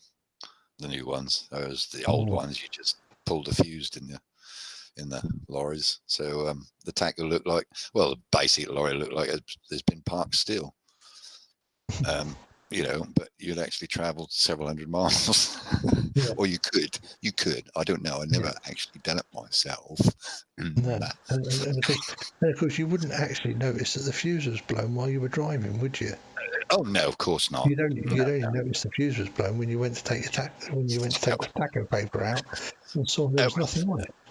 Yeah, the governor, he could not believe I was in West Thurrock, because that was a 2-day trip. He was expecting me to be there Tuesday morning, and I was there early hours of Monday morning. And the bloke, he was quite chuffed who I was delivering to, because obviously they get it out quick and then get another load down there. So, but yeah, I used to look like for that, because he always got me a breakfast where I was delivering free of charge, you know, proper trucker's driver breakfast. But yeah, he was surprised because he wasn't expecting me until the next day. So I had to wait a couple of hours while they cleared the yard so I can get in it. But yeah, Kevin was quite chill. I got a bonus for it, so that was quite good. Yeah. Well, that's my hometown area, really, down near Thurrock. Oh, is it? I'm from Hornchurch. Ah, cool. I used to spend a lot of time down there in the lorry, hauling out, taking the rubbish out from some of the industrial places, you know, industrial waste, taking it down to the landfills, and then heading out back out somewhere else. And there's a big waste paper collection place at Purfleet, wasn't there? Yes, there was. A13. Yeah, they're I used to do a load down to. Yeah, I didn't like the paper runs because they used to mess you about. They're just people in the weighbridge seem to have this chip on their shoulder. But what they forget, you know, a tipper driver doesn't really care, because if they ain't gonna let you off the weighbridge, you just start lifting your buck up. Funny how they suddenly changed their mind. Well, talking, but you know, I said I was chatting with my friend on the way home from Norwich today. Yeah. Well, he was telling me about the weirdest load he ever picked up in a curtain cider. Oh, right, yeah. Waste paper. Oh. And he gets there, and he said he got there, and he said it was a church. He's got a 40-foot curtain cider to pick up waste paper. And they said, yeah, it's the right place. It's in the shed it's in the hall at the back. So he managed to get the thing reversed in. Yeah. And he said, well, how are you going to get the bales? How are you going to get on? I said, well, we'll lift it on. But surely it's bowed up. No, it's all loose. What? In a curtain cider? It was all in cardboard boxes, loose in cardboard boxes. He did actually have them low. He did actually allow them. What he did, he said he might have put about 4 boxes on, because he'd gone with his missus and she put like 4 boxes on, and then he drank tea and supervised them while everybody else loaded the curtain cider up with it. I think the worst, well, I didn't mind containers because I was paid hourly, as opposed to the majority of container workers, they get paid per load. So I didn't care if I was sitting there for 5 hours or 10 hours, I was still getting paid. So, but they weren't. But anyway, I picked up this one container and I had to take it down to Kent, just next to Chatham. Anyways, I had to take it in there, and I was parked up waiting. Fortunately, there was another chap from the same depot. That was when I was doing agency, and he was going out with the boss's daughter. So that was quite cool. He said, "Nah, just chill out." He said, "They'll take ages." And I said, "Why?" He said, "Because I expect your container is filled up with CDs." I said, "Oh, that's all right." He said, "No, in." He said, "They're all loose. No pallets, top to bottom, CDs." Can you imagine that in a 40-foot container? I didn't have to unload it. They did. And it took them 9 hours. And I thought, I mean, it didn't weigh bugger all. So, you know, that's good because you save fuel. But really? No. And I thought, oh, I don't mind. It's chill. That was a really nice day as well. So I didn't mind. You get free food as well if they're unloading. So, yeah, it was pretty good. I didn't mind them runs. That was quite chilled out because there's no aggro. No one arguing with because they want to get you on the bay as quick as possible to unload these bloody things. But 9 hours, top to bottom with CDs. But yeah, I got some weird stories about driving. Yeah, but that's for another day. Yeah. Hello. What's Carlos doing? The flat earthers are gone? I think so. Man. Can we have some of more sun? Sun? Yeah. Lovely. Oh, I feel warm now. Yeah, nice. Because it's dark and black here, isn't it? Yeah, very dark and dingy. I'm having fun over here with this mess. Oh, lovely. Oh, lovely. Yeah. Best of luck with that.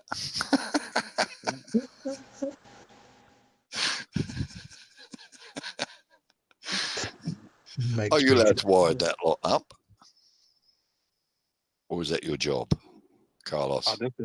This is a residence that I'm working on. Ah, right. That's okay. You know what you're doing then. Just stick your tongue on that and see if it's on. Oh no, it's off. No, it's just coaxial with the. Oh, no. All right, yeah, all right. Yeah. Look at this ground though. It's grounded to what? It's supposed to go to the osmosis. That works on osmosis. That does.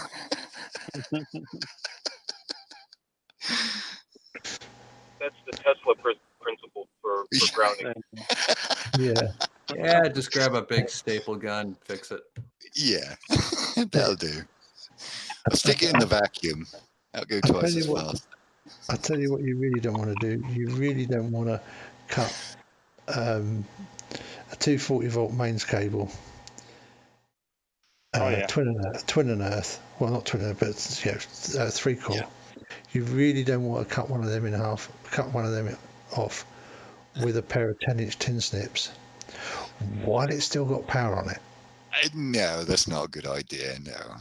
Yeah, I tried that once. I welded the thing shut. I had a battery fall on my 12-volt battery in the car, and it welded across the terminals. I had to knock it off with a hammer before it went bang. But that was interesting. I learned to drive in my dad's Mark III Cortina. He had a 2-litre Mark III. Yeah.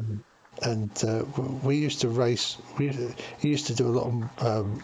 Started off doing model aeroplanes, but the club also got into racing the 12th scale electric RC cars when they first started coming out in the mid-70s. Mm-hmm. And of course, it was all done on NiCads back then. But we used to charge it off an old car battery. So of course, when we used to go to the club on a Friday night, we would put the car battery in the boot. Trunk for the Americans. Yeah. But of course, we drive home one night and the bloody battery fell over on its side, didn't it? Ooh. And of course, this was in the days before they were sealed. That's that lead acid. And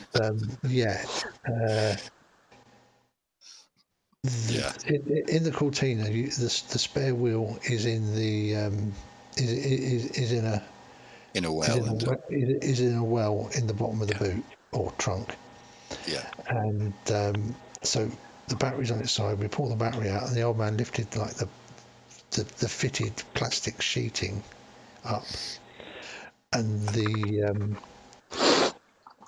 and the spare wheel well is about 2 inches deep in battery acid. Well, there is actually a drain plug in the bottom, but it's not draining. So he quickly grabs a big old screwdriver and stabs it through the drain plug and knocks it out. Because obviously he really doesn't want to have it eat the bottom of the boot floor. No, they used to rot before your eyes, didn't they, back then? Straight on. Now this was less than 2 years after he'd dug all the front garden up and actually laid a proper concrete front drive to park the car on. So this is still relatively fresh concrete that we then spill the battery acid all over. Sulfuric acid and concrete gets rather hot. Totally. So yeah, talk about getting it wrong. Yeah, that wouldn't have gone down well, would it? I bet he swore and cursed. Yeah, I think that's possibly even worse than just welding something across the battery terminals. Yes. Although of course that can result in exploding battery from the incredible heat generated, can't it? Yeah, that was rather red, the spanner, before I got knocked off. Yeah. But yeah, battery acid on concrete, no.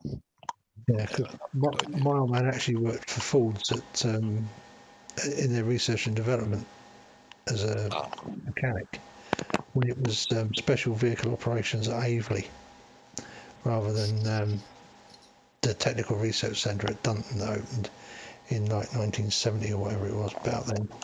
But anywho, Dad told me a couple of he did see the results of what happens when you lift up the bonnet of a car where you've left the battery on charge overnight. Yeah. With a cigarette in your mouth. Because boom. Boom. He said the battery, the hydrogen exploded under the bonnet, blew the mechanic across the carriage, but it also blew the fucking battery to bits as well. Yeah. And so the guy was wearing the fucking acid too. Cool. Nasty. He was also on site when somebody blew an acetylene bottle up. Bang. Yeah, you don't actually hear much. Well, I suppose you hear NICADs and that blown up, but you don't hear so much of a car battery go and bang much now. They use gel, don't they? Yeah, and they're sealed and yeah. Yeah. Which is a good thing, I suppose. It helped when they stopped putting the damn post up on top. They're still doing it. Well, yeah, but I mean the posts tend to be on top, but you get plastic covers over the top of them, and it's a hell of a lot harder to drop stuff across them. Oh yes. Yeah. Well, people blew batteries up, trying to jumpstart cars, not realizing that they were off gassing a shitload of hydrogen out of those vents. Yeah. You go and make a connection at the battery terminal itself, which is just stupid. Always make the ground connection last and make it over on the chassis somewhere. Yeah. There was I can say that from experience because I blew one up one time, and that was not fun. I've been fortunate; never had a battery go on me. It's a hell of a mess. Yeah, they do. I've been lucky. My experiments with batteries. Yeah. It weren't until you get older and start doing electronics you realise what energy they can produce. Yeah. Yes, quite scary, really. Yeah, and I mean, modern batteries have even lower bloody internal resistances. So. Yeah. Yeah. And then you got your life, and then you got your lipos that can get. It's what worrying me about all these electric cars what are being made. You know, you're sitting on top of a bank of batteries, and they say they're safe, but yeah, I'm not too convinced. The lipochemistry is. I think you're actually more likely to get cars catching electric cars catching fire in accidents than you are. Then exploding. Rather than petrol-stroke gasoline engines catching fire and exploding in accidents. Because it's actually quite hard. It's actually quite hard to get petrol to go up. That is actually, yeah. It's not as It's not as easy. It's not as easy as Hollywood would have you think. No, I'm glad it isn't. The amount of accidents I had to stop and help people get out of the car. That's, it all depends on the heat of the fuel ratio. Yeah, I wish I'd had my camera handy this morning because I was coming along the 47. The single carriageway bit up past Burlingham. What, Acle? Before you get to the bit between Norwich and Acle. Acle, yeah. The single carriageway bit. Right. Yep. There's a car at 90 degrees to the road, facing the road, so as if it had driven across the field, and it's straddling the ditch with just the bonnet, with just the bumpers on either end, supporting it across the width of the ditch. Yeah, I can never understand. It's apart from that one bit of corner near Birmingham, that is a dead straight road. Yet they have more evidence on that stretch than anywhere. The bend where they've put up one of those 3-bar arrows for it, which is really only meant for a sharp 90-degree bend, right? Yeah. Before they put the 50-mile-an-hour speed limit in there, when it was national speed limit, which meant that 60 was mostly advisory, wasn't it? Yeah. Anything above 60 will do. Yeah. Yeah. I mean, you wouldn't even. I'd come along there at 80, and I wouldn't even take my foot off the gas to go around them bends. They're that gentle. I mean, even on the bike, you can do a ton along there on the bike, and you barely even have to lean it over to go round the damn thing. Exactly, a lorry, fully laden lorry will go around there, and you think, Yeah. So how do people keep crashing on that bend? Mobile phones. Changing the cassette back in the day. Yeah. Or the 8-track. I just beg a belief. I come across this one woman that had an accident. It was a beautiful day, no water or anything on the road, perfect conditions for driving. That was a long sweeping, well, to her it had been a long sweeping left. I was coming the other way, right. It's quite a gentle curve anyways. Anyway, I could see this car on its side. So I can only see half of it because it was in a ditch, but that was basically on its side. And I thought, I don't know. I could see the wheels spinning. I'll just stop and make sure there's no one in there and make sure they're all right. And there was this woman trying to climb her out of the driver's side with a phone in her hand, right? And I could see there was a message half typed on it, right? I said, "You all right, love?" But I'm fine. You can see she's a bit dazed and that. But I said, I helped her out. And got out and I said, "You okay, love?" She went, "Yeah." She said, "I just don't know what's happened.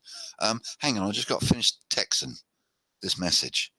Yeah. And I just couldn't believe it. I thought, I'm not even going to ask. I know what's happened. She was texting on the phone, but she was bamboozled why she crashed. She couldn't understand it. And I wasn't going to point it out. And this woman stopped, who was a nurse type person sort of thing. I can't remember. It was something to do with first aid anyways. So I left her to deal with it because I was blocking the road with my lorry. So I left it to her. I said, mobile phone if you want. She just touched the noses. Medical person said, yeah. But this woman was just too fascinated, not caring a world. A car was up in the ditch, you know, on its side, totally wrecked. And all she was concerned about was finishing this text message. Well, you know on the 47, just before you get to the Birmingham stretch, you've got the end of the dual carriageway, haven't you? You've got that as you go around the right, as you're coming from Noise, you go around the right hand or up the hill, and you've got the slip road on the left to go to I forget the Blowfield. Yes. Yep. Well, Alex, who is the managing director at the centre that I go to, Wednesdays and Thursdays, that the support that the support links for. She gives me a lift home on a Wednesday sometimes, and she comes off there because she lives out that way, so she misses out the Birmingham stretch when it's busy because the traffic can be a bit bad along there. And she's coming off, and she said, I don't know where this big hole in the trees come from. And I went, oh, didn't you not read about it back in January time about the young lad that was driving? I think he was a law student. His old man lived, you know, the family lived in, you know, in one of the villages at the back there, and he'd come back from London from a party, and by the time he got to there, he was still 5 times over the drink drive limit. Oh my word! He put his old man's Beamer into the tree 10 feet above the ground, because that slip road goes uphill, doesn't it? Yeah. And he'd gone up the slip road, and because you get the tightening left hand bend, he'd gone off the left hand bend with the upwards angle, and it shot him into the trees at 10 foot up. So the hole in the tree is like above the, you know, it's like 10 foot up above the ground. So he didn't hit the trunk. He went into the tree, because I actually saw the car in the tree as we come past the morning after it happened. Yeah. Car in tree. He got a £2,000 fine. He went to prison for it, and a 10-year driving ban, because he'd driven from central London, and he was still 5 times over that's at least a 2-hour trip, and he was still 5 times over the limit by the time he got there. Yeah, it just beggars belief, doesn't it? He nearly got away with it. He nearly, yeah. If it weren't for that damn tree. He's lucky he survived, actually. But I suppose they do. Normally, drunks do, didn't they? Because they're relaxed and not aware what they're doing. Yeah. Yeah, it's sad. But I was speaking to this one driver. I used to go down to Smithfield sometimes. Hang on. I think Carlos has got something for us. What? He got something for us. Nope. Oh yeah, I'm just showing you around. You need some oil on that hinge, mate. I do. No, I'm gonna have my camera on while I climb this pole. I will go on mute though. Oh, that's cool. Too loud. I'll tell you what I'll do. I'll pin it so that we all get to see it. Yeah. There we go. Oh, there he goes. Oh well.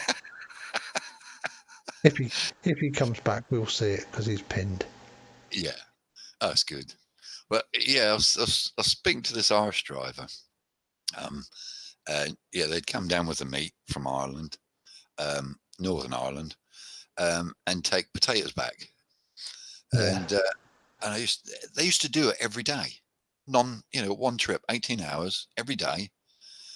And I said, how do you get away with it then? It's, when you get to the port, it's the port authorities don't care. They don't, they just want you on the boat and go. And I said, how did you manage to stay alive, awake, going up the M1? And his idea was to drive into the middle lane, right, of the motorway. This is at night, obviously, right? And he'd have 5 minutes sleep on the steering wheel, right? And the lorry would always drift over to the left, right? And when you hear the rumble bits, a lot of people don't notice that on that white line, there's some knobs. Oh, I've One hell of a noise in a lorry. They make one hell of a noise when you hit them at. When you hit them at 80, 90 in a car, they make a hell of a bloody noise and all that, don't they? Yeah. But he'd hit them and wake up again, drive back into the middle of the motorway, into the middle lane, and go back to sleep again.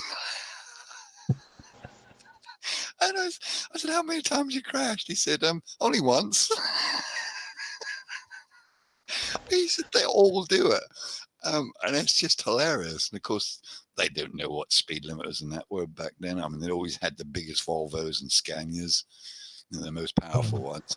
And there'd always be like 90 tons instead of 30 odd tons. It's crazy. I can remember back 84, 85, driving back down to Weston-super-Mare to get back to RAF Locking on the, because obviously when you're a weekend away, you want to maximise it, don't you? So you tend to leave late, get back there about 3 o'clock so you can get a few hours kit before work at 8 on a Monday. So there I am, 3 o'clock in the morning. The bit of the M25, you just come over the Avon Bridge, gone past the Gordano services. Yeah, I'm with you. And then you're going up that fucking big hill. Yeah, you know the one I mean. Yeah. And then you go over the top of that hill and you come down onto the Somerset levels, and then you're at Weston. Yeah. Well, I've been following this. Oh yeah, I've been catching up on this Arctic coming up the hill as you do. All the way up, and we get almost to the fucking top, and he fucking jackknifed. And I'm quite close behind him now. So at this point, I slam on the brakes and fucking wake up. Yeah. because I've been hallucinating the lorry for the last 10 minutes. Oh my word! You got yeah. It's so easy to do. Yeah. I don't know whether I was asleep and dreaming that I'm driving up the piece of road that I'm actually driving up, or whether it was just a hallucination of the lorry and I was seeing the road around. Yeah, but it was like 100% real. Yeah. Until I hit the brakes, and the jerk was like, "Oh, there's nothing there." Hey, Alan, it's John. John Watson. Hello, John. Yes. Hello. Right. Yeah. I unfortunately I missed the rest of the shit show. Gleam shit show. Yeah. I missed that myself because I had to nip away from the keyboard for 20 minutes. Yeah, I had to go, but just I was absolutely astonished by what he said to me about the lunar eclipse, but I had to go and make tea and attend to some guests, so I had to just disappear. But I was just wondering actually if Rumpus is still on the panel. I was wondering if he's there, if he's just signed. I don't know. Rumpus, are you still there, or I can't shout to wake him up? So I don't think he is. But yeah, I was trying to explain a parallax method to derive the distance of the moon, and I don't think I explained it very well because Rumpus was explaining why it wouldn't work, but he was explaining a different method to the one I was You keep, as far as I can hear, John, you keep coming in and out quite badly. Oh, You're clipping, man. You're clipping. is that any better? Yes, that sounds better. But yeah, I was what I was talking about was using stellar parallax in combination with the position of the moon. Yeah. And I think if I could team up with somebody in the States, or I think it needs to be somebody at least 2,000 miles away. You take a picture John, of the John. Hello. How would somebody in Johannesburg do? It would really need to be sort of separated by longitude, ideally. Okay. But yeah, ideally, yeah. But it's involves taking a picture of the moon with a reasonable angle, like photograph. You're breaking up again. Oh, I don't know what's wrong with my.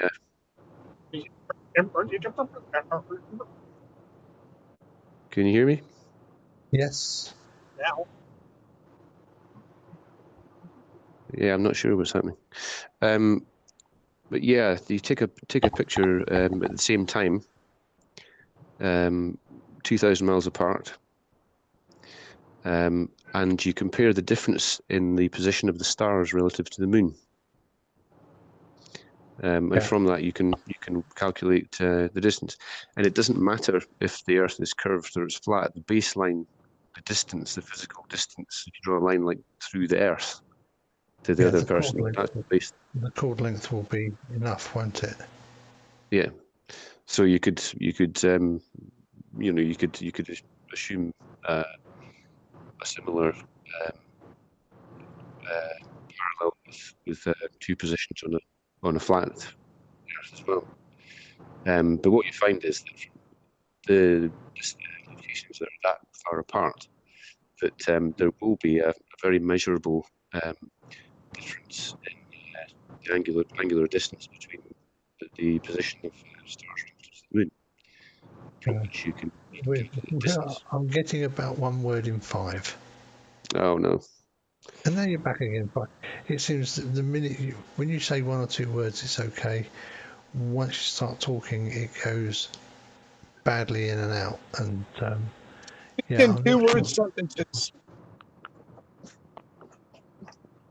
I'm not sure if it's my end or if it's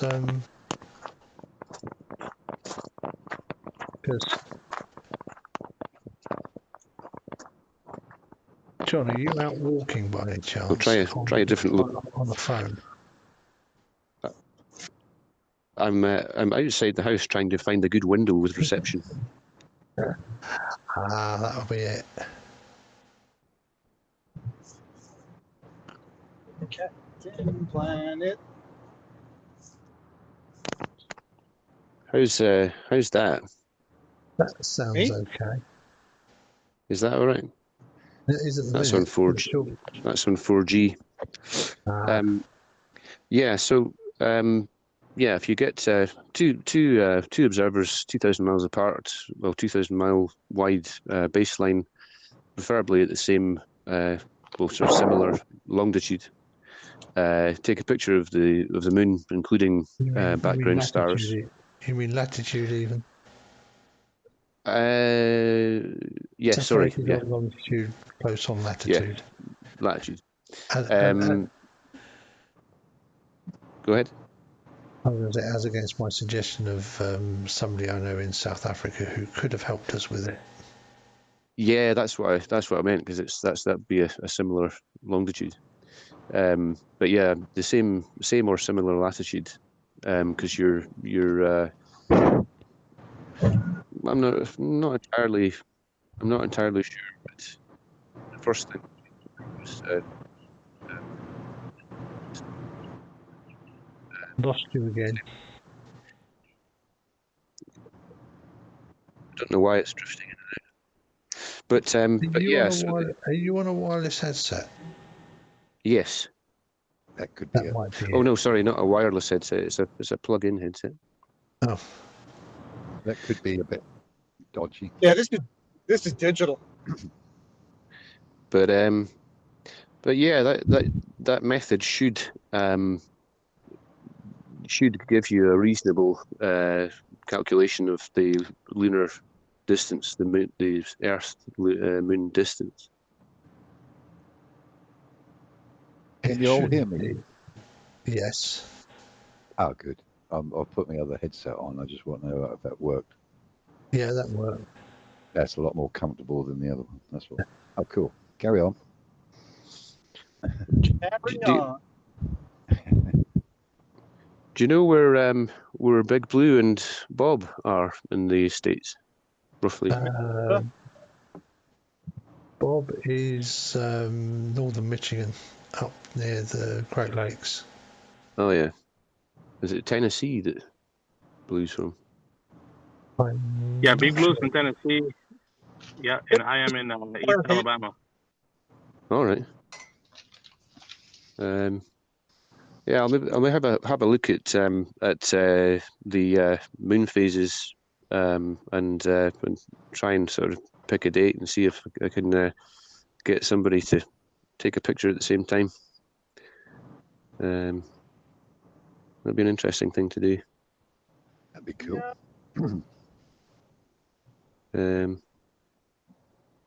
But yeah, it's I've got a long read. There's of a paper that was done in the 1950s using this method, and it's going to make some good bedtime reading. Because I mean, people don't do this anymore because they've got more sophisticated and more accurate methods, obviously. Like MEM, but it's EME, even. Yeah, but it's to appease flat earthers who obviously would say, well, have you measured the distance to the moon yourself? And it'd be good to be able to say yes, actually. Well, I know one of the new panelists who's been on a couple of times. Peter, the Australian guy, Peter Warrington. Peter Harrington. He has actually done EME. So yes, he has directly measured the distance to the moon. And what's that? EME? Earth, Moon, Earth balance with the radio. Oh, right. Which is essentially radar ranging. But you can do it with Morse code. They do it high-speed Morse code with a massive array of. That's only briefly, because obviously, signals move. But yeah, that's good fun. Because what Gleam was trying to claim was that because he didn't personally know what was between us and the moon, that there could be some speeding up and slowing down of the speed of light. Does somebody need to? I suppose I missed that one. I missed catching that one. Because it was just some. It was just a. I probably needed to remind him that there's a couple of things. There's mu naught and epsilon naught. And you have to slow it down by 100 times. I was going to say, the problem is that there's this thing called mu naught, which is 4 pi times 10 to the minus 7 henries per meter. And there's epsilon naught, which is 8.845 times 10 to the minus 12 farads per meter. And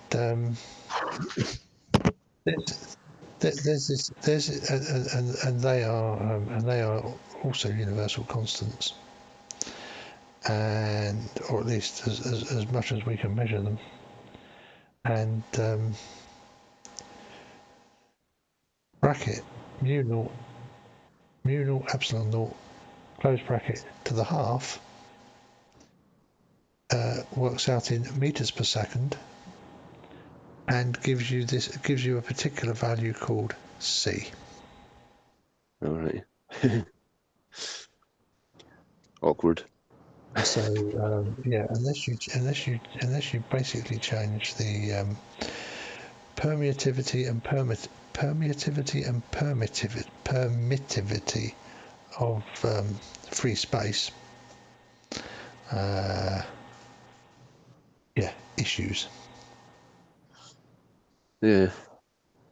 I'm thinking you'd have to go something curve 100 times slower. I'm not sure there's a material on Earth that slows down light 100 times. Well, No. that's transparent. Well, even solid. I'm trying to think. Like I remember looking at gold, diamonds, and other things. It seemed like the speed of light remained relatively above like 10 or 20. Well, I mean, the thing is that regardless of whether light's passing through a medium or it's passing through our atmosphere, even if you give them that there is some effect there, which there isn't really. I mean, it's still going to show that the moon's not 4,000 miles away. You've got to come up with an error that's 100 times at least. Yeah. Yeah. I mean, one of the things, you know the radar at Farling, or you've heard of the radar at Farlingdales. Yeah. Not sure. Yeah. Farlingdales is in North Yorkshire. There's a fuck off big radome, or a couple of fuck off big radomes there. You can't really miss them. You can't really. If you've ever been past them, you can't miss them. It's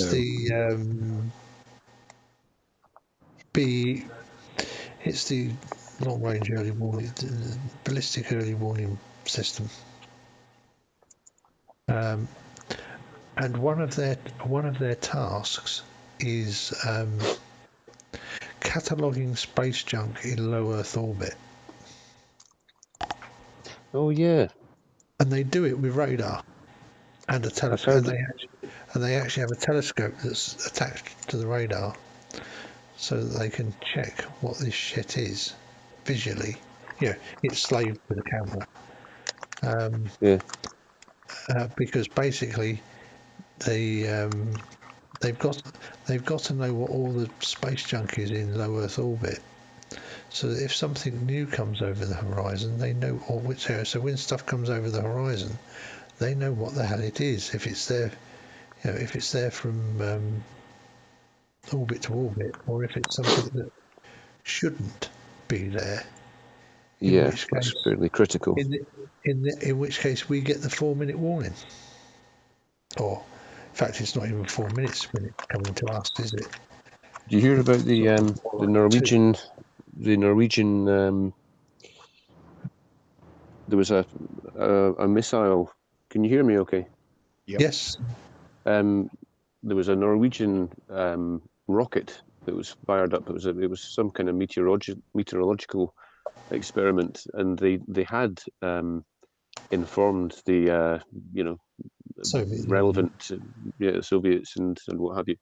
But for some reason, this was overlooked, and when they launched, I think it was Boris Yeltsin was actually in the States at the time, and he and one of his top-ranking generals both had their nuclear briefcases open, and had a discussion about whether or not to push the button.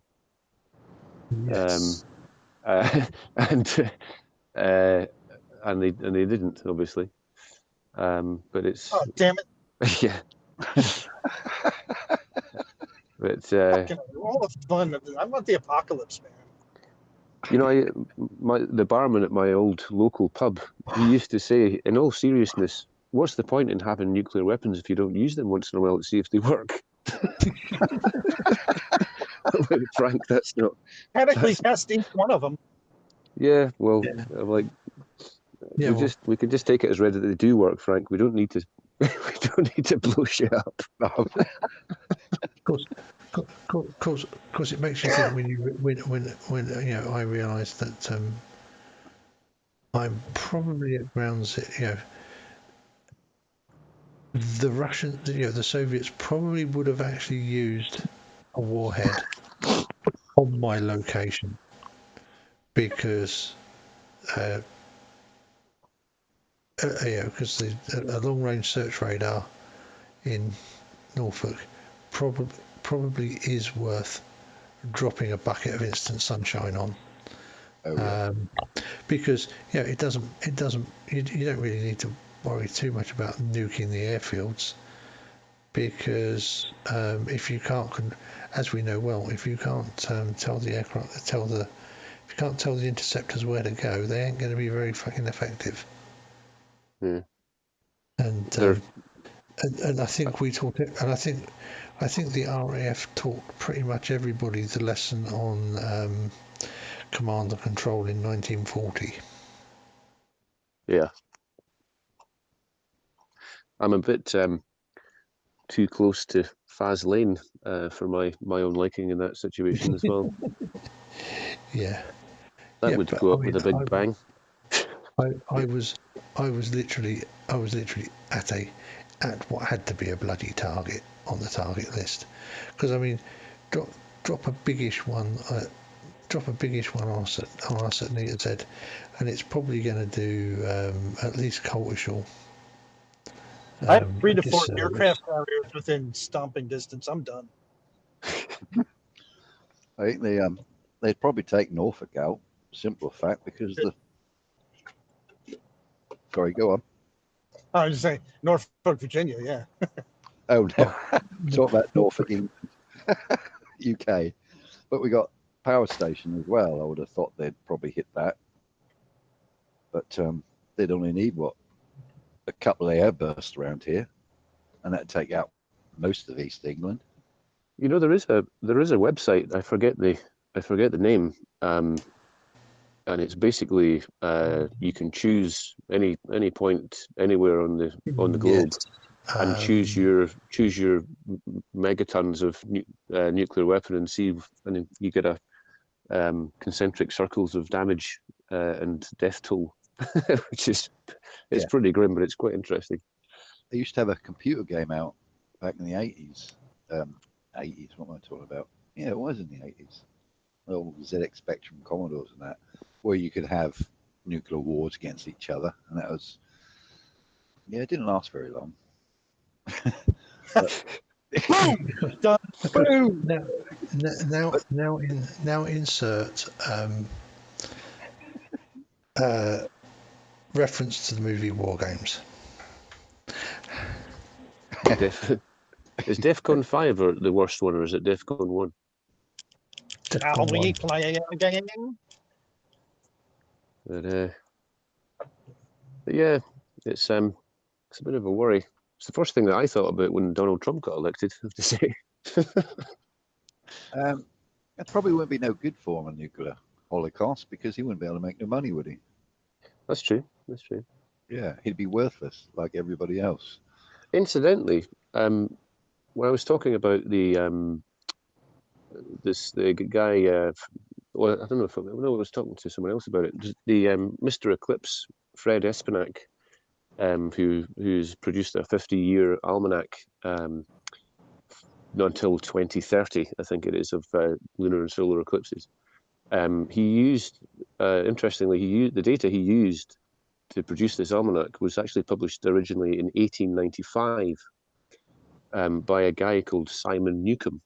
And I was wondering if he was related to some bloodthirsty president with a name like that.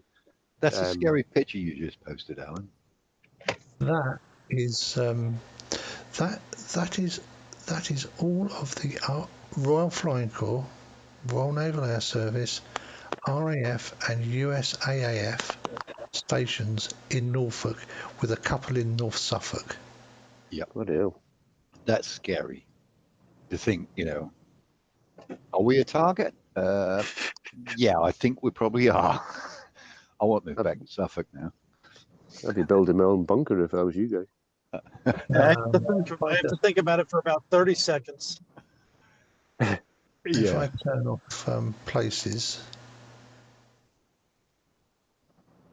that's just unbelievable. And labels, that probably actually makes it even easier to see where the stations are, because that I shows assume you that's because of the Second World War. that is mostly because of the Second World War. Anybody ever look at the specs on the Russian Tsar bomber? Yeah. In fact, funny enough, Ken, you know, 82 Productions Veterans Talk Weekly show.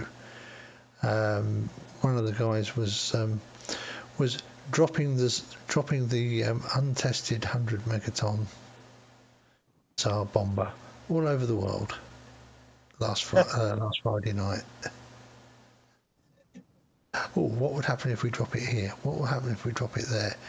Although, funnily enough, he couldn't drop it on London because it kept crashing the machine. If I'm not mistaken, that thing had like a 60-mile fireball. 30 or 60 miles. It was huge. And that's just the radius, just the diameter of it. It's like, good God. Would they be more likely to do airbursts rather than direct contact at the air? Yeah, no, that's what the Tsar bomber was done at several hundred, several thousand feet, I think. Yeah. Well, it depends on what you're after doing, because if you just want to flatten a big area, then yeah, you do a nice high air burst. But if you really want to fuck everybody over, you do a ground burst, or at least an air burst where the fireball will hit the ground, because then it sucks up a whole load of stuff and irradiates it and gives you huge quantities of actual fallout. Yeah. Because dirty bomb. It's a dirty bomb, because airbursts generally are, don't have huge amounts of fallout, because there's only the mass of the fusion, the fission fusion products, from and the stuff that was in the bomb, and the air molecules that were zapped. Whereas blow it up so that it melts the ground, and Most of these stations don't exist now. All the concrete's been pulled up and crushed. Like the one at RAF Bungie, HMS Europa, that isn't there anymore. That in there. Oh, I haven't got Bungie on there. I've got Beckles on there, which is Hornbill 2. Yeah. Bungie's next to it. If you look to the oh, right. Yes. Oh, yeah, now I can see it. I'm yeah, not I know. far. Bungie's completely gone. Yeah. Because that's pulled up in the 80s. I thought it was pulled up in the 60s, 70s, because the station probably gone, but the station was most of it went. I thought earlier in the 80s. No, the concrete was pulled up in the 80s because I used to work for the bloke that done it, and I literally was about a mile away from that place. So I was going to do some skydiving there, but they don't do it there now. You got to go to Beckles. Skydive. You know what all this reminds me of is meteor strikes. Like the one in Russia. Well, Chelyabinsk, that was just a little one. Yeah. I was quite amazed how slow that was going. Well, it was very, very high altitude. And yeah. It was it would have been it would have been starting to break up because the tidal forces as soon as it hit the stratosphere. Yeah. That's what destroys meteors.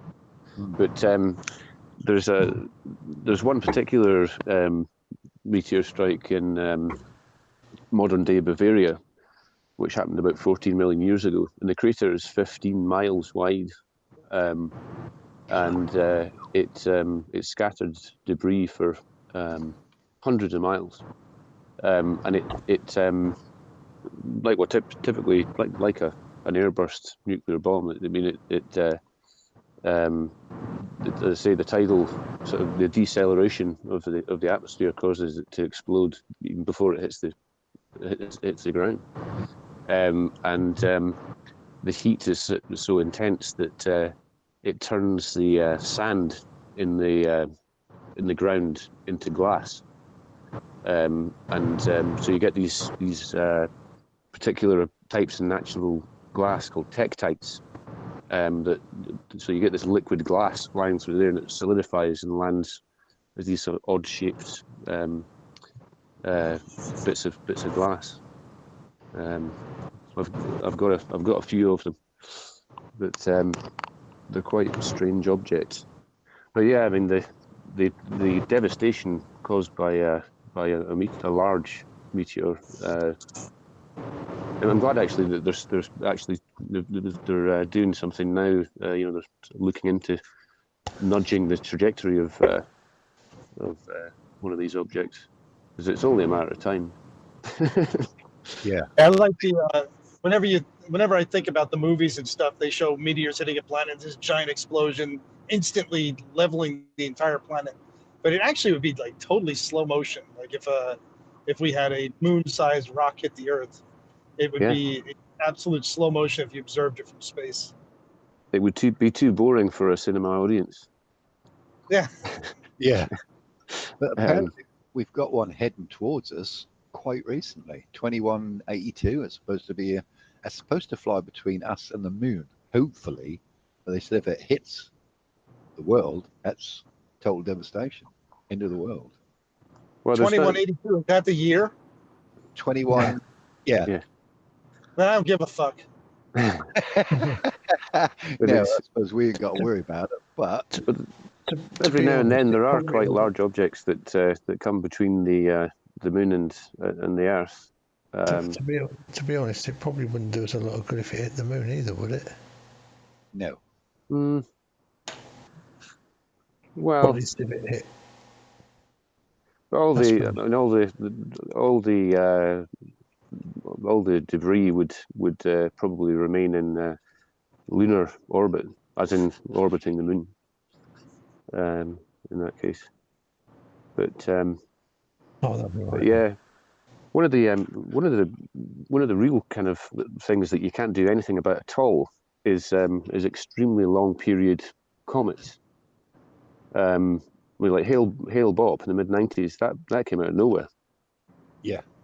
There's something that's never maybe even been seen by modern humans. There's no record of it at all. It just comes out of from the outer solar system. It's there, and there's nothing you can do about it. It's 2036. Sorry, I got the dates. Oh shit! Now that one's a little bit more possible. But they reckon that shouldn't hit us. But then again, if it hits me at that age, I think I still don't give a shit. No. They reckon that gets close as 31,000 kilometers as it flies past on this date. So 31,000.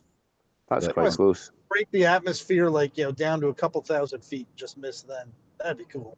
Yeah. A planet just comes right by and sonic booms your ass. Yeah. One in 4 chance of smashing into the Earth in 2029. 2004, it's discovered. There's lots of potential ways to change the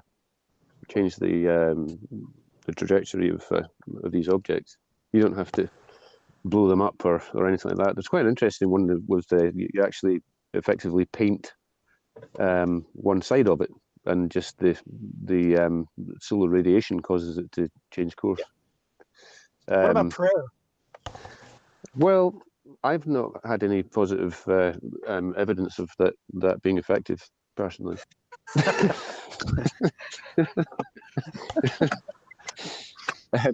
There's an interesting study actually, which was actually funded by the Templeton Foundation, which is a Christian organisation, on the efficacy of prayer on the recovery of heart attack patients, and they found that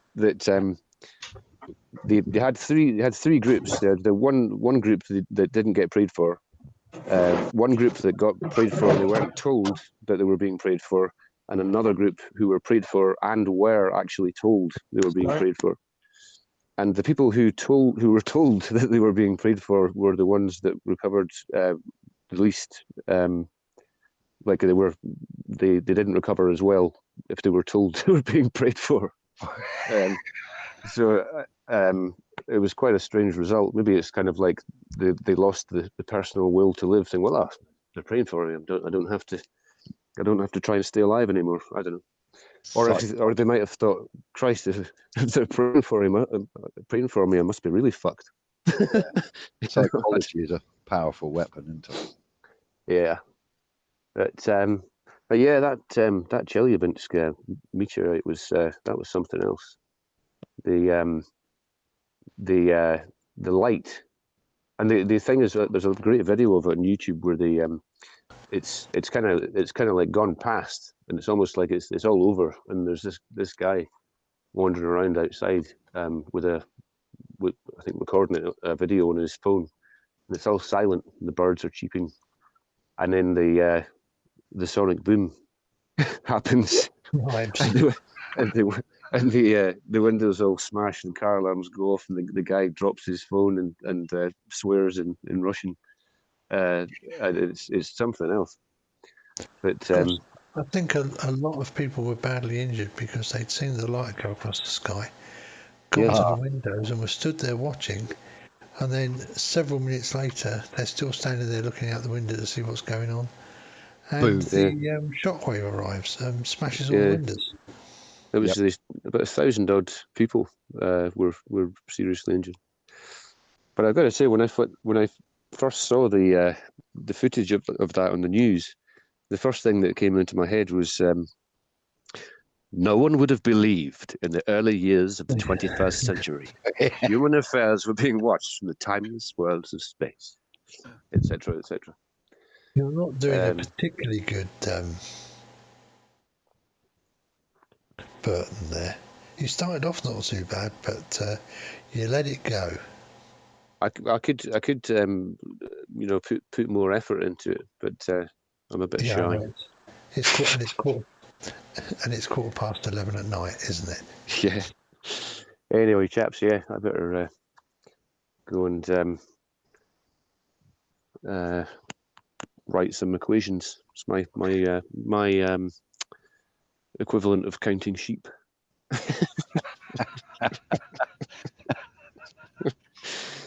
You have to feed them ether. I'll do some parallax equations of this moon thing maybe until I drift off. Okie doke. I'll speak to you guys later. Okie doke. Nice to hear. John. All right. Cheers. It looks like Ken's stopped at Home Depot and has. Is he a truck driver? No, just a homeowner. Ah, right. Just a homeowner. I'd already worked out that Ken was not a truck driver. That looks awfully like B&Q, doesn't it? It's the orange that gets. I think is that Home Depot? Yes, it is. Yeah, I think that's very impressive. Well, I realised that Home Depot has the same type of colour scheme for everything that our chain called B&Q has. I've never worked out what B&Q actually stands for. Is it the owners? Well, I keep hearing bent and queer. Yeah, that's probably appropriate. I don't know how many of these fuckers I need. I didn't measure. I got to put a hot tub on them. I just think of a number and guess. That's what flat earthers do. It's about what I'm going to end up doing. How big is that? How big is the hot tub? Let's see, about yay. 6 by foot? a little bit more than yay. Yeah, I'm guessing probably like maybe 5 by 7, 5 by 6. You'll need at least 35 of those just to hold the base in, if they're a foot. Yeah. How big? They're 16 inches. 16 inches each. Ah, right. So you're going to need at least 40. Yeah. That's what I was shooting for. Yeah, because Rosie was looking at Rosie was talking about putting a patio down here and in our garden, and she was talking about making it this size by this size, and she went, "How much? Well, that won't be expensive, will it?" And I went, "Yeah, because you got about 400 quid's worth of slabs." And she went, "Oh, it can't be that many." I went, "It's 20 feet wide." It was nearly 20, it was like over 20 feet by 20 feet. So 400 yeah, slabs. yeah, Well, exactly. It's like she went, "But it can't." I went, "Yeah, remember you multiply. You don't add the length to the width. You multiply them together." Oh, and plus you've got to add the base, which is sand. Yeah, I'm only going to bring home 20 tonight because my That's poor what little he's Honda getting Fit isn't going to like carrying 20 of them. Yeah, I used to be a builder before I started lorry driving for 15 years. Yeah, so that's something you just look at it, oh yeah, you need so and so. That just sinks into that. That just sticks with you. I once had to remove a sandbagged observation post because whoever built it on the corner of the squadron headquarters building had literally stacked these sandbags up against the outside wall of the building, and it wasn't even cavity wall. And the worst bit was, it was on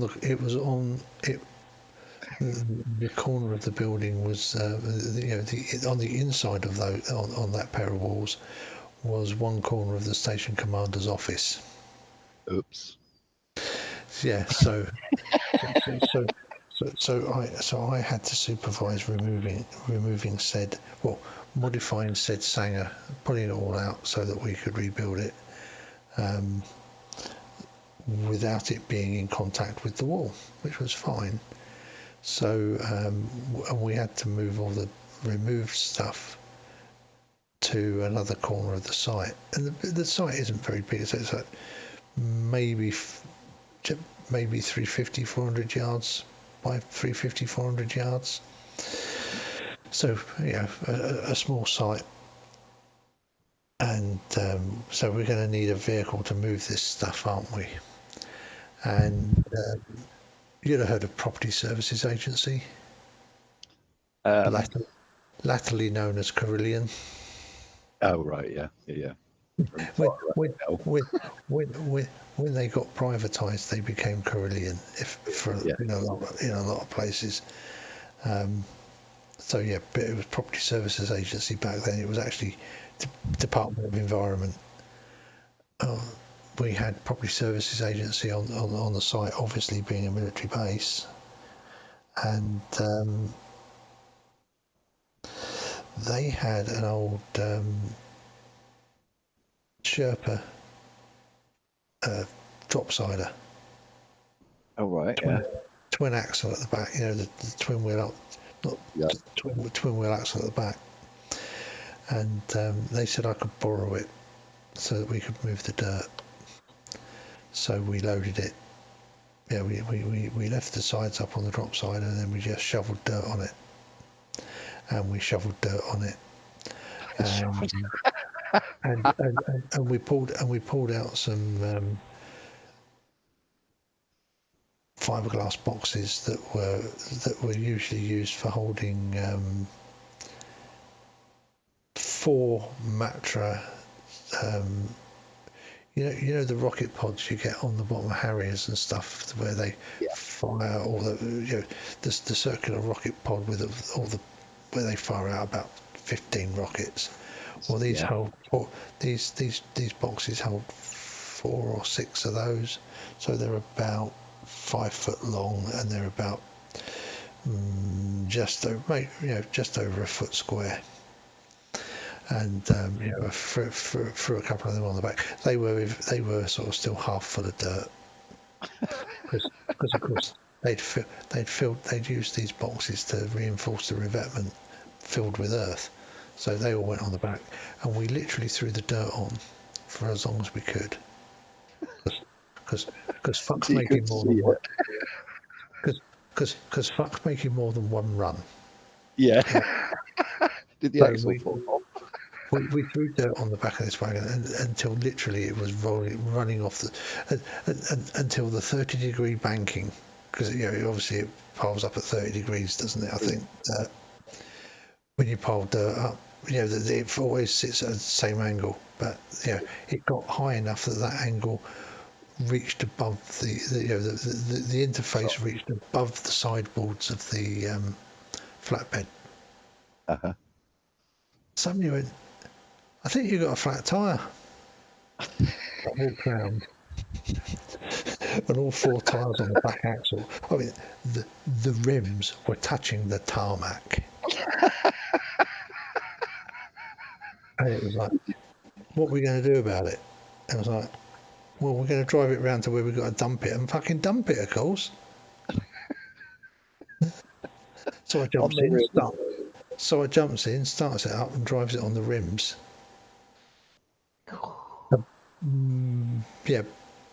About 600 yards I had to drive it. So how far did you get? All the way. Oh, it did go.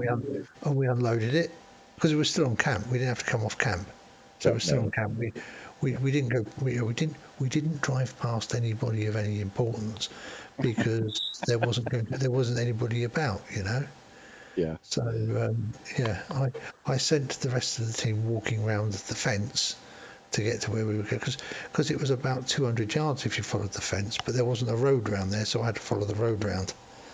So I sent them all with the spades, and I drove it very gingerly. Drove it round to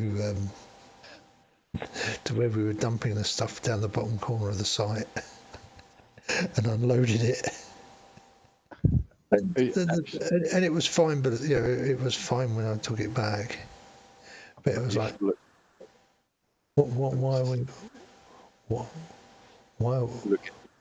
why are we not just going to keep throwing dirt on this thing until we fucking can't throw any more dirt on it?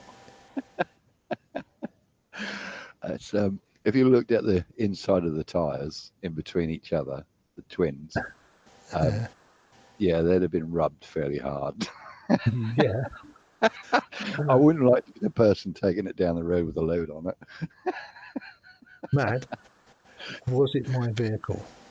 Was I ever going to? It was Property Services Agency. It wasn't MOD. It was Department of Environment. I was never going to drive it on the road. I shouldn't have been driving it in the first place. I never drove that vehicle officially. Oh, right. Nudge, nudge, wink, wink. Nudge, wink, wink, say no more. Yeah. Governor, I never saw a van, Governor. What flatbed, Governor? We moved it all in wheelbarrows. What do you mean? Me? which we would have also had to have borrowed from Property Services Agency. That's hilarious. What do you think? No. Yeah, have these earplugs. What for? You'll see. Why? I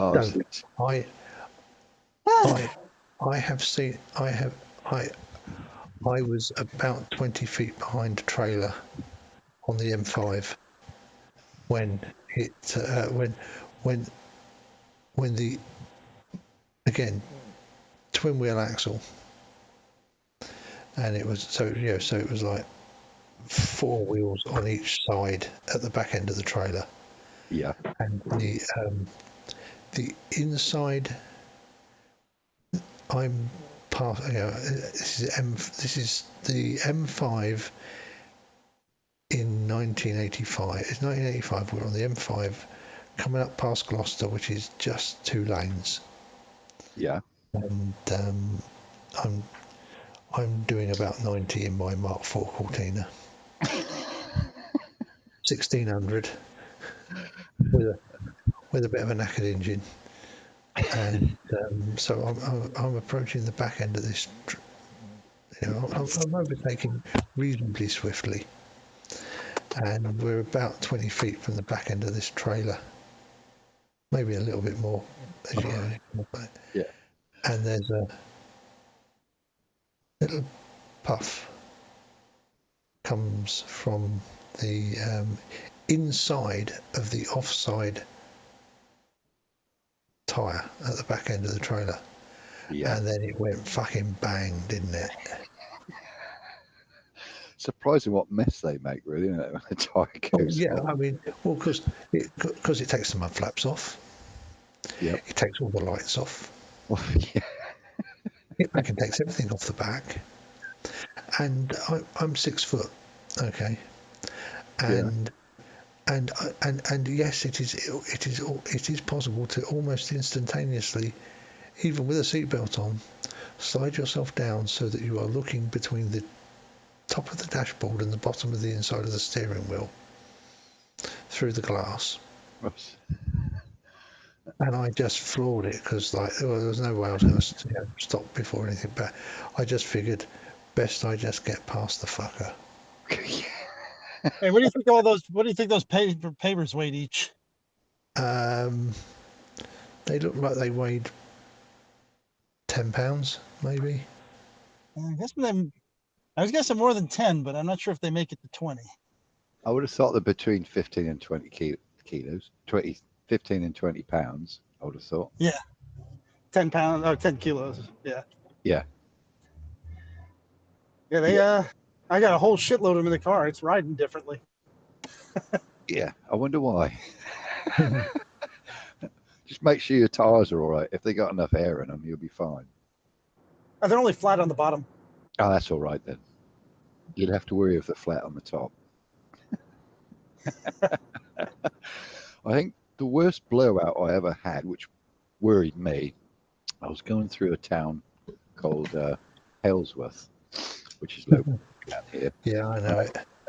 Yeah, and this woman was walking, quite an elderly woman, with a little furry ball of dog, only a little tiny thing, sort of like a Yorkie Terrier sort of thing. And as I walked down there, the tire blew out. Inside, on an 8-wheeler, I was 32 ton, fully loaded, and it just exploded. I mean, like a grenade going off. Yeah. And all I could see was just dust in my inside mirror. And I thought, I hope that woman's all right. And this poor dog, she was fine because she was far enough past the lorry before it went. I thought it actually blew next to her. I stopped the lorry, got out, make sure she was all right, and she was shaking. And I'm just more worried about the dog. And this dog is just frozen. I thought it died, and it just went rigor mortis. But it wasn't.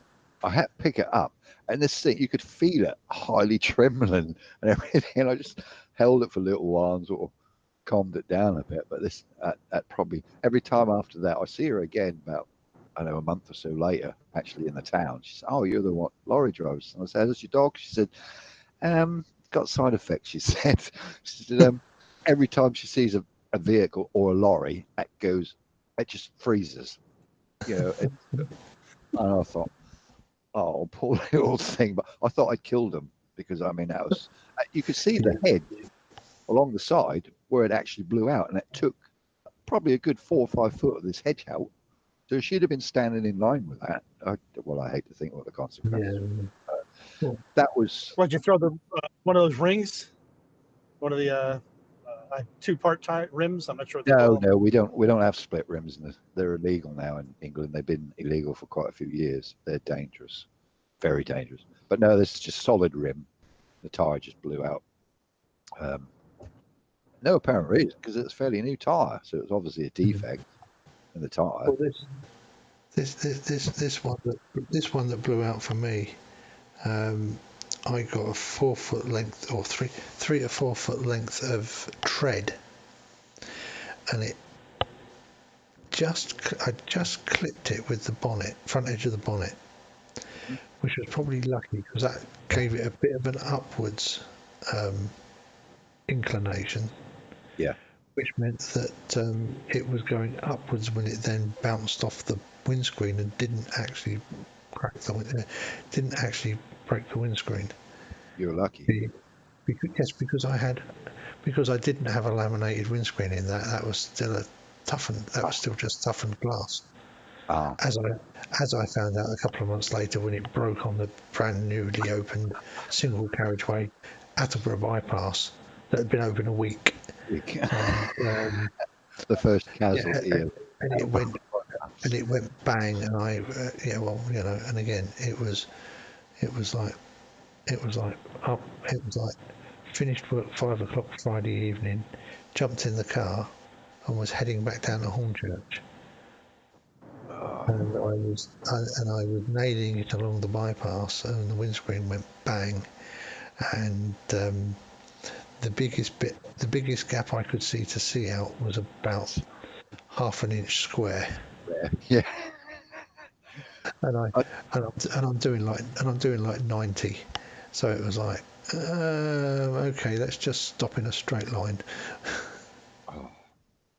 Dad had that go to him. We're going back to the base. I think it was Bedfors. Could have been Woodbridge, I don't know. We're in a Mark 1 Cortina.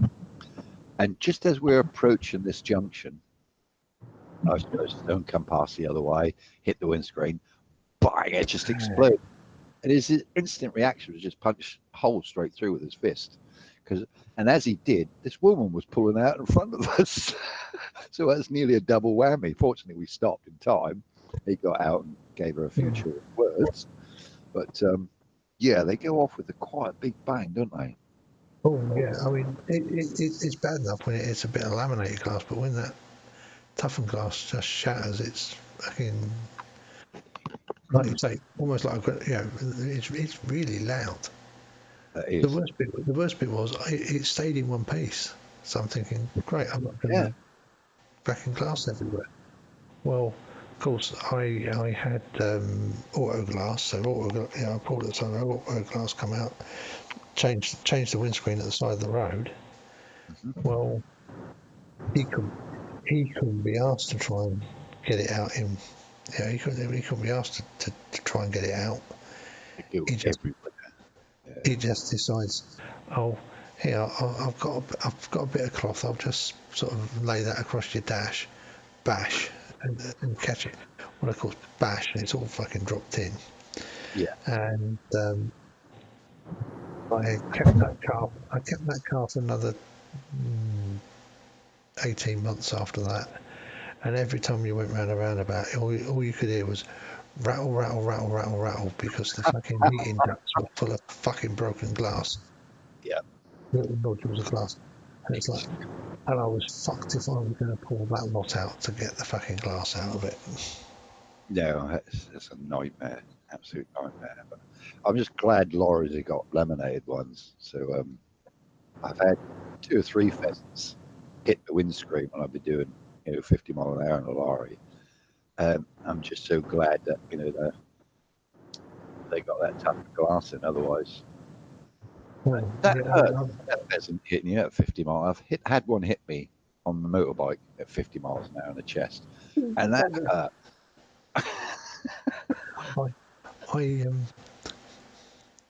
I ran over a pigeon at about 90 on the Newmarket bypass. Mm-hmm. Again in the Cortina, so rear wheel drive with the prop. It literally went under the front of the car because it was that low. Yeah. And it was sort of like this bang bang as it kind of wrapped itself around the prop shaft a couple of times. And then I looked in the rear view mirror, and it came out the back ready plucked. and there's this. I kid you not. There's this impenetrable cloud of feathers blew up in the slipstream behind the car, and it's like a wall of feathers, and it's like the width of the car and 10 feet tall. Like I said, because I think it hit the. I think it got caught in the. I think it got caught by the prop shaft and spun round because I heard the on the bottom of the car. And, yeah, so that must have plucked. As it went around the prop shaft, it must have got plucked because I think it went round inside the prop shaft tunnel. So yeah, of course, as it's come out the back, all the feathers are loose, and they've kind of gone, and there's this huge, great big sort of puff of feathers, grey feathers, come out the back of the car. Made this wall of feathers sort of like 6 foot wide and 10 foot tall. Boom! I've had one. I couldn't find the remains of it. I don't know what happened to it. I was riding a motorbike, and it actually went through my forks and hit my radiator on the motorbike. And it just, fortunately, it didn't do any damage to my bike or the radiator, but it just shredded it. And I could not find any evidence other than the head, which was sort of stuck just above the sort of radiator in between the engine and the radiator sort of thing. But the rest of it, there's a few feathers in that about. I just couldn't find any of it. Nothing of it. Was that a pheasant? A pheasant, yeah. It just must have shredded it to nothing. I don't think, well, where's the rest of it?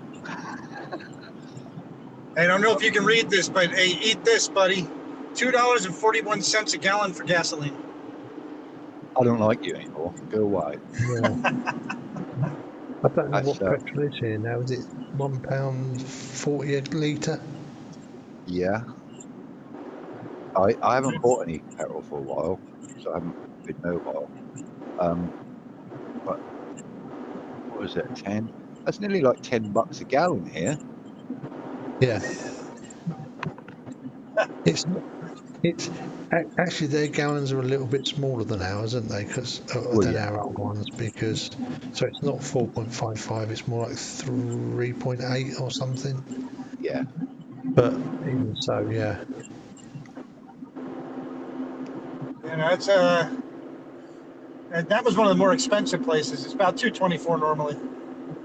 Per gallon. Yeah. Oh. Yeah. But of course, I have to drive 67 miles each way, so I'm glad. I bet you are. I can't remember the days when it used to be that cheap here. Well, Queen Elizabeth was how old? She was a teen? 21 when she became queen. Yep. That's when the price of fuel was that low.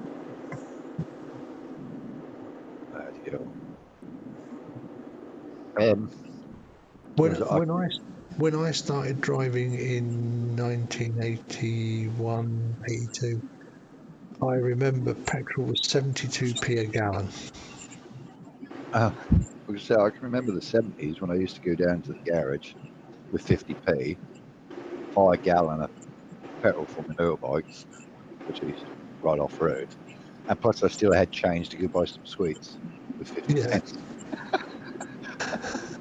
Them days are long gone, I'm afraid, but hey ho. Yeah. Sorry, dude. I didn't mean to pull in front of you to put on my brakes, but I just realized I want to go here. Sorry. I didn't mean to be a dick. They're not that polite over here. You just get a single finger wave out the window. Well, they didn't even wave, so I felt even worse. Ah.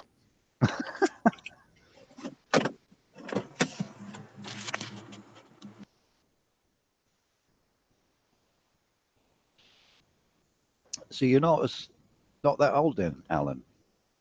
I'm only 55. Ah, you're only 5 years younger than me then. Yeah, but it's enough, isn't it? Oh yeah. Yeah. I've always been really healthy through my life. Been fortunate. Dad's blood, I don't know, but I've always been really, really healthy to a point. You know, I could do anything I want. Never had injuries or anything. It's quite a fit person.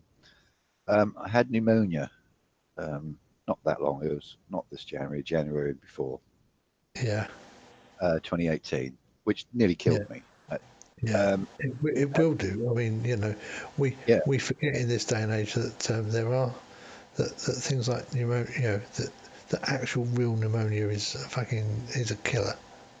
I was gobsmacked. I started where I don't normally take much notice of. I think, I'll be all right. If it weren't for my door, I probably wouldn't be here. But it's a long story, anyways. But anyways, I managed to recover. Then the doctor says, right, I'm going to sign you off for a year. What? So now I'll be all right in, you know, a couple of 3 months. It's really bad cough. He said, no, you had pneumonia. He says, that's going to take time to recover. It's now, what was it, 19 months later. No, more longer than that, isn't it? 20 months, 21 months later, and I'm still suffering from the after effect. You know, my body is just so weak, and I haven't been able to ride my motorbike because I just physically struggle. It's more my legs more than anything. And I just think, and I think now I understand what the internet was saying about pneumonia and how long it takes. So I was reading articles about people who had to recover from it from a younger age than what I am now.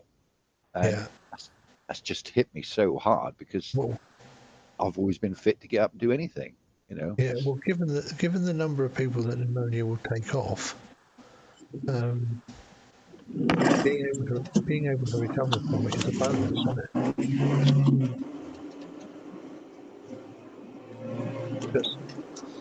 This microphone's more sensitive than my other one. Just a bit. Because I had viral pericarditis back in 1992.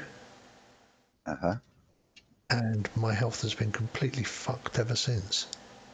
Sorry I got ME from that. Oh, I can relate. Over a 3-year period, I had 3 bouts of viral pericarditis. That's pretty unusual. Sounds like I should try and avoid this. It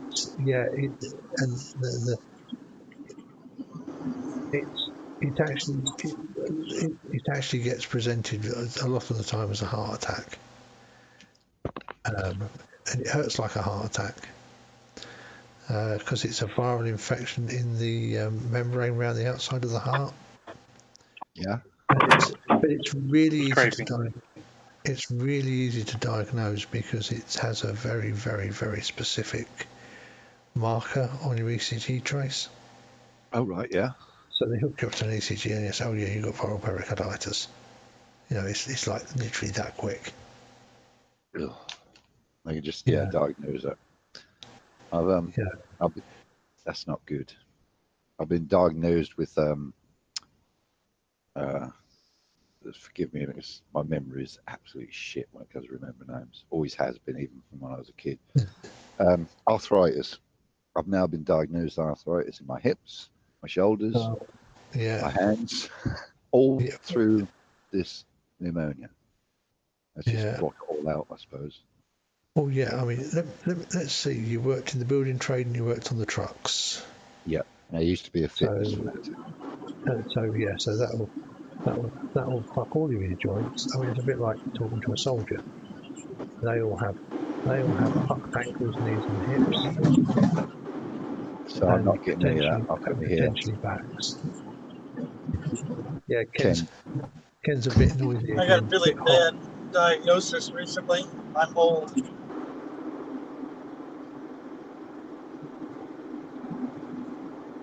What was that, Ken? I said I got a bad diagnosis. I was diagnosed as old. Oh. Ancient. Yeah, you don't want prognosis that isn't good. I've always been called old. I'm the ancient one. But, yeah. I'm a 1966 model. Oh, you're not as old as us two then. Ken, you're 2 years younger than me.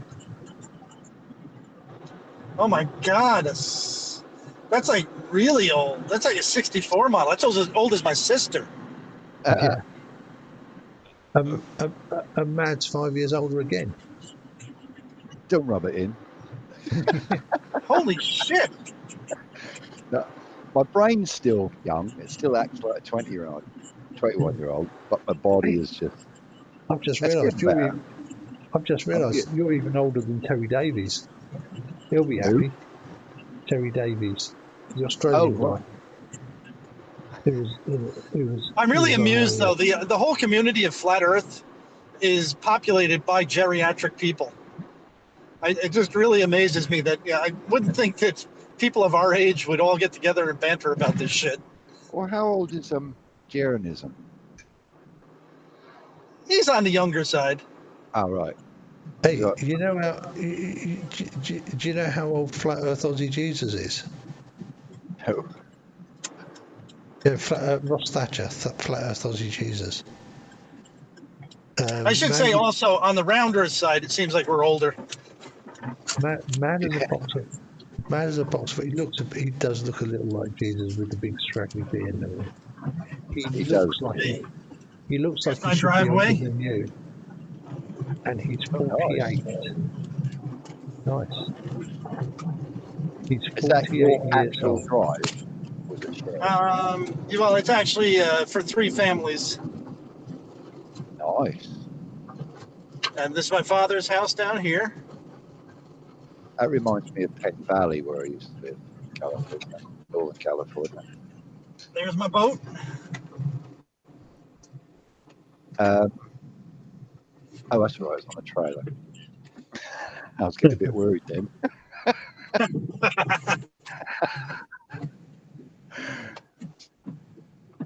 This is the swimming hole. You got quite a bit of land then. Yeah, 17 acres. Nice. Very nice. Oh, I can smell them trees now, man.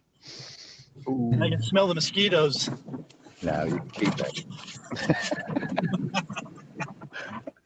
Scotland seems to have quite a few mosquitoes.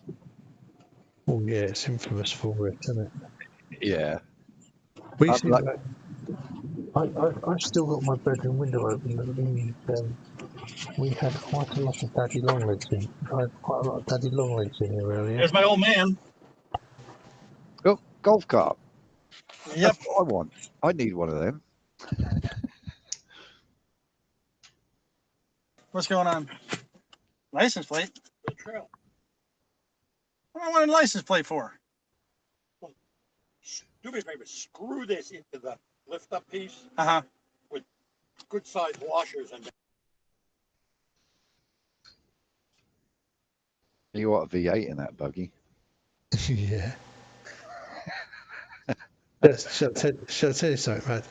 Them golf buggies all have the same key. You know that, don't you? Yeah, I do. Yeah. And usually it doesn't actually matter what key you stick in the keyhole. No, exactly. Yeah. I'd love to have one, electric one, super up, so it's got like go fast and slow mode on it. So I used to use a petrol. I used to use a stretched limo petrol one for quite a bit at one time. Stretched limo golf buggy. Yeah. You're right, Peril. Definitely. No, well, that's not stretched limo. It was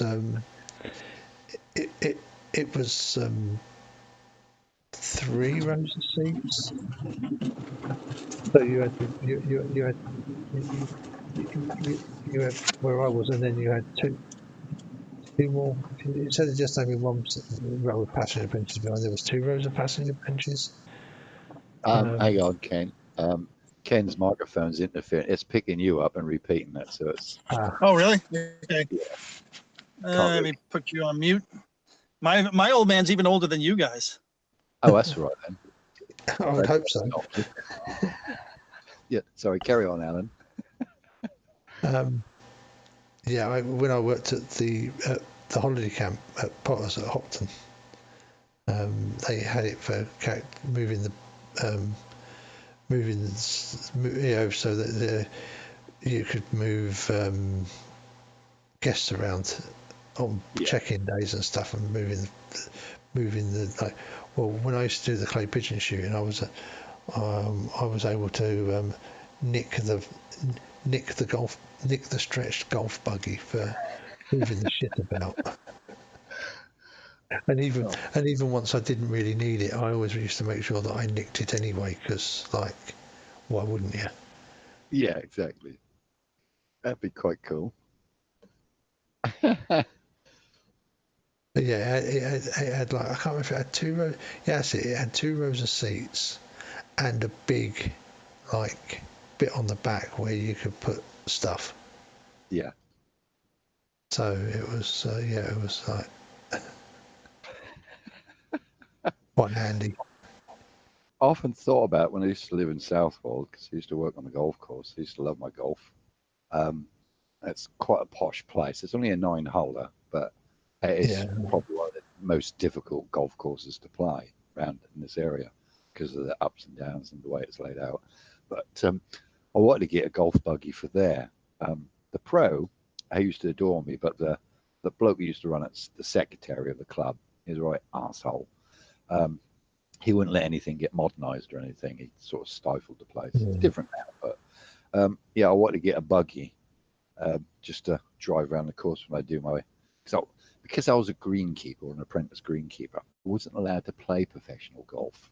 Yeah, and that just lowered the tone of the golf club. You know, I think what really wound them up is that the professional there took my handicap away when I was 16. So basically, I could play. At 16, you were playing scratch, were you? Yep, at 16. Yeah. Well, the reason he took it because we used to play 50p a hole, which is obviously quite a lot of money back then with the pro. That'll encourage him. But he got fed up with paying me money, so he took my handicap off me to make it even. But I could still beat him. But he was good. He was a good old bloke. He was. If it weren't for him, I'd never got into golf. He was a really good bloke. But he tried and tried and tried to get me into tournaments. But because of the snottiness of it back then, back in the 70s, no, the working class wasn't allowed to play golf. Can't have that. No, of course not. No, but now it's completely different. But there's still a bit snobbinish about it. But it's a shame, really, because I used to know a lot of people didn't have handicaps, never had one, but they could play golf and they could play it well and just enjoyed it for the fun of it, not anything else. They didn't want any competitions or anything, but they weren't allowed to join the club because they didn't have a Jaguar. They had a Cortina or something. It's just, and it was just so sad. Or even worse, a Capri. Oh, Capri. Oh, yeah. If you had a Capri, you definitely didn't get, unless, of course, you owned the pub or you're Mr. Adnams. Yeah. Then you could drive whatever you like. But actually, he was quite a nice bloke, Mr. Adnams. I used to get on well with him. Chap that owned the beer. Adnams. Yeah. I get on. And his son, I used to get on well with his son, John, and he now runs it. I don't know if John is still alive, actually. The old man. Probably not. But yeah, that was a good place. I used to enjoy it there. But I would love to have had a buggy, but the pro kept saying, go build one, because I used to make lots of stuff when I was in my teens. He said, yeah, make one. He says, just to wipe the look off that bloke, because he used to have so many arguments with his secretary because he was such an arrogant pig. I think they got rid of him in the end because the board got rid of this bloke because it was just stifling the club. It just just wasn't allowed to expand. But now I think it always had a good reputation anyways, but now I think it's even more popular because us lower class people can play now. I can't play golf. I remember doing a course at RAF Staxton Wold, and we were staying in Scarborough, and we did I can't remember whether it was a 9 or an 18-hole pitch and putt, probably only a 9-hole pitch and putt. Yeah. But it took us like 4 fucking hours to play this round of golf. It's good fun though. I like pitch and putt. Yeah. So it's pitching, so it's par 3, and par 3 pitch and putt. Oh right, cool. Is it par 3? Yeah. Yeah. But it was like so all short little holes. Yeah. I went round in 187 strokes. Oh, ain't too bad. Was that 18 holes or? No, 9. 9? How 9, many? I'm sure it was 9. 187. I keep thinking it must have been 18 because of how long it took us to play it, but it probably was only because all them courses are only 9 holes, aren't they? Yeah, most of them. Yeah. Yeah, so it must have only been 9 holes, but yeah, it took us like 4 hours to play because there's people playing through us all the time because I bet there was. every time I hit the fucking ball, I'd spend like 40 minutes looking for the fucker. Because either I'd hook it or I'd slice it. I don't think I hit it squared there. I don't think I hit it square at anything once.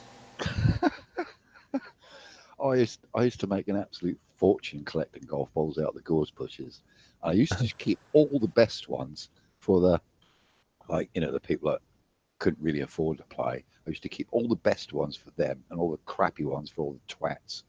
Yeah. And they used to think they would be getting a good deal, off me, 50p a golf ball for this one and that. But I'd keep all the really good quality ones for all the, not so good players who couldn't afford the stuff. And yeah, I got quite popular. And then the pro sort of knocked it on the head a bit because he said I was taking sales away from him. So I said, well, you got to be more competitive then. But I just hit off really well with the pro there. So he turned a blind eye to it. But they tried to stop me saying I was stealing golf balls. But as far as the police were concerned, he said, no. He said, it's a lost and found. He said, unless you can have your name on it. He said, no. He said, you can't call him stealing because he ain't stealing. He's recovering golf balls, which no one can get to. I'd put my leathers on and just dive into well, you know what gorse bushes are like. They're evil. But it didn't bother me because I'd stick a helmet on, bike helmet, put my leathers on and just munch through it all. That just never bothered me. So yeah. The golf balls I'd found in it was just unbelievable. But that was good pocket money when I was at school. Bought me a lot of stuff there. When I was at Potter's, the building we had the shooting in was like up on the corner next to the first tee of the pitch and putt. And again, they had 9-hole par 3 pitch and putt. Yeah. No, sorry, we were next to the first green, and the tee was at the bottom of the hill, right? Mm-hmm. And the tee was on this bank that was about 5 foot high. Well, the guy I worked with before I started, he decided he was going to go and play some golf one lunchtime. So he grabbed the, we didn't rent the golf. We didn't rent the golf bats for that. You got them from a different place. But we had a couple of golf bats and some balls knocking around in our our storeroom stroke office stroke, cubby hole. Yeah. So he's grabbed a wedge or whatever it is you use and a putter, and he's gone out to and a ball, and he's gone down. He's walked down to the first tee, and he's got a tee off, and he was a lefty. So what is it when you make the ball go really badly towards yourself? Is that a hook or a slice? A slice is to the right and a hook is to the left. Okay, well, he's a lefty, so he's facing the other way. So it's gone to our right. Yeah. So it's gone in, it's gone almost 90 degrees to the right. Bloody hell. And it's gone across the road and landed in the car park. And it ended up inside a car. Are you joking? I'd like to see him take the shot from there. Was it out of bounds by any chance? It was definitely out of bounds, and he fucked off really quick. Guess what window he put it through? Oh no! He put it through the back window of a Toyota Supra. He was popular then. Remember the one with the huge, great big piece of glass on the back? Yeah, they Yeah, have. well, nobody ever knew. Well, until he told me. Oh right, he didn't go down and claim his ball then. It's lunchtime. He's not even supposed to be playing fucking golf. No, it wasn't me. I wasn't playing golf. Yeah. Ken, you ought to level them out if you're going to stick a load of water on them. What's that? You ought to level them out if you're going to stick all that water on top. Yeah, no, I'm gonna sand it. I just wanted to see how big it was. Ah, I'm with it. Yeah. Phew. They look cool. Yeah. Yeah. Smash that back window on that Supra. That, sir, that is a Honda Fit, otherwise known as Woman Slayer. Women love a frugal man. A frugal man.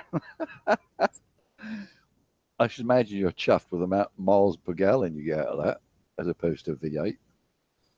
I get about 37 miles per gallon.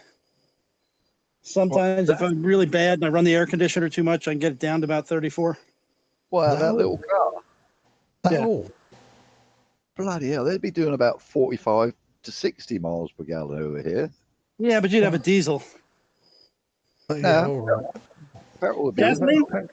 Petrol. I would expect. I mean, I know our gallons are a little bit bigger, but I would expect petrol to do about between 40 and 50. If Yeah. you. I mean, that size I would. Yeah. My last car before I had to stop driving was a Nissan Qashqai. Oh yeah. With the 1.5 turbo diesel in it. And that was if I set the cruise control on a long run, if I set the cruise control at 50 miles an hour, that would do in excess of 70 mpg. If I set the cruise control at 60 mile an hour, it would do 60 mpg. And if I set the cruise control at 70 miles an hour, it would do 50 mpg. Or better. And then one day I had to drive down to Wattisham, the old RAF Wattisham, the Army Air Corps base down at the bottom of the A140, where it meets the A14. 19 miles per gallon. What happened? I was late. Oh right, that explains it. Did it from Great Yarmouth in under an hour. That's good going, especially down that road. That is Yeah, because I mean, left Yarmouth, A143 to Beccles, and then A143 Beccles, and then Bungie, and then out to out to Skull, out past Harleston. Yeah. Turn left at Skull onto the A140 and down to the A14, and it took me less than an hour to get to the A14 junction, and I did 19 miles to the gallon doing it. A lot of the time I was doing over 100 miles an hour. Yeah, allegedly. Yes. That is allegedly. I don't know how long ago you've done that, but you'd probably struggle now. It wasn't that long ago. That would have been about. We've been here what 4? We've been here 4 years in. We'll have been here 4 years in February. Yeah. Yeah, I think we've been here 4 years in, maybe 5. That's maybe 5. I think maybe 5 years ago, 6 years ago. Yeah. But not that long ago. Lots changed. And it was like Sunday. It was like 6:30. It was like 6:30 Sunday morning. Ah, nice. Because I was fucking late. Damn it! Sorry, Kim. That's all right. That's okay. Yeah, but I had see because I was supposed to drive back from Bisley, well, so basically Woking. Yeah. Supposed to drive back from Woking direct to Wattisham. However, I realised I'd forgotten something really, really fucking important, so I had to go home first. So I had to drive back to Yarmouth before I then drove to Wattisham. Yeah. Don't you just love that? You get oh shit. Yeah. So I started. So I'd started at 5 o'clock in the fucking morning, hadn't I? Annoying. Yeah. Annoying. All that time you gained, and you had to lose it again just to go back. God. Unfortunately, all the years I've been driving, I've never ever done that in a lorry. Never ever forgotten anything. Fortunately, because most of mine used to be long haul. Well, in England, anyways, long haul. Yeah. But yeah, it's just a nightmare trying to get anywhere now. I haven't driven a car. 2017. It's the last time I drove an actual vehicle. Ridden my motorbike. I got so disillusioned with driving. So I used to love it. Absolutely, I'd go anywhere. If someone said, "Oh, I need to get to Wales," it wouldn't bother me as long as they put the fuel in. I'd drive them there. I just couldn't get enough of it. But in the last year, I stopped driving HGVs. That was about 3 years ago. This Pratt was trying to do a crash and bash and crash thing. Yeah. He done it with several cars behind me. Then he decided he wanted to argue with me. He come past me in a 40-mile-an-hour speed limit. Come past me. He must have been doing well over 80, and then just braked, sort of like 400 yards ahead of me. And I thought, what's a stupid thing, mate? So I just overtook him. Tried to come up the inside of me. I just swung in and sort of blocked him off. He come past me again and just braked. I thought, oh dear, I can't brake in time. Bash straight in the back of him. He didn't expect that, I suppose, but he came out, oh, it's your fault, you broke it. What I didn't realise, I had a passenger as a witness and the bloke behind me as well, because he tried to do it to him as well. Got the police there, but he drove off, took my keys, drove off. He took your keys? He took the keys out of the lorry, because I walked back to speak to the bloke behind me, asked if he'd be a witness and everything, and the bloke in the car explained to me what he was doing to all the other vehicles behind us. This is like 5 o'clock in the evening, about sort of March time, so it's quite dark. Yeah. Just drove off. I see him getting into or open my cab. Didn't take much notice. I thought he was looking for me. What I didn't realise, my passenger was climbing out of the cab on his side, and he thought that was me getting in the cab, so he didn't realise that was a bloke just reaching in, nicking my keys. Oh, fucking hell. Yeah, and then drove off, so I was just stuck there until, fortunately, I was only like a couple of miles from my depot, so I had the spare keys brought out to me. But it's out of that, I just said, do you know what? I've had enough of this. And I went for my medical. They said I'd pass, and I got a letter. I know, because I couldn't drive anymore because my license ran out until I sent my medical back. So I sort of left the works. Got a letter about 3 weeks after I'd left saying, no, sorry, you failed. You need to take an eye test. And I thought, doctor told me there was nothing wrong with my eyes, which there wasn't. Nothing wrong with my eyes. Not so that, I just thought, nah, had enough. Not going to do it. Done it for 30 years. Had enough. I ain't going to bother anymore. And they kept hassling me because we're short of HGVs over here, aren't we? Well, yeah. And I thought, you know what? I don't really care. I don't, if I have to sweep the roads, I'd rather do that than all the hassle of driving anymore. Because it's just, yeah. Well, Nathan's doing his theory test next week for the HGV.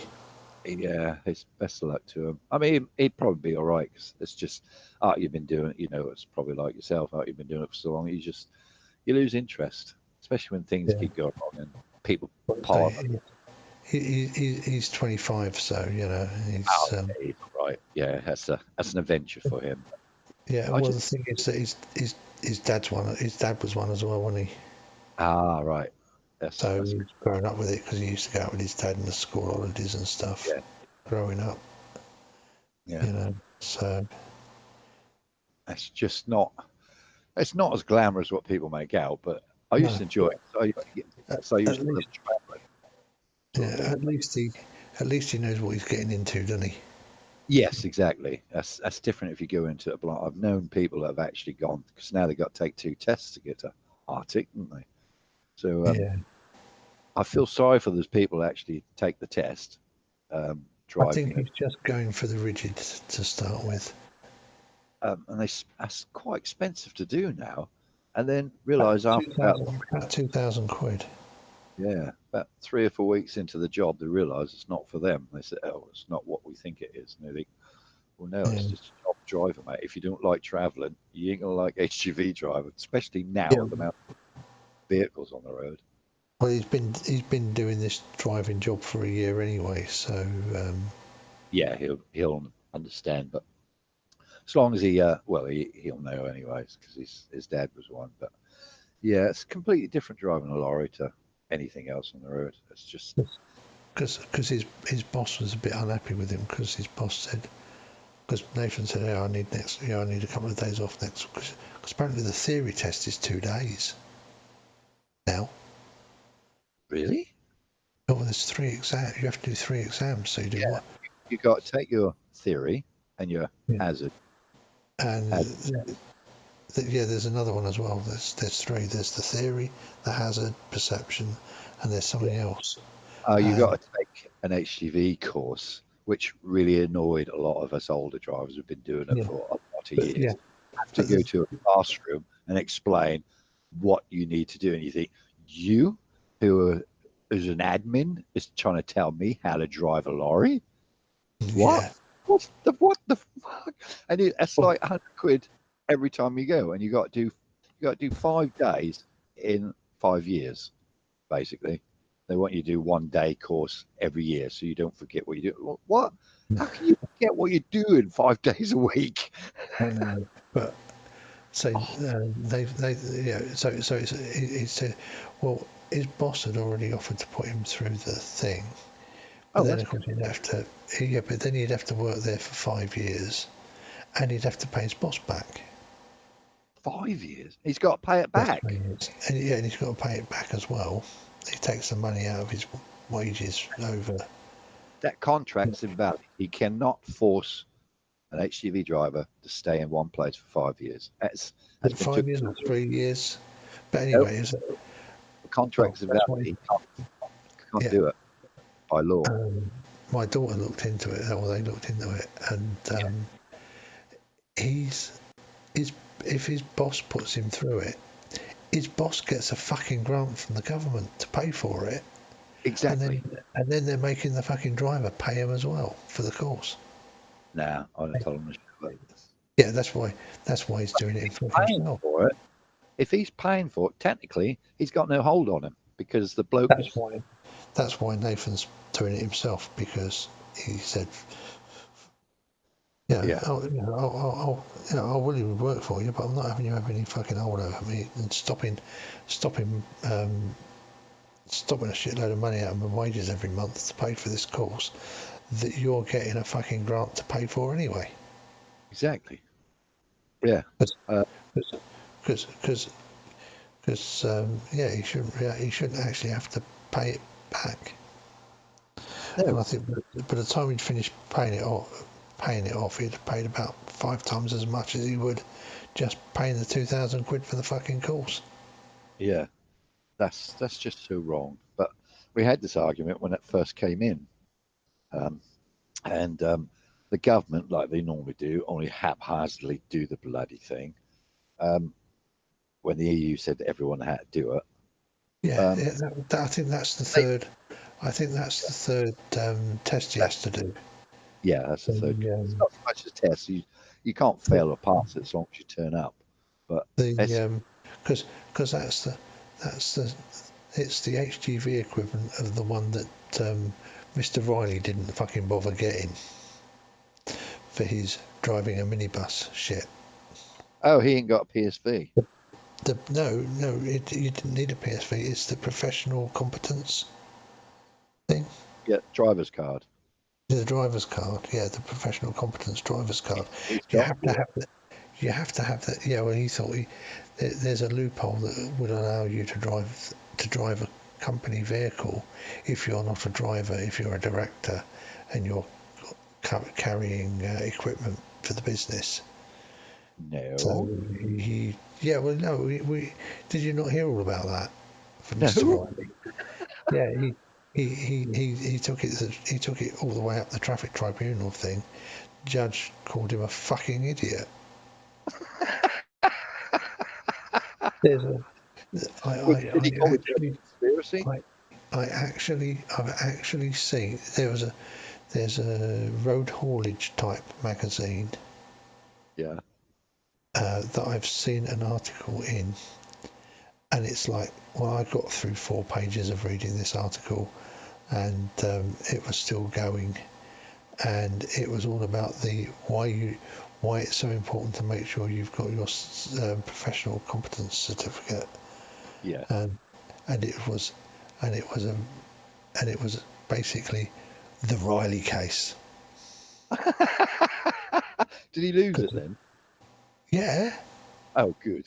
Thank God for that. Do you know what the stupid thing is? The stupid thing is that if he'd have gone, mea culpa, I'll get myself on the course, he would have probably got away with a couple of £100 fine, and get the course done, and you'll be all right. But no, he fucking argued it and lost. Yeah, he'd lose big time.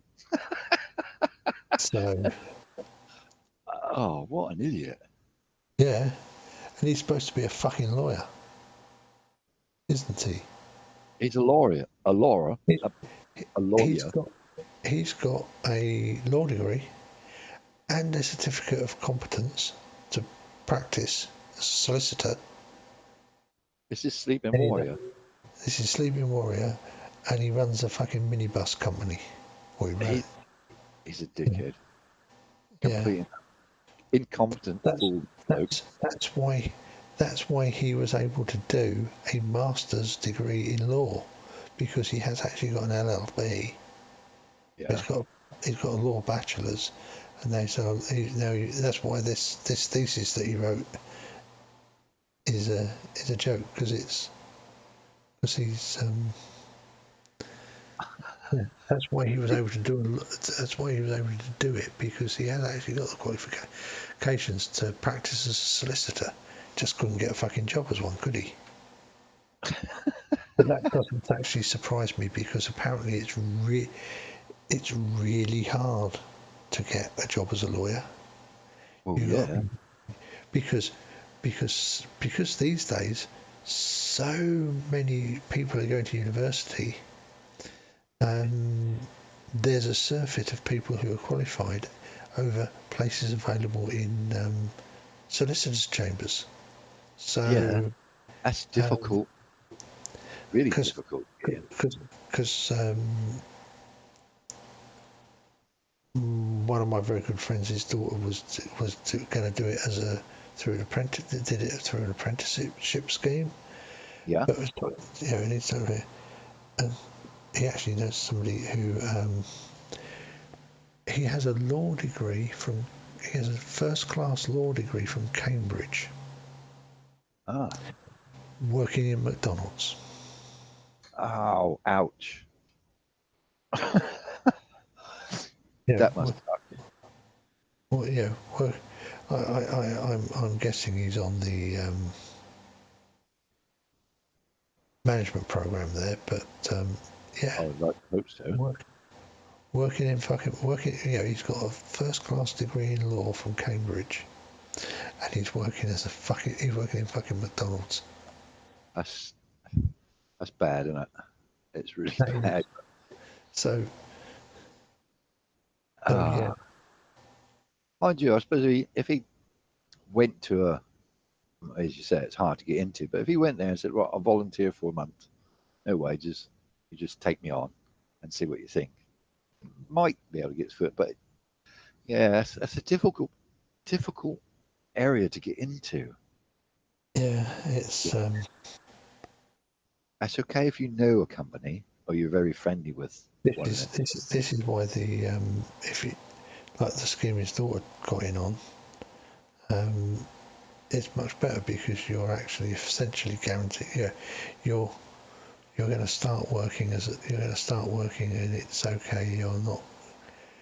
You're not going to have a degree in law, but you are going to be able to be a practicing solicitor, and it's going to take you about 8 years. Yeah, that's not a quick job to get into. No. But you have the advantage that you're working in a solicitor's office the whole damn time. Yeah. Let's just say his daughter started this apprenticeship at 18 when she left school. Yeah. I mean, done the A levels instead of going to university. And within 6 months, she was representing clients at, when you get divorced and you've got the tribunal thing, rather than, representing clients at the tribunal hearings. She was getting paid £3 an hour. Ow. Actually, it was £2.98 an hour. Experience. Guess how much? Guess how much her boss was billing the clients for her time? £200 an hour? Not quite. 60. Ow! And he could only give her a measly. This is a first year apprentice who has done less than 6 months. Good night, gentlemen. Good night, Ken. Yeah, good night, Ken. Mad. Thing is that the rate that she was being paid is actually fixed by law. Yeah. Because of the scheme she's on. Minimum wage. That apprenticeships, because it's less than minimum wage. The apprenticeship scheme has this fixed. It's essentially pocket money. Well, it sounds like it, yeah. Because being a paper round. £2.98 an hour. And the solicitor and she was doing this 2 days a week, all day at the tribunal, because oddly enough, a lot of the clients were much happier to pay £60 an hour rather than paying £200 an hour for the solicitor. I can understand that, but I can't. But she got stiffed by the solicitor that she started with because come the end of the year, the solicitor turned around to her and said, things aren't great and sorry, but I can't afford to keep an apprentice on. So I think it would behove you to look around and find yourself somewhere else. Well, he's getting paid by the government to pay her. Well, yeah, it was a female solicitor, but anyway. Turns out that you get the best deal by having a first year. And she was telling people that she couldn't. She was basically telling people to go, that they wouldn't be able, that she couldn't afford to keep them on each year, and telling them to go look for something else. So of course they were leaving. And because they were leaving, she could take on a new first year because, that person left. My friend, when he found out, he went fucking ballistic. I bet he did. Because it turns out that she bumped into the girl that had done it the year before and found out that this is what had happened to her. Because because my friend, she did really well. She got maximum marks in all her because they have to do day release and stuff, and she got really good marks in all of that. essentially top marks in all that. So of course her performance was brilliant. So she could, so if she'd have been sacked, there would have been questions. Yeah. So they wanted them to leave because there wouldn't be any questions then. Well, turns out that she was working this with the guy who ran the company that did the placements.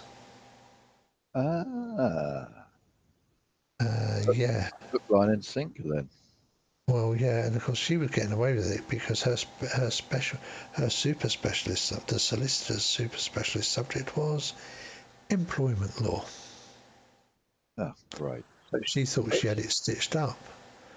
Yeah, well, my mate went to your MP. Oh, right. Because I think you're Suffolk Coastal, aren't you? No, I'm South Norfolk. Ah, well, yeah, but okay, the adjoining, I've forgotten whatever it is, but you went to the MP in Suffolk Coastal, who asked questions in the House, and there was a bit of and it came out, and it all, off-qual investigations, and the bloke who was facilitating this lost his contract, and she was. I hope she got reported to the bar. She did, and she couldn't have any more. Well, no, she wasn't a barrister. She was just a solicitor. No, So but she still come under that. it's not the bar. It's not the bar. There is a thing for solicitors, but it was them, not the bar. But yeah, she got banned from ever having apprentices again, and yeah, she got slapped wrist. Yeah, she got well, yeah, and I think she had to pay back a lot of money. Oh, good. That she'd got off the government for having these apprentices. Well, that's really annoying because it's scamming. Yeah, I hate scamming. She didn't get prosecuted or anything, but she did have to pay the money back. Yeah. That really sort of wrenches your gut when things like that happen. And you think, yeah, they'll just laugh it off. Though I got to pay a bit of money back, I still got my license to practice. Just why? They could have had a really, really good person, especially they promise you give them someone an apprentice and then boot them after a year because it just makes it demeaning, doesn't it? Yeah. Well, see, so it was just after somebody that wasn't going to cost them any money. Yeah. Even though it's pulling money in for them. Oh, yeah. It's greed. That's just sheer greed. But I don't know. I couldn't do something like that. That'd play on me. I wouldn't be able to sleep at night. Especially paying someone, because when I was doing my apprenticeship as a greenkeeper, I was getting 50p an hour, right? Which is basically a joke, really, back then. That was a joke. Yeah. But but actually, considering that would have been 1975-ish, probably. Yeah. 76, yeah. When you look at what an adult was earning back even in 1975, because that was before wages went stupidly through the roof wise. Yeah. Average folks about 30 odd quid a week. Yeah, 30 or 40 quid a week. So 50p an hour for an apprentice was actually not that bad money, considering you were going to be living at home with your parents and what have you. No, that's true. When I come out of school, that wasn't too bad. But what made it better was that the actual pro actually used to give me extra money for doing other stuff. Because he had access to the finance side. He didn't have to get approval as such, but if he said that was okay, sort of thing, I need this to happen, they'd approve it anyway. So I used to get top up. So I was earning just over £20 a week. Plus I had a paper round in the morning, plus the golf ball, plus various other things I had my fingers in. But to think, I was earning that much then, and she was only earning. That's really is a kick in the. She's 18 months older than Rosie. So this is only like 5 or 6 years ago. Or 7 or 8 years ago, maybe. That's it. Don't really. I mean, you got to be really keen to do something like that, but that don't really give you a lot of incentive, does it? Well, no, and of course, because of this, she ended up losing it because obviously she then. It's really hard to get in somewhere as a second year because they're not going. They're not. Nobody who's in the scheme is going to want to take on somebody into the second year when they could take somebody into the first year and take them all the way through. So there was that side of it, but frustrating. I was promised an apprenticeship for mechanics. I wanted to get into bike mechanics, and I went a lot about back in the 70s for specifically motorbikes. You just had to do a mechanical course. I had this one bloke who used to have sort of like the biggest garage in Southwold. He crazed me to go work for him. Crazed me, and then as soon as he said, "I promise to get you into college," bang! I took him up on the offer, and he tried for like a year and a half to book me in the college, and I ended up nearly going to prison, well, youth hostel, because a couple of these guys, I just couldn't get in. There was just no places. A couple of these guys who were just fanning about so they didn't have to do anything. Oh, mummy and daddy are paying us, blah, blah, blah. They never actually went to college, though they were on the same course I wanted to go on. They never went. They just used to go in, sign in, and then bugger off and go home, down the beach and that. So I gave a couple of them a rather big hiding because that's what I wanted to do. And they stopped me from doing what I wanted to do. They had no interest in mechanics. I mean, they didn't know what one end from a screwdriver to the other. But they just wanted to skive because mummy and daddy were paying us. And they probably had their pocket money's probably more than the average, married person per week, just to throw away sort of thing. And so they got a couple of hidings. Parents come after me. So what you do, and I explained to them why. I had several people on my side explaining, what his two kids were doing were bang out of order. Well, not his two kids, two parents. So no Protestant came. The police did what I know. As far as the police were concerned, they got what they deserve. Back then, they could turn the blind eye, but you used to get smacked off the police officers as well if you're cheeky. But and you didn't go home and tell your dad because he'd give you a smack for telling the messing the copper about. So you just kept still. That was just so frustrating because there's so much I wanted to do in mechanicals. I know I'd have gone a lot further, but I never actually did get in. I ended up going on a course myself in the evening, paying for it out of my pocket and things. But I knew quite a lot because I was playing about with engines and things from like the age of 10, 11, pulling engines apart and everything. So I just wanted them papers so I could do what I wanted. But back then, you didn't really have to have qualifications. If they knew you or you could prove what things were, people would take you on straight away. But nowadays, if you haven't got a stack load of papers, they don't want to know. But to me, a stack load of papers don't prove anything. No. That proves you can do a course, but are you very practical? 9 out of 10 times, most of them aren't. Not in my experience, But frustrating, but the world's changed now. Not for the better in most places, unfortunately. But you got to sort of pull your socks up and get on, didn't you? Really. But it's strange where it leads you, really. life. Yes. So I suppose we better keep talking for another 17 minutes. Oh, why? Well, then because then this after show will have run for 7 hours. Oh, bloody hell! I've just looked at the elapsed time, 6 hours and 42 minutes. I didn't realise we were on here that long.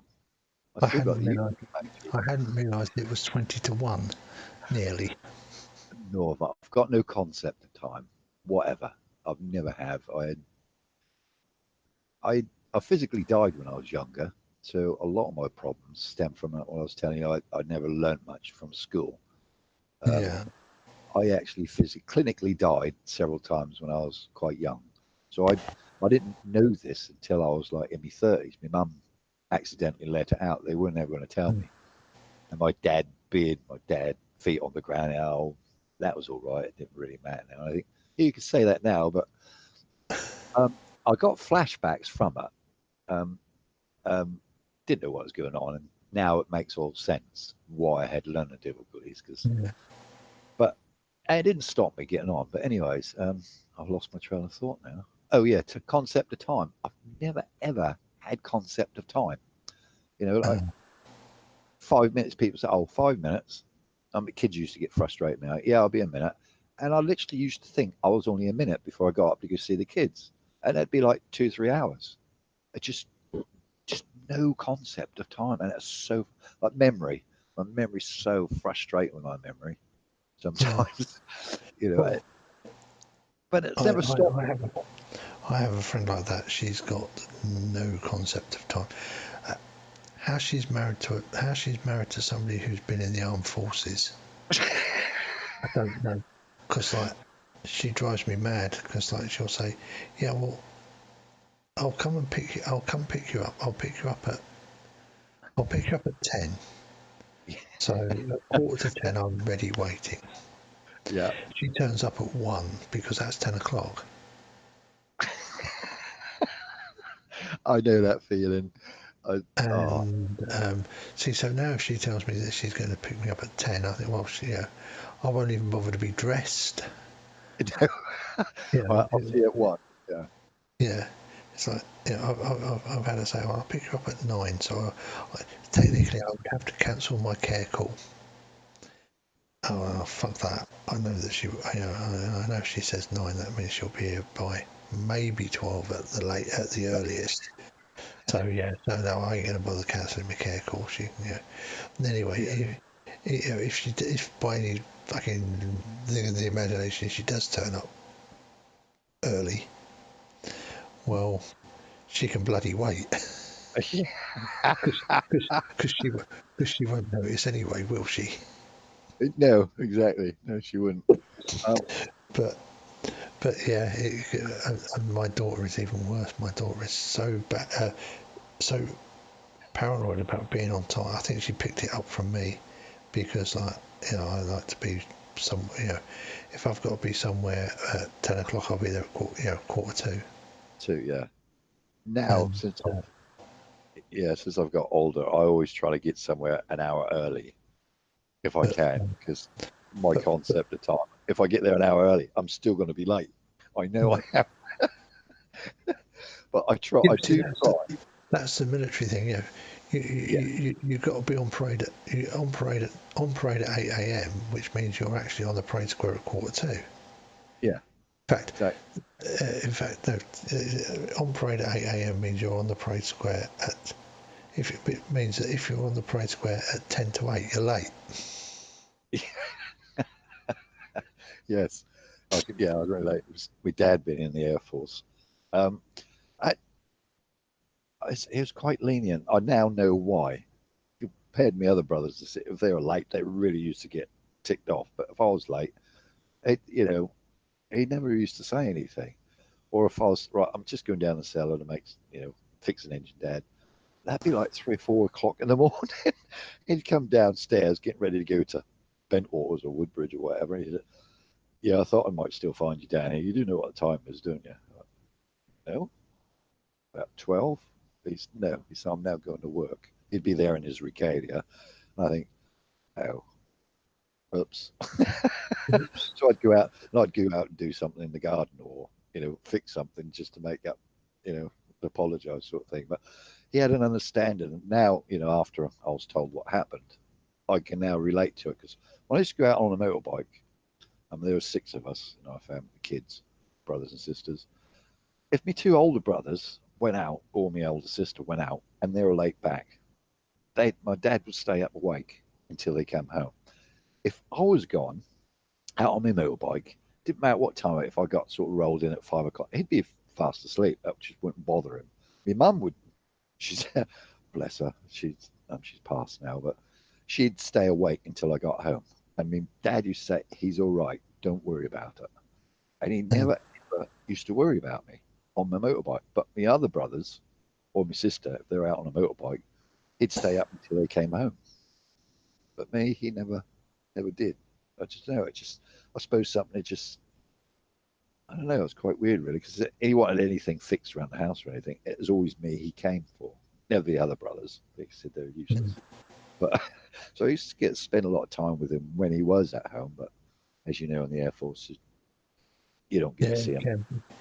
Yeah. Well, I guess also that see, I was lucky because of my job, I never got deployed, because it's really hard to get deployed when all your equipment fits in a building over 2 floors, and each of those floors are the size of a 5-a-side football pitch, and you've got a 60-ton aerial on the roof. Getting deployed is not something that happens. No, no, my It's dad. It's not like being a pilot or working on aeroplanes that get deployed. Exactly. You don't get to, you don't get. Although, of course, I wish I'd have realised I had wanted to go in as aircraft radar instead of ground radar tech. User bench ship. Well, yeah. But they said, we've got an opening in this trade now.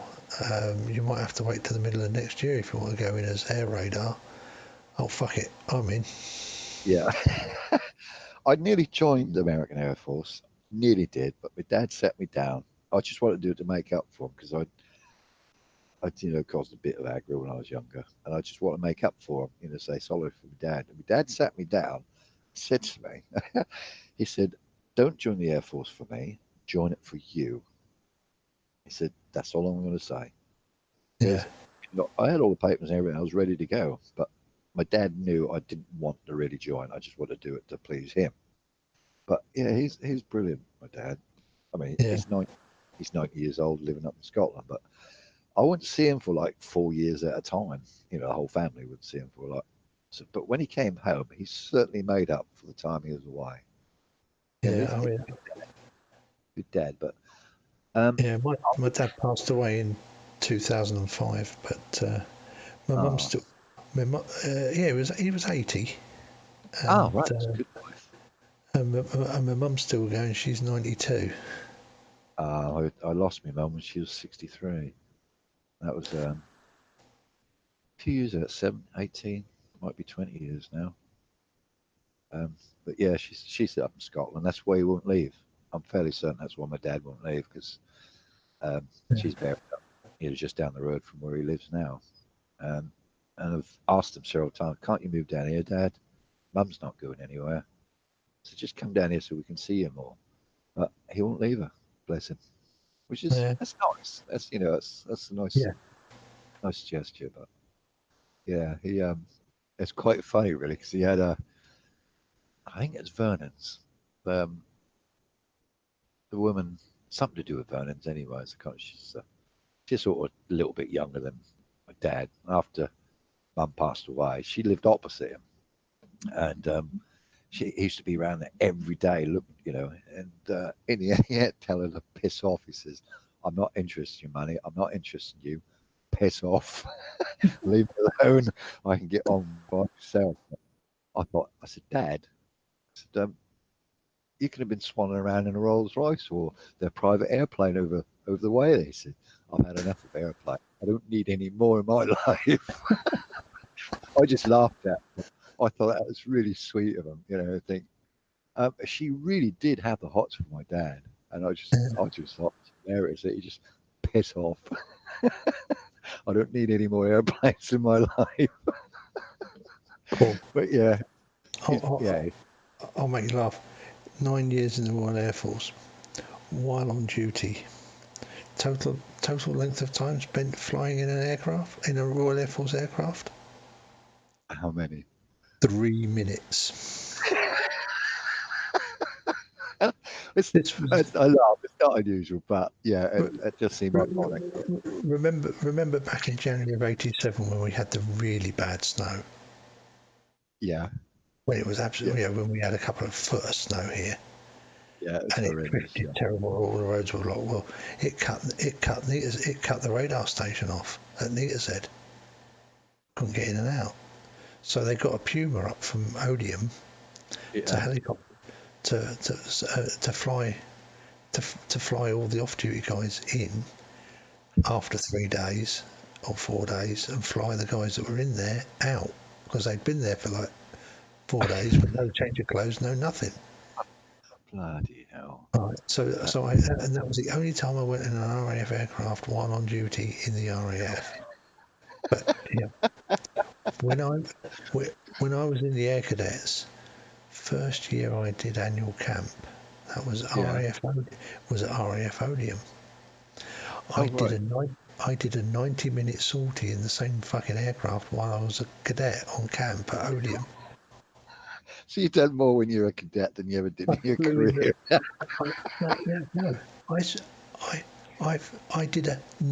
flew an hour and a half in the same fucking aeroplane or the same fucking helicopter as a cadet. Not just total flying. Total flying was a huge amount, but I mean, as a cadet, I got a trip. I got a trip on a VC-10 to fucking Cyprus and back in a day. Oh, bloody hell! Half an hour. Got to spend half an hour in Cyprus. Nice. I've been to Cyprus for half an hour. Well, I went as a supernumerary member of the crew. I did get to, it was an early flight out, so I kept on I had a bit of a.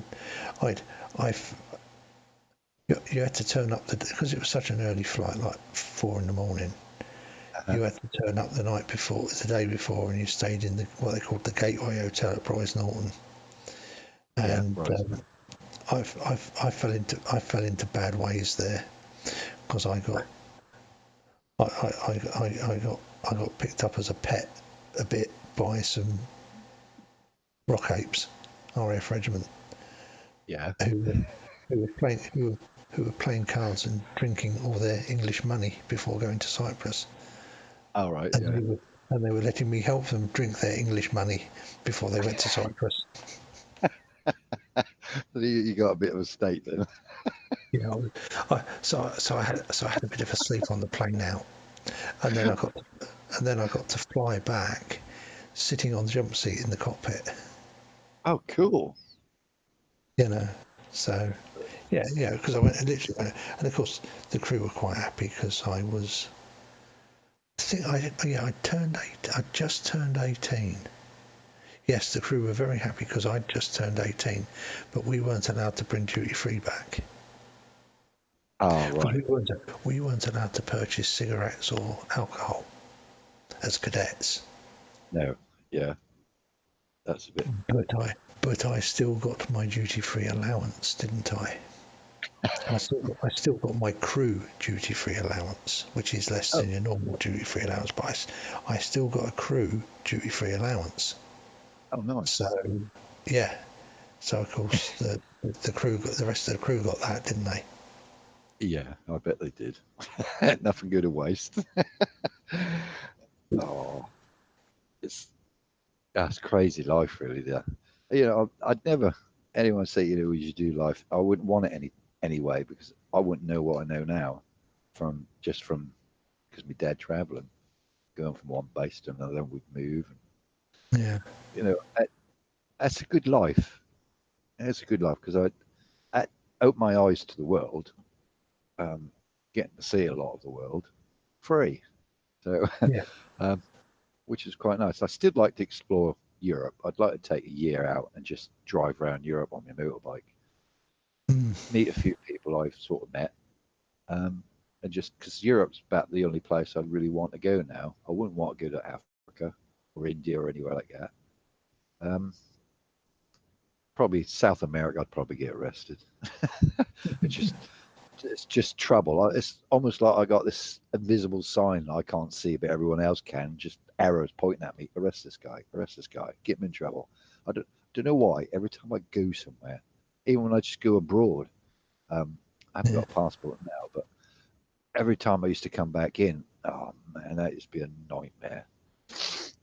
Yeah, I'd quite like to. I'd quite like to visit Europe again because I haven't been there since.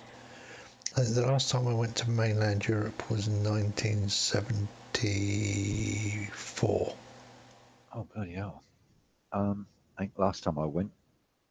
Ooh. Sorry, apart from Gibraltar, I went to Gibraltar in '80. Oh, nice. With the Air Cadets for a week. Yeah. Cool. But otherwise, the last time I went to 1974. No, 70. Hang on, 75. 74, 75. I can't remember. I was still in junior school, and 74. Yeah, no, it would have been 74, I think. We did one of those student exchanges where you stay with a family. I stayed with them, and then he came over and stayed with us. And we did. And I did that in 74. Barely spoke any German because, as you do, yeah. But it was. That was. I wouldn't have not done it. No. And also, when I was a kid, 70 and 72, we did. Mum and Dad took me and my sister, and we were only little, obviously, because I was sort of 6 and 8, and we toured Europe in the car, camping. Nice. Down to Switzerland, and through France, down to Switzerland, Germany, up the Rhine Valley, So that was nice. But I'd like to go back and see some of those places now. I mean, I can remember seeing Switzerland. And in Goldfinger. Yeah. Which one? That's the one with the one with Oddjob, where they end up in the plant where he tries to cut him in half with the laser is in Switzerland. Yeah. And they do that driving thing with the I've forgotten the name of the girl, but she tries to run him off the road, didn't she? She tries to shoot bombs in error, or misses, and they have that thing. But when you see the roads of that in Switzerland and the petrol station at the side of the road with all the flags in front, that was just like that still in 1970. In 1970 when we went. And I bet it still looks the same now. I bet it doesn't. Oh, do you think? You think it's gone? No, I think that was gone now. But it was just like that still then. So I'd like to go back and have a tour. And the other places that I would really like to visit would be Australia and New Zealand. Yeah, Australia I wouldn't mind going to, or New Zealand. Funny enough, Australia I wouldn't mind visiting, but Europe's always fascinated me. I don't know why. I love the people. They're just so friendly and welcoming. And it's just the vastness. I suppose I miss the States at the vastness. Because England, people say it's but it isn't huge. It's a tiny island compared to someone like France or Europe. We can just drive continuously and not get anywhere. But I'd quite like to go to Portugal. Yeah, the whole of Europe I like to do, just casually, just driving around. Milo Bridge, is it Milo pronounced? Milo, that really high one that goes across. Oh, what is it? Southern France or Spain? Southern France. Yeah, I just want to go there just to look at the architecture and the actual engineering of this whole thing. It's just fascinating. I don't know, something about Europe. I don't know what it is, but last time I went, that's when the HGV, Thatcher was still in, and they changed all the taxation of HGVs, and they went up to like £6,000 a year. So all the Europe, a lot of the British drivers companies were registering the lorries in Europe. That's right. I kind of remember. And, so we used to go to Holland to have them MOT'd, and so they're taxed to the Dutch and fill them up. Yeah. I think at some point, people were driving trucks across. They were taking trucks across the channel to fill them full of diesel and bring them back and run them in the UK, weren't they? That's right. Yeah. And they couldn't really touch it. In fact, I know somebody who, or I'm talking to somebody who was involved in had a small truck. I know somebody who had a TC trucking up in North Walsham. Yeah, heard of it. I think I know the guy who owns it. Oh, right. I was telling him, he actually bought. He used to rent a tanker trailer. And he'd take the tanker trailer over to fucking France or Ireland and fill the fucker up with diesel. I don't and bring blame it him. back to fill his truck because it's illegal. It was because it's a bit like the customs and excise have this limit of how many fags and how much booze you can bring back. But legally there is no limit because as long as it's duty paid. Yeah. There's nothing they can do. You can bring it. You can as long as it's for personal use. You can bring a 40-foot container back. Yeah. Full. And they can't. And they'll try and confiscate it and they'll try and take it off you. But they're going to have to prove that it's not for personal use, aren't they? We're customs. We don't have to prove anything. I said, by English law, you do. Sorry, mate. We go to court. But last time I went to fill this lorry up, it only used to take the cab and come drive back again. Governor brings some cigarettes over, and he was one carton over. And I said, no, he's not. He said, he's a jumped up bloody arsehole he was. All of his workforce next to him, they're laughing their heads off because they'd already checked my passport and realised I was an American, right? Obviously, my boss was English, right? So they're laughing their heads off because they knew what I was going to say. And this bloke goes on and on and on about these bloody cigarettes. And I said, look, mate, there isn't enough here to worry about. He said, yes, it is. My advisory. I said, yes, the key, advisory. I said, if you look on the government website, mate, you'll find that that's not legal. Yours is just advisory. So don't give me no crap. I said, if you start giving me a crap, I want a phone call. Oh, yeah. Who are you going to phone? I said, American Embassy. Get my phone call, mate, now. And he went, you could see the blood boil slowly up his face. And his colleagues had just dropped on the floor laughing their bloody tits off because they knew if the American government got in touch down there, he's going to get his ass kicked. So, or just get the fucking lorry out of here. Because he was threatening to strip the lorry down. I said, that's when I started telling him I want my phone call. And he kept denying it. I said, I point to one of my colleagues, just winking at him. I said, can you go get a phone so I can make a phone call, please? So they knew I was going to phone straight to the American Embassy. I don't know whether it made a difference or not, but that shit the bloke up. Yeah. But after that, I never got any hassle with about the fags. Yeah. But their advisory limit, what a joke. Yeah. Well, of course, you sound very English, don't you? So yes, I've been here since 69, so yeah, I'd lost my accent quite quick, yeah, as a young age. Well, I can't even impersonate an American accent now. It's occasionally, but most of the time it comes out as a really bad Norfolk trying to impersonate an American. And I don't sound like anything, but yeah.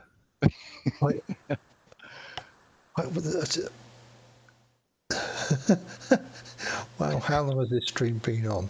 That must be a record. We've still got Rumpus. I don't know if he's turned his...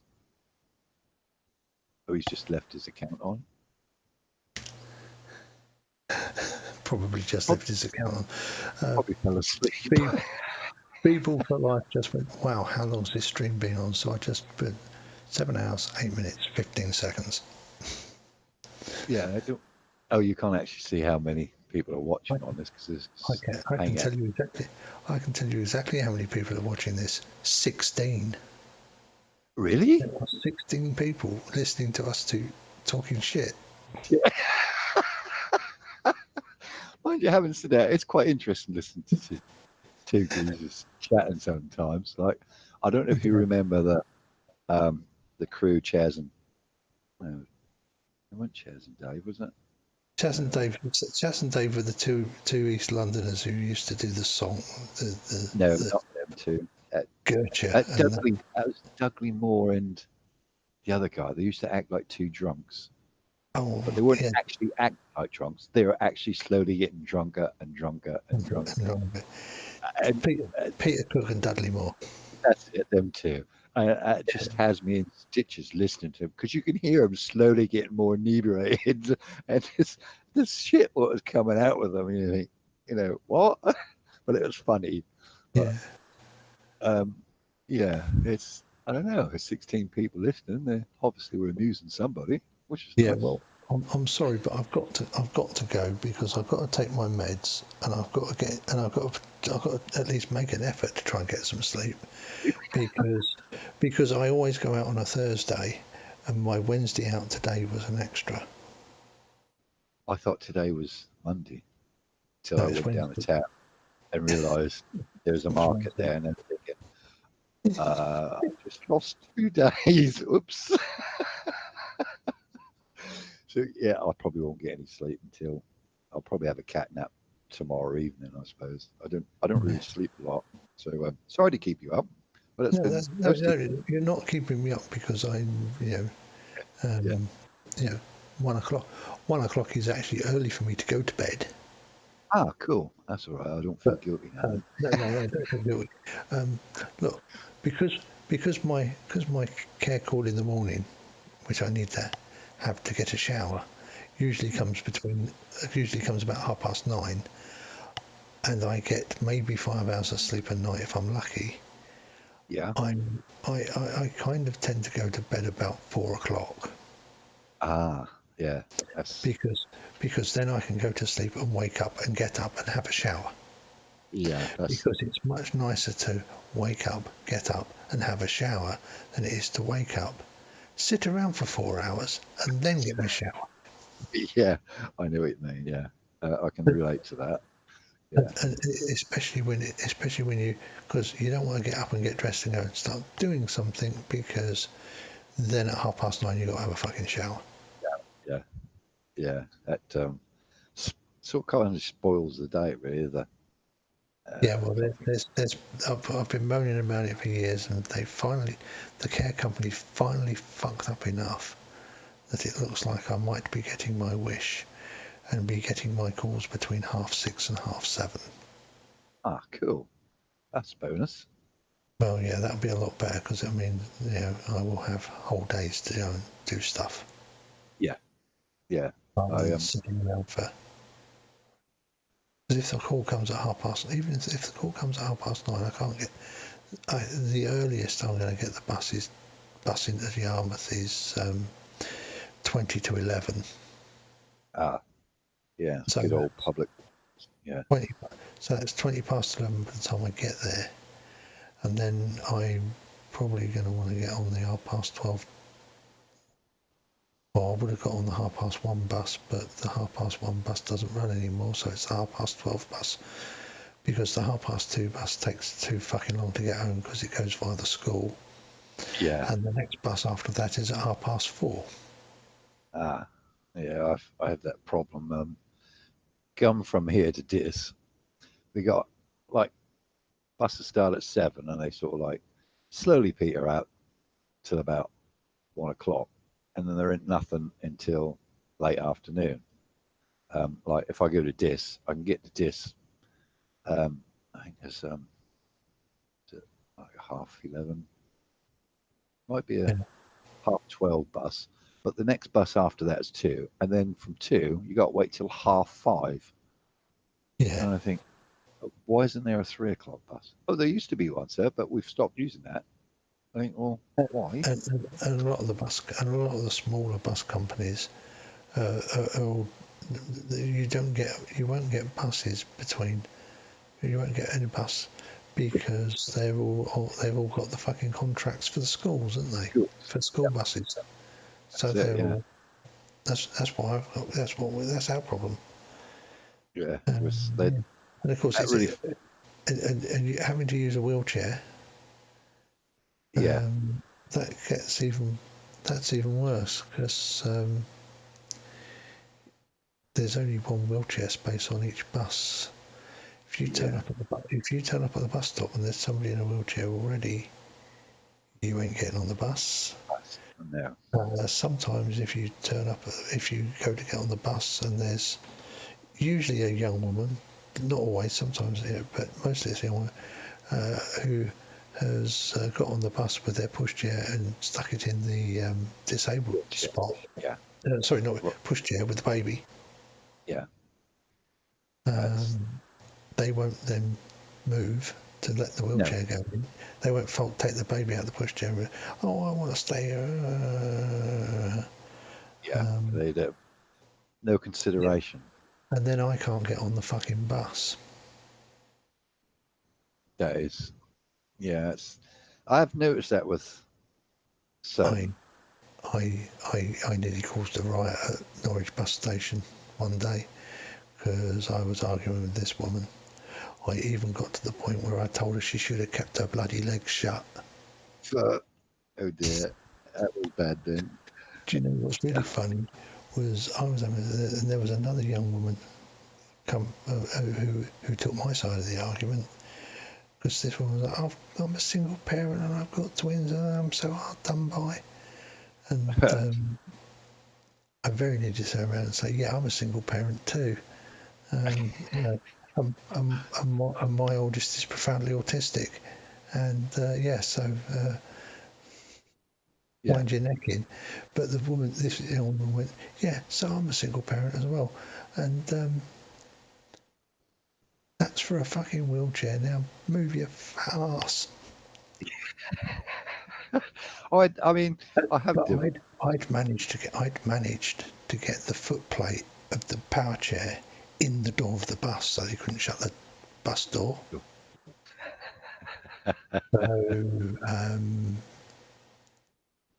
I've got to give it up. And I basically held the bus at the bus stop until I got told, look, will you please let this bus go so that the next bus that's just pulled up behind can pull up to the stand so it can let the people off so that we can So it's like, oh, fuck's sake, okay. Well, of course, I then get on the next bus and I get to Yarmouth and I've got quite a while to wait for the bus home. So I go in McDonald's, don't I? And this bloke comes up to me, works in McDonald's, comes up to me and says, was that you trying to get on the bus in Norwich? And I went, yeah. He went, yeah, I was upstairs. I went, oh, I hope I didn't make you late. He went, no, that wasn't the problem. He said, but you know that woman? He went, all she did all the fucking way from Norwich to Yarmouth was whine and shout at those fucking kids in them pushchairs. Yeah, it sounds about right. Yeah. They ain't got no luck. I feel sorry for the kids. I really do. not good. But anyway, I must bugger off. So Yes. Yes, I must let you go. I shall say good night. I shall say good night to everybody who is in YouTube land. And thank you for coming. Thank you for staying with us. It's been a laugh. And yeah, I think we've definitely set a record with this one so far. I like records. Go down in history. Yeah. Well, Norfolk history, anyway. Yeah. You'll see it in the local headlines. Yeah, I'll be in the EDP on Friday, won't it? That probably will. Yeah, that probably the best news they got. You never know. They might get that host show. Yeah. Okay, so yeah, it's good night to everybody in YouTube land. So good night. It's a good night from him and a good night from. You took the words right out of my mouth, and that's good night from him. Thank you, everyone. Take care. Good night.